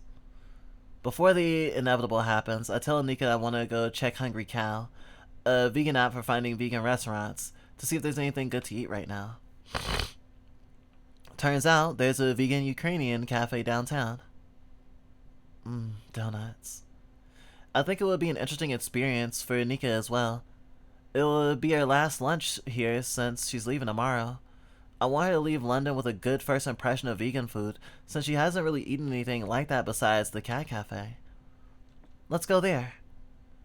The train ride takes only a few minutes. When we get out of the station, we see tourists wandering the main streets and asking for directions. Taxis are honking at pedestrians, and street musicians are playing a cover of some pop song I can't stand. Google Maps tells me we only have to walk a few minutes and it's right around the corner. Yep, I see a pink cafe. It's all painted in pink. The walls, the floors, even the furniture is just in pink. I go to the counter and oh my god. Chocolate donuts, shortcakes, mandarins, croissants, eclairs, strawberry tarts, honey cakes, plain de chocolat, macaroon, crepes, spinach waffles, salmon bagels, coffee, caramel, ice matcha, macadamia decania cakes, marzipan tarts, pistachio tarts. I want them all. Calm down, Chun. You can't eat everything, and you're supposed to be calm and you're supposed to be the calm and rational one. Just order a few things first, and then you can think about dessert. Nika was interested in ordering Bumbles, which is just orange juice and espresso. It sounds worse than it is. We also got sandwiches. They're humongous, full of veggie and tomato goodness. We really can't go wrong with tomato sandwiches. After eating the sandwich, my second stomach hungers for dessert. I crave a tiramisu eclair, something that is almost impossible to find in most vegan restaurants. Nika snickers at my depravity and I get annoyed. When you're vegan, desserts are a luxury! We spend lunch talking about random stuff. It feels like our Discord conversations, only in real life. I find it kinda relaxing. But I feel unsatisfied. This equilibrium isn't what I was aiming for when I planned the itinerary. I wanted hot passion, not friendship. This isn't like what I had with Ellie. Am I being unfair to Nika? What if she wants to take things slow? Or what if this relationship is really a bust? A little fling that'll never go further than what we have right now. I'm not sure how to communicate my needs to her without breaking my facade. I don't want her to realize that I'm an insecure girl who's messed up from her last relationship. I don't like who I've become. My carefree attitude towards life is just a performance. Isn't that how everyone behaves towards each other? We're all masquerading as someone else, imitating each other's gestures and tones to impress each other. As long as no one gets hurt or accidentally takes the mask off, we'll stay on stage and everything should be fine. But I feel empty and hollow. I don't know what I want out of Nika in this relationship anymore. I feel like I'm giving up on everything.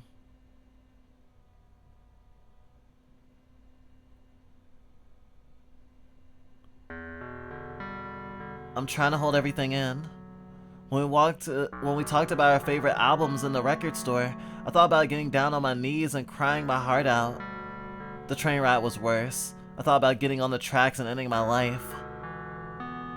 I know I'm being dramatic. The Chinese takeout we got calmed down a bit. The sweet and sour chicken wasn't bad. The sugar from the bubble tea made me forget my worries. But when Nika finished her dinner and started packing our bags to get ready for her plane tomorrow, I felt sick to my stomach. She's leaving. We'll break up in a few days, I can tell. Nika and I will be strangers with no connection to each other. It'll be but one of many mistakes that color the history of our lives on this earth. I'm now distancing myself with my Steam Deck, distracting myself. If I don't play games right now, I might just do something stupid.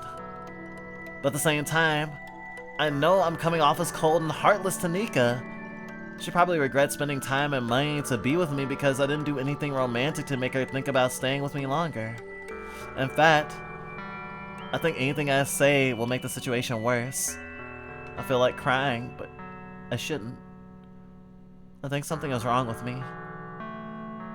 I read all the dating advice on Reddit and watch videos about how to make someone fall in love with you. I even learned that comedy is a great way to make yourself more likable to others. So why am I fucking up? I thought I had done something right. I thought I had learned to correct my shortcomings after what happened with Ellie and me. I thought I was a catch for anyone looking for a relationship. Almost everything about Nika's life is public. I watch her streams and VODs. I took note of all her quirks and interests. And yet, there are things I didn't know about her that ended up throwing a wrench into my plans. Even though I should have still won, right? We should have a good relationship by now. Am I just stupid?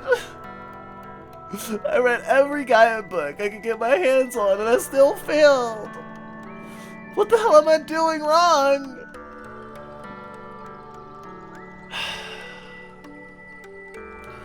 A heavy sigh escapes me and I've lost the race against a boss, so I'm in no mood to play games. I look at Nika as she's finishing up packing her things. She returns to my gaze. My eyes dart away. You know, I feel like I fucked up somewhere. Her hand stopped putting things in her suitcase. What do you mean? I slap my face. It stings. What are you doing? I slap my face again and my glasses fly across the room. Before I slap my cheeks again, Nika climbs into bed and grabs my wrist. Stop that! When I was younger, I was sent to the psychiatrist because I used to bang my head against the wall to relieve stress. It was my way of dealing with how difficult school was. Everyone agreed that I needed to be transferred to another school, which is where I met Ellie. She helped me to control myself and think about more positive things in life. But without her, I'd resorted to hurting myself and distracting myself with video games and podcasts. I don't want Nika to discover this side of me, but I can't help it now. I'm just ashamed of my actions. The more she worries about me, the more I realize I screwed up and have to keep hitting myself. I can smell the blood running down my cheeks. What's wrong with you? I feel bad that Nika is wasting her time with me. She's really just a bystander worried about a stranger like me getting hurt. Why does she even care about me? She should just leave me alone. I want to punish myself. I'm just a hopeless romantic who doesn't know how to love anyone. Now everything's a mess. I give up. Why? Because I don't know if I love you.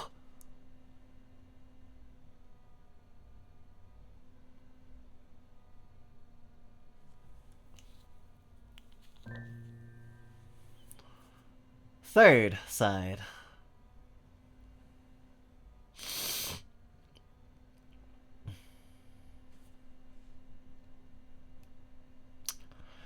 Oh, I see. Their shared reality is like a script.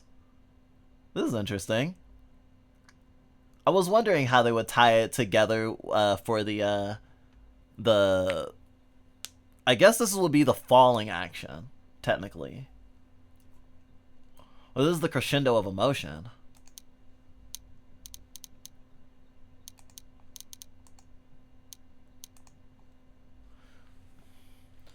Internal, hotel room. Nika pushes Chun into the bed and is now on top of her. The camera dollies forward, not in a hurry to see what's going on. It's more important for the actors to carry out their performance. When you say that you don't know if you love me, what do you mean by that? It's hard to explain, but I don't know how to describe it. I like you, but you're not making sense. I know. I get the feeling I'm doing something wrong. I just don't know what, though. We can try talking it out if you want. Did I do something wrong? No, you haven't. It's my fault. I invited you here. Well, The film screen stops moving. I also don't know if I love you. Huh? I feel like this is a huge mistake. I just needed someone to vent to. But I saw you as someone who could love me for who I am. We didn't know what we were getting into. I'm sorry for hurting you. No, it's my... I don't think I'm ready to love someone if I can't figure out what I want. I just acted like I was in a relationship. That made me so happy. I forgot that I was supposed to take care of you. That's not what I mean. I never thought of you as a person. Of course you don't love me. I only thought about myself. I don't know if I love you too. The screen cuts to a close-up of Nika sobbing. That's what scares me. I believed I loved you. I dragged a random person from my fan base into my life and started treating you like you're gonna rescue me from my family. All because I thought talking about my feelings on stream and on Discord was enough. You don't deserve this. I'm so sorry. Cut to Chen, whose face is frozen in fear, not knowing what to say now. The film screen follows Nika getting off the bed and searching for tissues on the desk before crying her heart out. She looks out the window into a blank night sky of London. You don't deserve someone like me. I'm just a mess. I don't know how to talk to people in real life. The screen focuses on Chun, still on the bed. She extends her hand to Nika, but suddenly retracts it. I want to continue talking to you. You don't have to. We can just mend things and I'll have to pack my bags and get ready for the plane trip tomorrow. I guess this is the end of our relationship. Nika stands up to go to the restroom, but the screen doesn't follow her. Instead, it fixates on Chun, the blood on her cheeks dried. She can hear the faucet running twisted to let the water come out. Nika is brushing her teeth and gargling. Chun falls into contemplation and suddenly gets up. She grabs her laptop that's still plugged into the TV and starts typing on Discord loudly. The text reads, I need to tell you something on the computer. Nika is typing on Discord. She must have had her phone with her in the restroom. What is it? Reads her reply. There's one last London thing I want to show you before you leave. You need to get on your laptop. Both Nika and Chen have logged into a private instance of a VR chat world that resembles the main streets of London covered in fog. There is no one on the roads, only parked cars and broken street lamps. Nika appears in her VTuber persona while Chun appears as a harpy. Looks like you spent your time redesigning your avatar. It looks good. Thanks. It looks like you spent your time redesigning your avatar. It looks good. Thanks. Both girls are typing in the same hotel room, their backs turned away from each other. I think I can express myself better here. No real world noise. I kinda get it. It's stupid, but typing makes it easier for me to say things that are difficult for me. I don't have to think about body gestures and facial expressions. Yeah, I feel the same. I used to have a girlfriend in Hong Kong. Her name was Ellie. She got married to a guy. Chen's character walks into the fog, and Nika's character follows her. I'm sorry. I guess I wanted another Ellie in my life. Nika looks up from her laptop to glance at Chen. Chen is still typing, unaware that she is being watched. I want to resume what I have lost. She was so important to me. It pains me to hear that. Why are you telling me this? I'm stupid, I guess.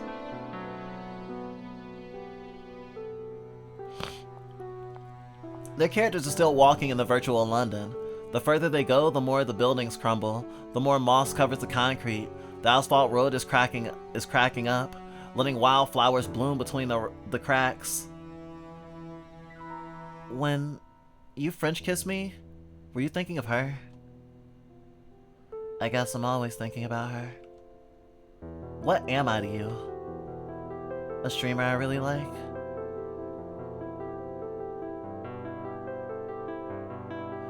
Nika's character stops in the entrance of an abandoned industrial park. The warehouses are falling apart. Trees and mushrooms have taken over this area. Chun realizes that Nika has stopped and her character meets with Nika again. Not much longer, just follow me. Nika lets out a huge sigh. Our warehouse... One warehouse has a blue door, the underside of which reveals a glowing purple light. Plastic chairs and tables are strewn over the road. A sign reads, Eden's Junkyard. It's based on a real London place I haven't visited yet, so this is gonna be my first time checking it out.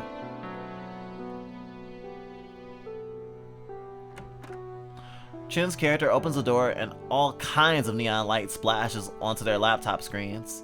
There are neon signs everywhere, words in different fonts, symbols in the shape of hats or hearts or any other object you can think of, each expressing a different mood or feeling, not cohering into a common theme.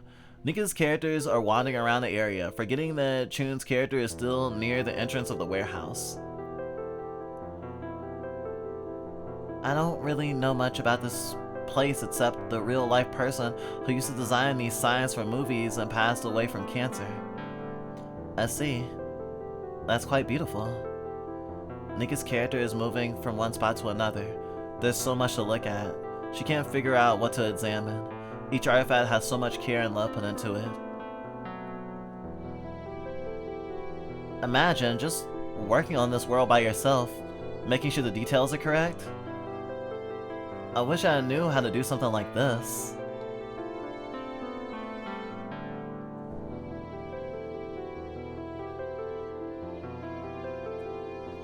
Hello, welcome to stream. Hope you're doing well.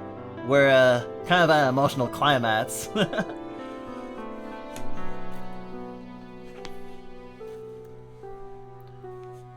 Imagine just working on this by yourself, making sure the details are correct.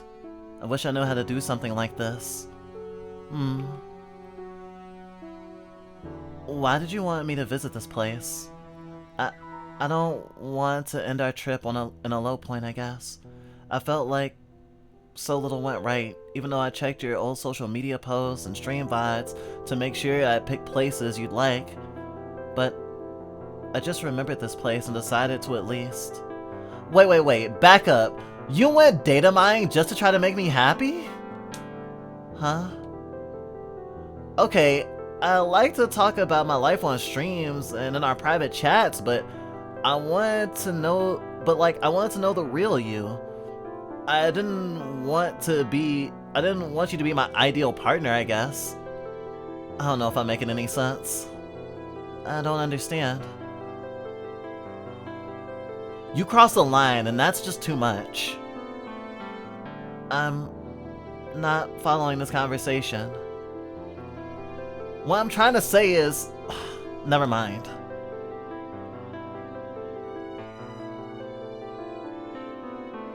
Oh, well, hi. It's an honor to have you. Wow.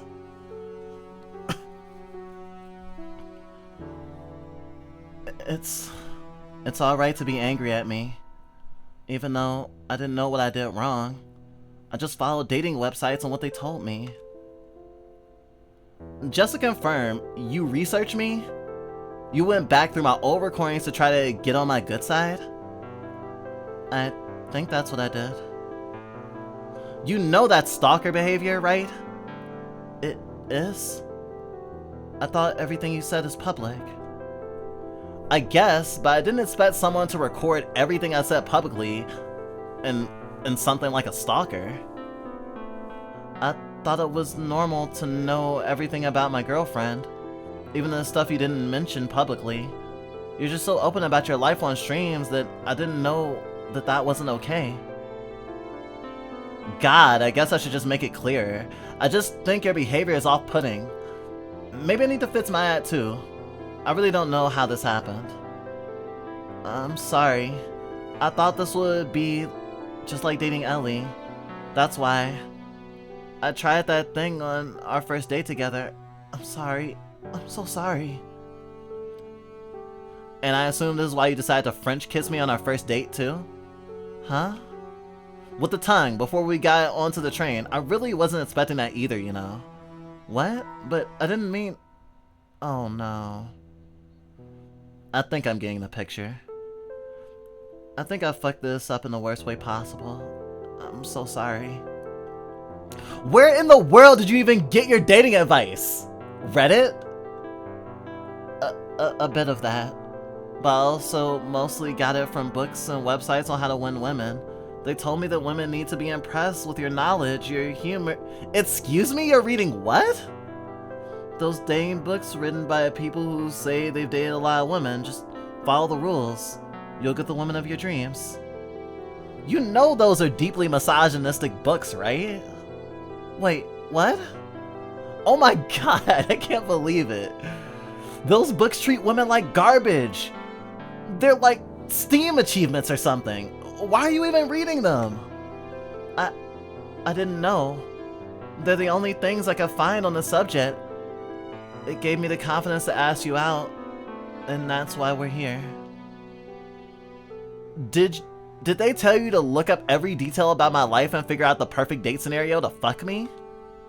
I guess?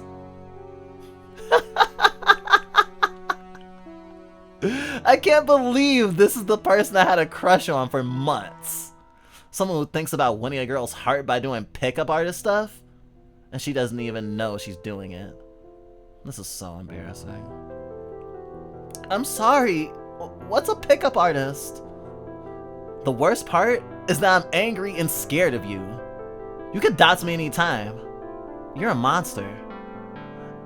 I didn't know I could do that. That's why I can't take you seriously at all. You're so stupid. Whoa, this is getting fucked. Wow. Raw.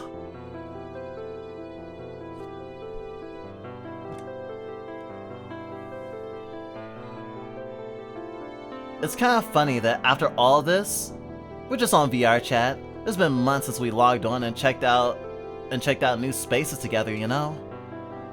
I think there's a part of you that is unwittingly manipulative. But there's still a part that's genuine, and that's why it hurts. You're an awful person, but I was also fooled by you because I didn't know you as a person. Remember when I told you I had to attend my cousin's wedding in Manhattan? My family and I had to toast to this arranged marriage even though it's clearly going to be an unhappy one? And I thought I was going to be better than that. I found someone I love from the internet. It was going to be romantic and so much better than all the het marriages I've seen that were doomed to fail. But here I was, no better than my cousin and my parents. I thought I had the best relationship. Just had to kiss and move on. No. I didn't prepare myself for the relationship, so I let you do whatever you wanted to me. You kissed me like I was your ex. You tried to touch me, and it freaked me out. And I didn't know what to think. Was I in trouble, or is this one giant misunderstanding? Turns out it was both. If my parents knew what happened, they'd find it hilarious. I would laugh too. This was a really stupid trip. I wanted a girlfriend who knew what I was going through, that I could vent to, that she could pat me on the head and tell me it was all okay. I thought you were her. That's why I came to London, to find her. But she never existed. Instead, I got a girl who's more insecure and aimless than I am. Just a super ordinary girl who doesn't know what to do with her life. I didn't know who she was. She scared me so bad I couldn't sleep. And after that, she just mellowed out. When she showed her true self to me, I learned to see who she was. A vulnerable person who wanted attention from me, a VTuber coming to London. She just liked my content and thought it'd be fun to hang out. No, I always wanted to. She doesn't know how to distinguish between friendship, love, and just being a fan. If I have to put it bluntly, this poor girl doesn't have a life. She clearly doesn't know how to talk to people after a messy relationship, and that's why she feels that she needs to manipulate them into loving them, without realizing she did. There was no way that she could keep up her disguise in real life, but she kept doing it. I hate her for it. I hate her for making me come here and humiliating me. I hate her for everything. It's terrible. My heart is broken. I want to go to sleep, but I can't. She's in front of me, asking me for attention, and her ex-girlfriend. You're definitely in the wrong, but I also thought you were going to rescue me from my boring and deluded life. My boring and dreadful life. I'm also as stupid as you. Do you remember Anne Radcliffe? You should remember, since you did so much homework on me, on the supernatural and poetry. It's this essay written like a conversation between two people. They talk about what they think evokes the sublime. Horror and terror are two different things. Horror is what shocks people and stops them from thinking, like a jump scare. But terror is all about the obscure. It takes things over. Darker emotions arise. The mind can imagine such incredible things because of it. I think you went from terror to horror when we were out in London. But now that all of that's done, it's just a comedy. I didn't know about any of that. Well, that proves my point. You did your research, and you still don't know me. And that's why it's funny. I find it kinda cute that you suck so bad at this. Are you done lecturing me? Huh? I didn't know what to do with this information. I wanted to make you happy, so I thought so much about how to achieve that. You were telling me about your crappy family, this and that. Don't bring my family into it. I have to. I wanted to take care of you. I thought about all of your needs. It's difficult to eat food with someone who isn't vegan all their life, okay? I was struggling. Okay. I'm sorry. You have no idea how much effort I put into this. You said stuff like how you wanted a second home, so I tried my best. Oh. And when we started sexting each other one day, I wasn't sure how I should talk to you. I was just so excited and let you lead on. I didn't know you had no idea what our relationship was. I was so confused. Yeah. I wasted so much time drafting all these plans just to please you, and you don't even like it. I don't actually have any plans after quitting med school because I didn't know what else to do. Why did I spend so much time doing this? I don't know. That's why I'm still talking to you. I can't forgive you, but the real you and I are just as stupid as each other. I'm learning about the real you for the first time, how silly and immature you are. Just like me.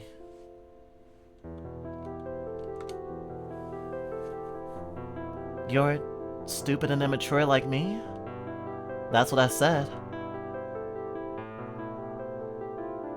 I'm realizing you have to break character sometimes in your streams. In real life. I have to be. Even when I get personal, it's all an act. I'm acting. Just like you are now. Is everything a facade then? Yeah, I think relationships are learning to untangle that facade. I guess we're at the first step of doing that. Did you ever love me? I don't know, but I'm in pain thinking about it right now. I know I feel something. That's fine. That's what I want to hear. Right now hurts as much as when I lost Ellie. What was she like? Cheery, optimistic, sporty, good at sets. I wish I never left Hong Kong, even though it was for my own good. Why did you leave? I joined the protest because I believed China was taking over my home, and there are pictures of me in the marches. My family got scared. We all moved here because of me. I'm sorry to hear that. It's not your fault. Just because I'm a refugee doesn't mean I'm a good person. I didn't mean that. It's more that I never got why you moved here, even though we're supposed to be dating. Just figured you loved academia. Stuff like that is why we never learned about each other. I vented at you every day, but I never stopped to lend an ear to your problems. I didn't take the relationship seriously at all. I didn't know you were hurting a lot because I didn't care enough to look into your situation. So I want to know who you are. I want to know as much about you as you know about me. For instance, I mean, since you know so much about me. Like, mutually assured destruction? Yeah, you dots me and I'll dots you. Hell, if things go south, I can talk about your darkest secrets on stream and let the whole wide world know about it. It's fairer that way. Oh my god, this fucking... I actually... Oh my gosh. Yeah, we got some similar brainworms here, alright. Let's continue. That's not what I've read in the books.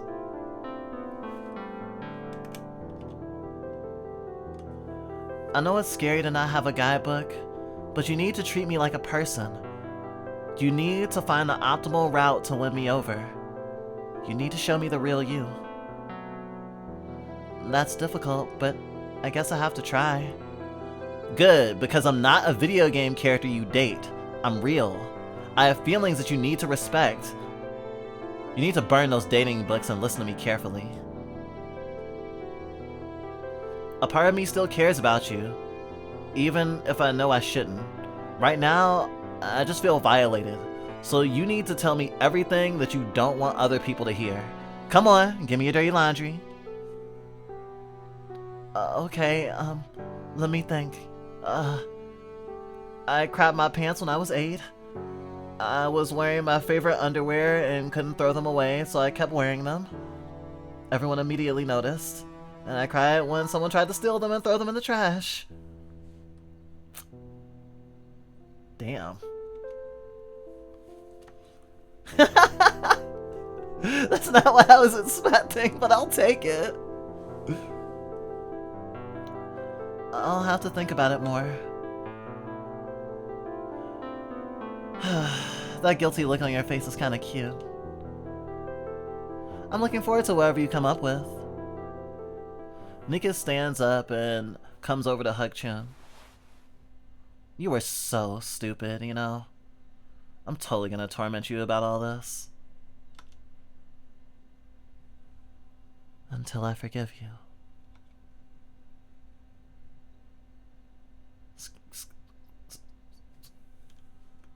Screen face to black.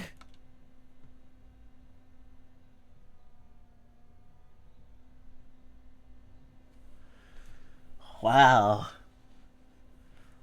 I think I need to openly process the scene a little bit.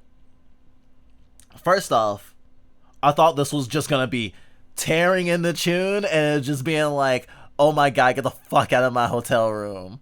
essentially is how I thought that was gonna end. I was really scared that was gonna end because there is like this sort of like I compared this to Kaguya-sama Love is War earlier, in some of its in the way that the characters are like regarding each other.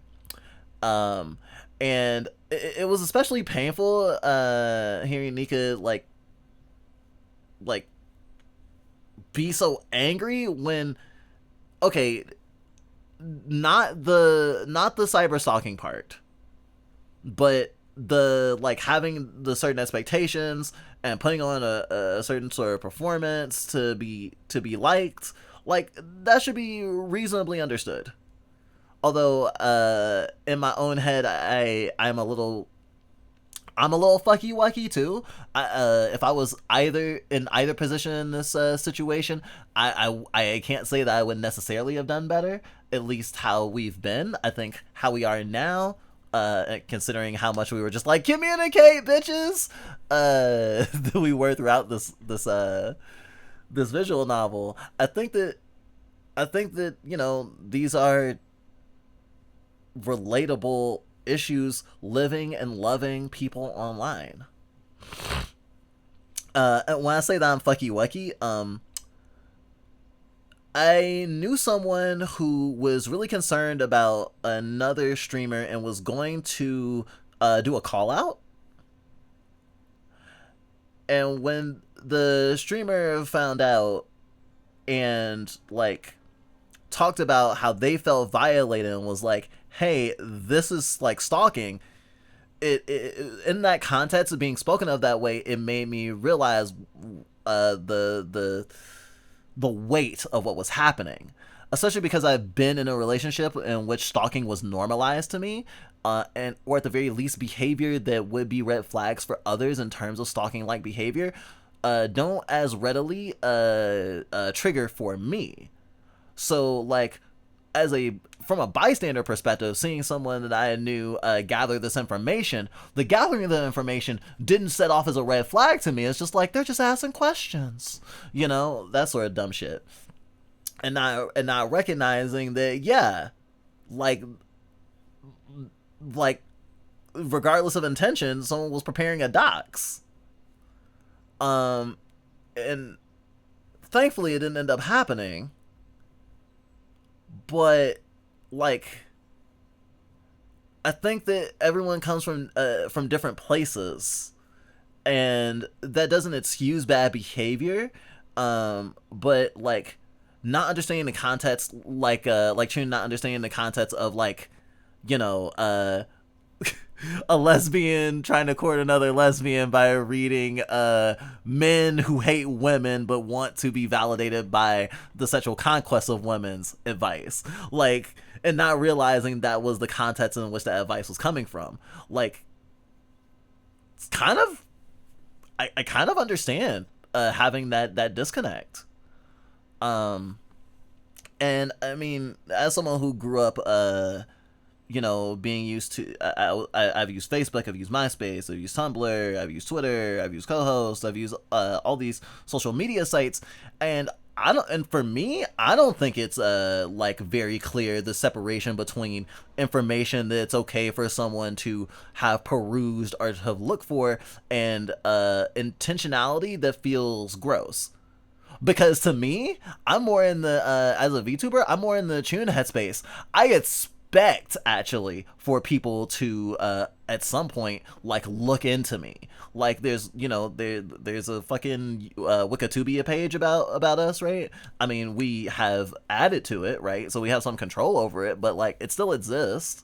But also we're coming from a perspective of someone who got into like being a public figure, as small as we are, right after being in such a volatile situation that we immediately were like, oh, we now technically have, well, not even technically, we have skeletons in our closet, and now we have to worry about if the people we used to be in a relationship ever get overly mad at us, they might dox us or try to start a cancel campaign against us. And like, that has been a real fear for such a long time. And we kind of have to kind of like reconciling with living in a transphobic society that wants to genocide us all. Like, knowing that any day I could wake up and bad stuff could be levied in my direction is just something I had to accept. So in my head, what would kind of trigger a lot of other VTubers or public figures to be worried about someone having overly gathered a bunch of information about them, especially in like public social media posts, especially if it's not like they're looking at deleted tweets through Internet Archive. If they're not looking at deleted tweets through Internet Archive, I would be a lot less mad. I think if I was in that personal situation. But I mean, I've had someone who I did not want to know. I did not want them to. I did not feel fully comfortable knowing where I lived, but knowing that in pushing back against it, I would maybe make the situation worse and make them maybe use that doxing ability they had on me, to coerce me into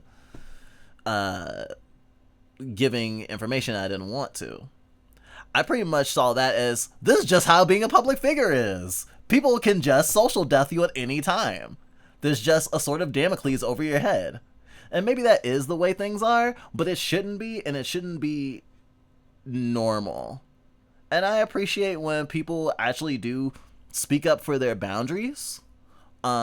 Even if they didn't know that that was a boundary specifically to begin with, because, you know, that's how you find where the line is and what you're comfortable with. And we have not found where we're comfortable with completely. And we have certainly had issues with this sort of thing before. And honestly, my biggest fear in playing this game was that to some degree it would come down on a situation like this and be like, in any way, if a content creator dates someone who is in their chat at any time, they are fucked up and that relationship is doomed to failure. Because I mean, I'm in a polycule and I have different relationships, but like all of my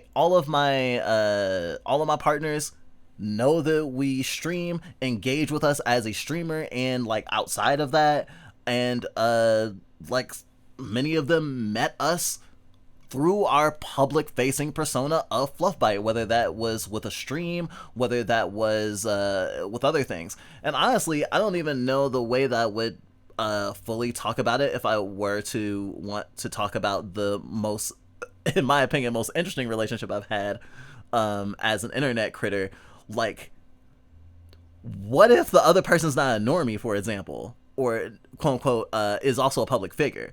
Because ironically, I've had more functional relationships with people who aren't content creators, aren't VTubers or whatever, than I've had with people who are entertainers, are big artists, you know, or trying to be rather.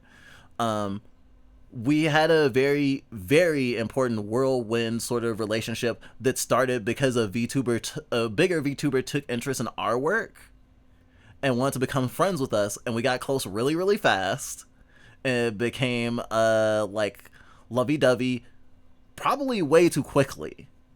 And because of the way the parasocial relationships and everything were, it was like, oh, well, it's okay, they're a VTuber too, so it's safe. And like I could easily write something based on that experience that speaks to that, and I think in the same way that this speaks to the experience of dating someone that was a viewer of yours or still is.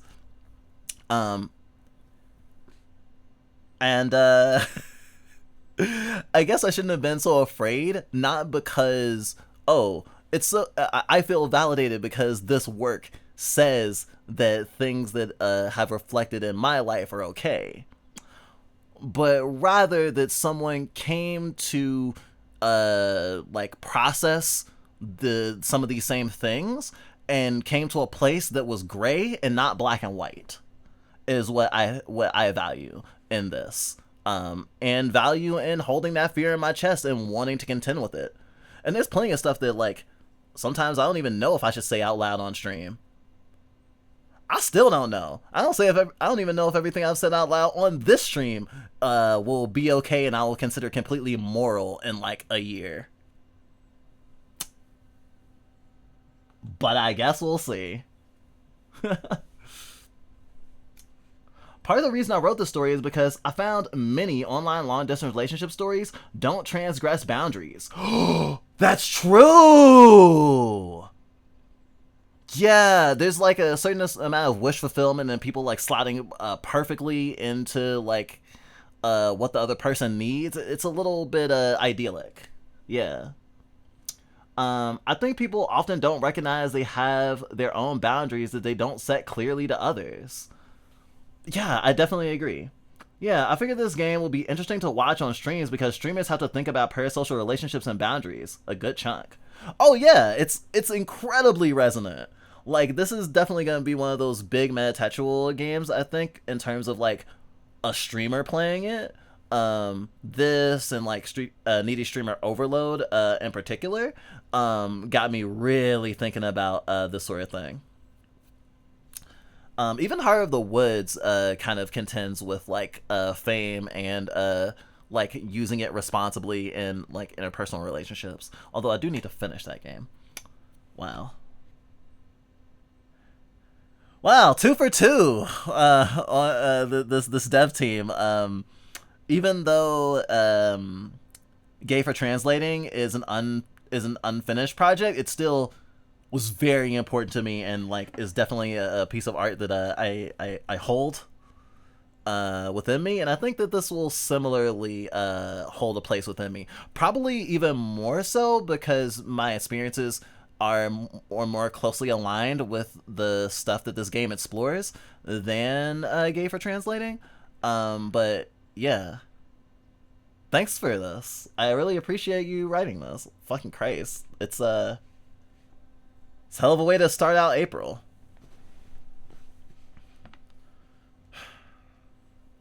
I will also say that I think on the streamer side of things, it's super easy to think that the onus is only on your viewers and your audience and the people that interact with you about like boundaries and like what's okay and what's not okay.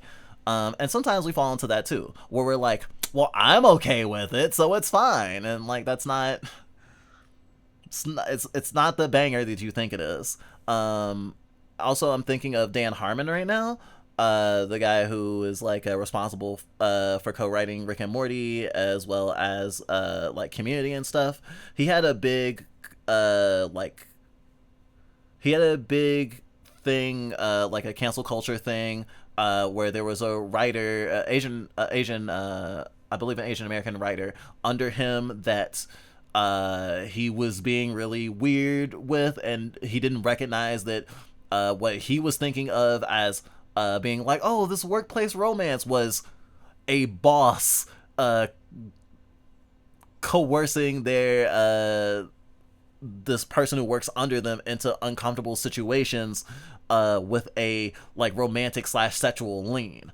And Dan Harmon made a very public display of, and someone could even argue if this was moral, a public display of acknowledging what happened, how he fucked up, how he abused power, and how men, especially men in positions like his, commonly abuse their power, thinking, oh, this woman really likes me, but really she feels like she has no choice but to act like she likes you or to assuage your ego so that they can keep their job. And it was really interesting to see like that processing happen, not necessarily really in real time, but to see someone actually work out that what they thought was this romantic or like special, this hallmarky thing, was in a more stark light really fucked up. And it's so easy. Also, if these sorts of themes are things that anyone who's watching wants to like engage with more, I highly recommend you play or watch a playthrough of Mouthwashing. Particularly because of Mouthwashing's themes of responsibility and like a person's responsibility to others in a shared community, and how harm to one person can hurt us all. But also the concept of like being so bought into your own perspective and lacking or shielding yourself from an amount of empathy that is useful and functional, that you cease to recognize when other people are uncomfortable around you, or you misread why they're uncomfortable, and you don't seek to communicate with them and to understand what they're thinking and why the way they act the way they do is. You just seek to control and have your needs met without thinking about that person's needs. As soon as you're thinking about only satisfying your own needs and disregarding someone else's, you're well on the way to dehumanizing them. My thought.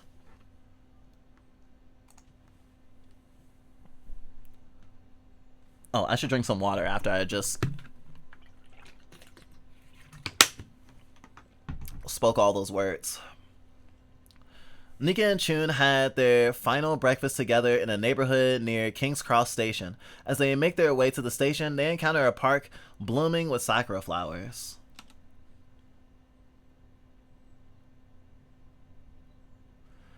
I don't know. I didn't know cherry blossoms bloomed in London. I didn't know that either. It's pretty. Would love to see them in Japan someday. It's a fun place. We should go there sometime. The two watch the petals twirl in the breeze. Chun grabs Nika's arm and takes a selfie with her. They both smile as the picture and hold hands. I guess it's time for me to leave. Already? Yeah. Nika lets go of Chun's hand and walks in the direction of the station with her luggage. Chun stands there, confused. Then she starts running after Nika and latches onto her sleeves. Don't go. If I stay any longer, we're both gonna miss our trains. We haven't learned enough about each other. I don't want your trip to end like this. Me too. Do you love me? I'll tell you what I thought when I get home. No, you know I'm insecure. I need to think about it. I'll fly over and we can figure out if we love each other. That sounds nice. Our relationship isn't what I think it was gonna be. It's not like the normal relationships I see on TV. It's our relationship, and that's all that matters. Chun releases her hand and Nika suddenly turns around to hug her. That's here. My place. I'll choose where to go. Nika kisses Chun on the cheek and lets go of her. She waves goodbye at Chun and walks off. Sometimes looking behind her to see Chun still standing under the cherry blossom trees. Chun's cheeks redden. Petals start to pile up on her head. Her heart is beating too much. She sits on the curb and brushes the petals off her head. The audience doesn't have access to their interior thoughts, so they can only watch her gaze into the horizon for traces of Nika. Nika is, of course, not on the stage. Chun heaves a huge sigh. It is time for her to leave the stage and leave the actor's mask behind. She exits stage left. Ah, I see. I was processing that through my film brain, thinking that the script was a film script, not a stage play. Wow. Well, that Uber ride from JFK was miserable. The driver yapped about how Trump was gonna send crypto to the moon and how he's invested his income in Trump coin. Kill me. Well, he's like, yeah, Trump coin fell off a cliff and I don't like what he's doing to the trans. Okay, so that's a supportive person. He's really excited about how Trump's going to be a great president that will usher in a strong economy that will forever support the future of currency. What? This guy is all over the place.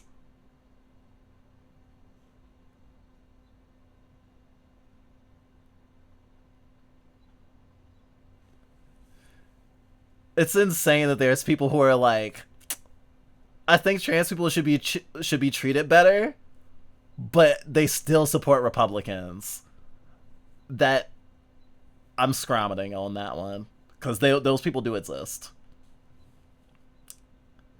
He kept asking me if I was single. He's married, so he wasn't looking for a girlfriend, but he was just curious.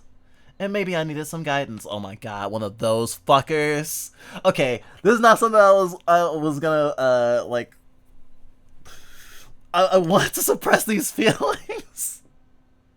But I gotta say something. Fucking Christ. Okay, so there's like this thing going around about how trans women are better women than cis women because trans women are desperate to be validated as women. So we will go farther to be feminine. We will we'll take our appearance very seriously because we know that it's life or death that we do. And like, because we're so desperate for love and attention, we're easy to mold and manipulate. And if you have a trans woman in your pocket, then you know she really cares about you because she doesn't have many options. There's all sorts of shit that's going around like this. It has been. And I talked earlier about, to some degree, having seen my trans feminine identity as a sort of...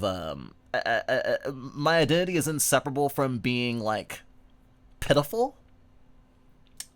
Of, like, a gender of needing help, a gender of being a victim, a gender of not being used to love and not having confidence. All bullshit, by the way. But there's so many things, even trans community, that reinforce these feelings in me and made me feel that to be confident as a trans woman is really an act. To stand up for yourself as a trans woman is probably something you learned from someone who wasn't trans. And all this other like really fucked up toxic shit that I'm unpacking and unlearning as I go. But I think that it's incredibly despicable that someone could rightly understand the struggles of any trans person and then go, oh, I can use those insecurities to make sure that they never leave me or never say no to sets or, you know, serve all of my needs. And it's just so fucking gross. And I mean, chasers on like a basic level are one thing, but I think that's like a omega level chaser. That's like Broly the legendary Super Saiyan of chasers, when you got fuckers out here being like, well, I just want to experiment with a trans woman. I just want to see what a trans woman is like. I don't want to actually take them seriously as a partner or even as just a sexual partner that had an experience at one time. We have to be this... grinding my gears here. Honestly, I was both during the scene of like the VTuber like expressing her boundaries and talking about all this shit and being like, you know, this was a line cross, this is fucked up. There was a part of me that was like, you're yelling at a cis woman. What? I don't think I've... This thing in my head is like, I don't think I've ever yelled at a cis woman. I probably have. I can't... since coming out, I mean. Because, like, I was just thinking, I mean, in terms of just, like, our position in society at all, it's kind of like how, as a black person, that I might be seen as extremely, like, violent or whatever, and someone might over-assume violent or malicious intent on my actions. Same thing with being trans. And not as though I'm like, oh, China's gonna be like, oh no, a trans panic, or, you know, be like, oh, I was scared. Actually, I think the thing about our main... oh, sorry, they're both main characters. I think the thing about literally the trans woman in this story being afraid that she might be physically violated speaks to the fact that we're more likely to be victimized than we are to be perpetrators, you know? And just like this weird thing of getting to the point where she's sticking up for herself, and am in the back row, also in the front row, because I'm the one, you know, presenting this game to you through, you know, play acting it. I'm sitting here being like, I wonder how bad this will get. And being afraid of the reaction.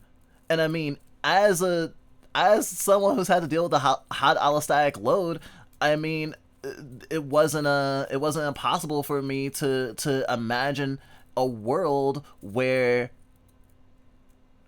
suddenly I don't feel safe around you because you yelled at me about your boundaries.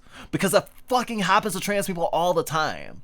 Which is why I had that fear. It wasn't just me having my own specific individual PTSD about it. It is the shared PTSD of being queer, and especially trans, and specifically a trans woman in this case, or a trans feminine in this case, that really made me scared in that scene. I mean, also because it would be a total betrayal, because I really love Chun and I really didn't want her to do something like that, and she didn't, and that was fine. It worked out. But at the same time, it also felt kind of empowering to actually, you know, I have the talking stick and I get to talk about myself and my boundaries and say that what you did wasn't okay. Honestly, that was the most wish fulfillment in this entire visual novel. Me being able to yell at a fucking cis person for fucking with my boundaries or like making me feel uncomfortable and then being totally oblivious to it. Like, whew, the amount of times I have to placate cis people or white people or whatever was just so much, and I'm so used to that that arrangement that I forget that like I have the autonomy to stand up for myself sometimes. It's fucked up. Huh. Interesting stereotype, I guess. Interesting stereotype. Guess I'll think about that for a story later. Oh yeah, that would be so sick. I don't know. I have since seen a lot of people in my life just defy the stereotype of like, you know, pitiful or weak-willed or, you know, subby-wubby cutesy baby trans woman, you know. Although I am a little, so I guess you could technically describe me as a cutesy baby. I will also dropkick motherfucking transphobes. So like, there is duality. We are filled with multitudes, and I want to champion that more. Even if there is a comfort for a lot of transgender people, myself included, with, you know, being able to be vulnerable, being able to be weak, something that we haven't been able to have access to, or that we were told that we shouldn't do, or punished for having. Like, there's also that part. There's a lot of trans femmes that just yearn to be vulnerable because they weren't allowed to, or they weren't allowed to be openly vulnerable. So there's also that part too. I actually really recommend the visual novel Heat Wave, talking about that sort of thing, and like queer identity, and like being the perfect victim, and like finding comfort in things that kind of are also parts of your own exploitation. It's really interesting. Gosh, I need to do a video essay on that one. I told him I was Grey Ace, and he went silent. Ah, stop being like me! Gosh. Fucking bullseyed it. Wait, can I go? I should go back one so I can get back into it. I'm projecting too much. He kept asking me if I was single. He's married, so he wasn't looking for a girlfriend, but he was just curious. And maybe I needed some guidance. I told him I was Grey Ace, and he went silent. I didn't know if he understood what it meant, or if he was offended that I wasn't some cis woman. The car drove in silence until he hit an intersection. He glanced at me in the rear mirror and said, "Oh, my name is Steve. My pronouns are he, him. Forgot to mention that. You're trans, right?" God, I'm so glad that car trip was nearly over at that point. I had no idea how to react to that. I took out my luggage and forced a smile at Steve. He waved at me before I entered the apartment. It was pretty tempting to give Steve a low rating, but I know that will fuck up his life. Guess he'll get away with it.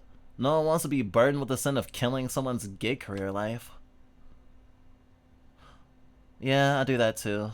Even if someone gives me bad service, unless it actually, I felt like it actually, was like unsafe and I could have died, I don't give a low rating because people are living on like the difference between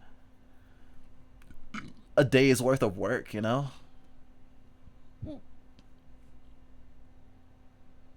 I suppose even people who aren't on the level, and maybe who might one day be on the level, deserve to live. Of course. The concierge employees greet me at the door. I like them since they know how to treat me as a woman when I'm alone or as a man when I'm with my family. They ask me how my trip went. I give them my honest opinion. It was interesting. I take the elevator and press the button on the 12th floor. We begin to move. The soft jazz starts playing. I'm too jet lagged since I slept for most of the plane trip. I wasn't able to fit as many movies as I was planning on, but I saw the TV glow. Controversial, I know, but I think this movie might be something special. Ting goes the elevator. The iron doors slide open to a carpeted corridor of rooms. I get my luggage and walk to room 125. Shit. Alright, hold on. I have to pee.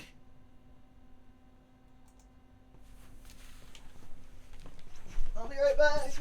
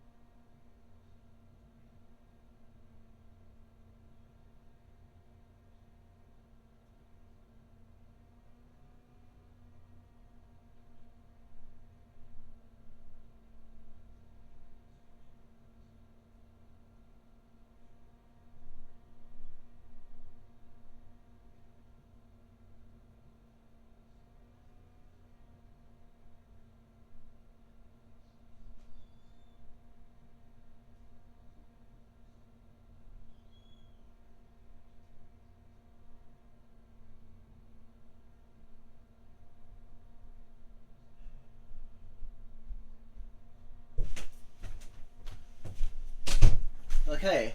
I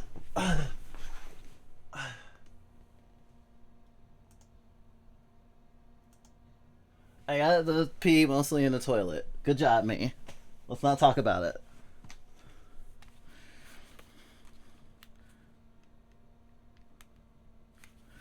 Unless you want to make an incontinent dragon's life a little bit better. But I'm actually more trying to cover a new hard drive right now to get all of our VODs over the last 5 years saved because they're way too big for our current drives. Unfortunately, that's more important than diapers right now. But, yeah, life. This game is called Spring Gothic. I don't hear my... No, my headphones are on, but I don't hear any... Oh, there's probably just no sound in the scene. I'm being stupid. Open the door to the apartment, revealing a little room that appears to house the remnants of a war between my parents.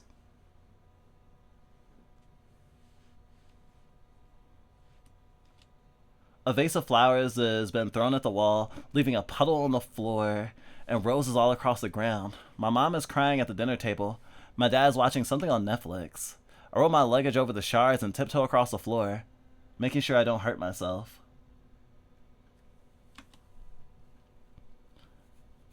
Yeah, and it's free. You should play it. It's a good game, but it'll make you feel lots of emotions. Be prepared for that. I'm back. My dad is the first to say something back to me. Hey son, welcome back. How was your trip with Dave? Sorry, I had something in my throat.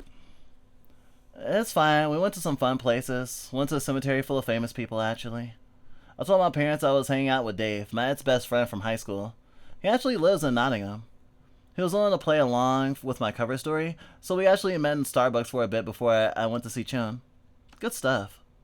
I retrieve my luggage safely and start to walk towards my room, but my mother's hysterical sobbing stops me from going any further. Is Mom okay? When you get yourself a wife, you need to discipline her once in a while. I get into my room and shut out the crying. My parents helped me pay to soundproof my room for streaming, but more than that, I just don't want to hear them fight all the time. I want to get out of this apartment. I want to live alone and get the fuck away from my parents. All the familiar feelings of despair are coming back to me now. I feel like I'm being choked. I turn on my PC on the table and fall back into my bed. My parents are gonna leave tomorrow. They're gonna go on more long business trips again, so I can get back to streaming. I won't have to hear my dad's dings about how he's seen better women than my mom anymore. I won't have to deal with my mom coming into my room to flatter me about how I'm so pretty, just like a K-pop guy. I don't want to live in the US anymore. When I finally get up from my bed, it's like 3 a.m. I must have napped off my depression. Cool. No, there's only one route in the game. We're just at the end. She's back home. I get on my PC and open up Discord. There's many notifications, but the one I care about most is from Chun. I want to visit you again. That makes me smile. Of course, maybe during summer break? Okay. It feels like my energy is returning now. Long distance relationships are pretty painful, but I like having a goal to work towards. It'd be nice if I can live together with Chun. I plug in my microphone and headphones. I'm revving up for a just chatting stream. Not sure what I'll talk about since I just don't want to talk about my time out in London. I can figure something out. I start up OBS to stream and announce that I'm doing a guerrilla chat stream. The countdown timer to my stream starts ticking. My fans immediately pour into chat, welcome me back from the UK. But my eyes are hoping Chun's username will flash by. I wonder what she's gonna say. My Discord icon flashes instead. I stole your panties while you were asleep. I'm wearing them now. Be right back, I'll join stream later. Oh, I stole your panties while you were asleep. I'm wearing them now. Be right back, I'll join stream later. I let out a dirty laugh. It's a good thing my mic's still muted.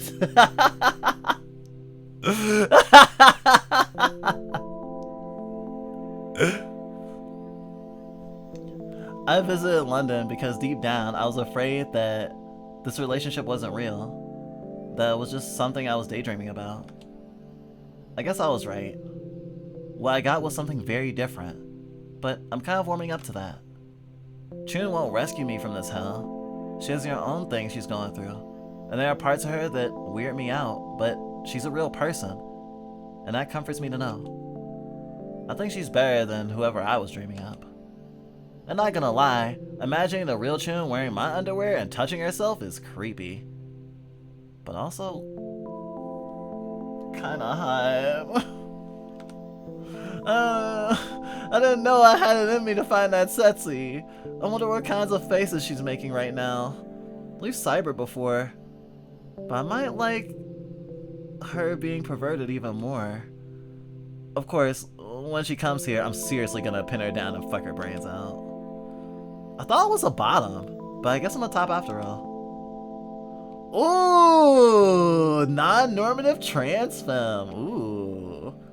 Actually, a lot more trans femmes than you would think. Top, or comfortable with topping, or would describe themselves as a switch or a top leaning switch. It's just all the things I said before. Yes. And more. Okay, I'm gonna stop getting horny and get ready to stream instead. People are waiting. The feeling we have to rub one out right before stream. Ugh. When the stream countdown hits 0, my avatar comes to life. I open my mouth and blink to make sure the rig is working right. When I see Chun finally say hello to on my stream chat, I clear my throat, unmute the mic, and say the first thing that comes into my head. Did you know there's a vagina museum in London?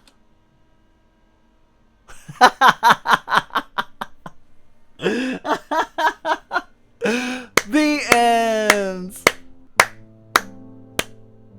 I love how I was like, oh, this game will take me 2 hours to read through. 5 hours later.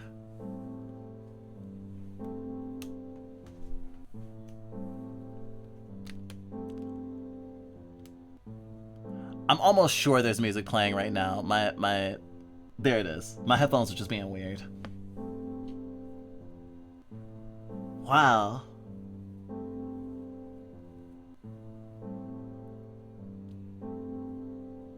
You're welcome!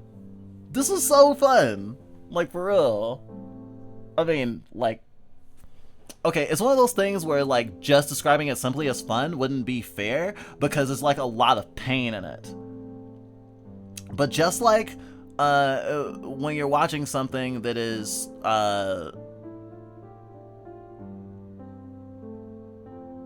hard to navigate, that's emotionally challenging. Shit, even I saw a TV glow. I wouldn't say I had a lot of fun watching I saw the TV glow. But it was an intriguing time. It was fascinating. It gave me a lot of things to think about and wrestle with. It was stimulating. Spring Gothic, a super ordinary story, is very, very stimulating.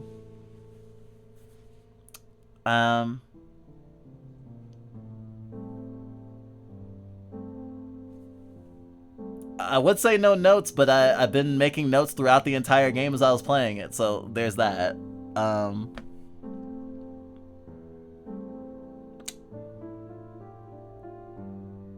Wow.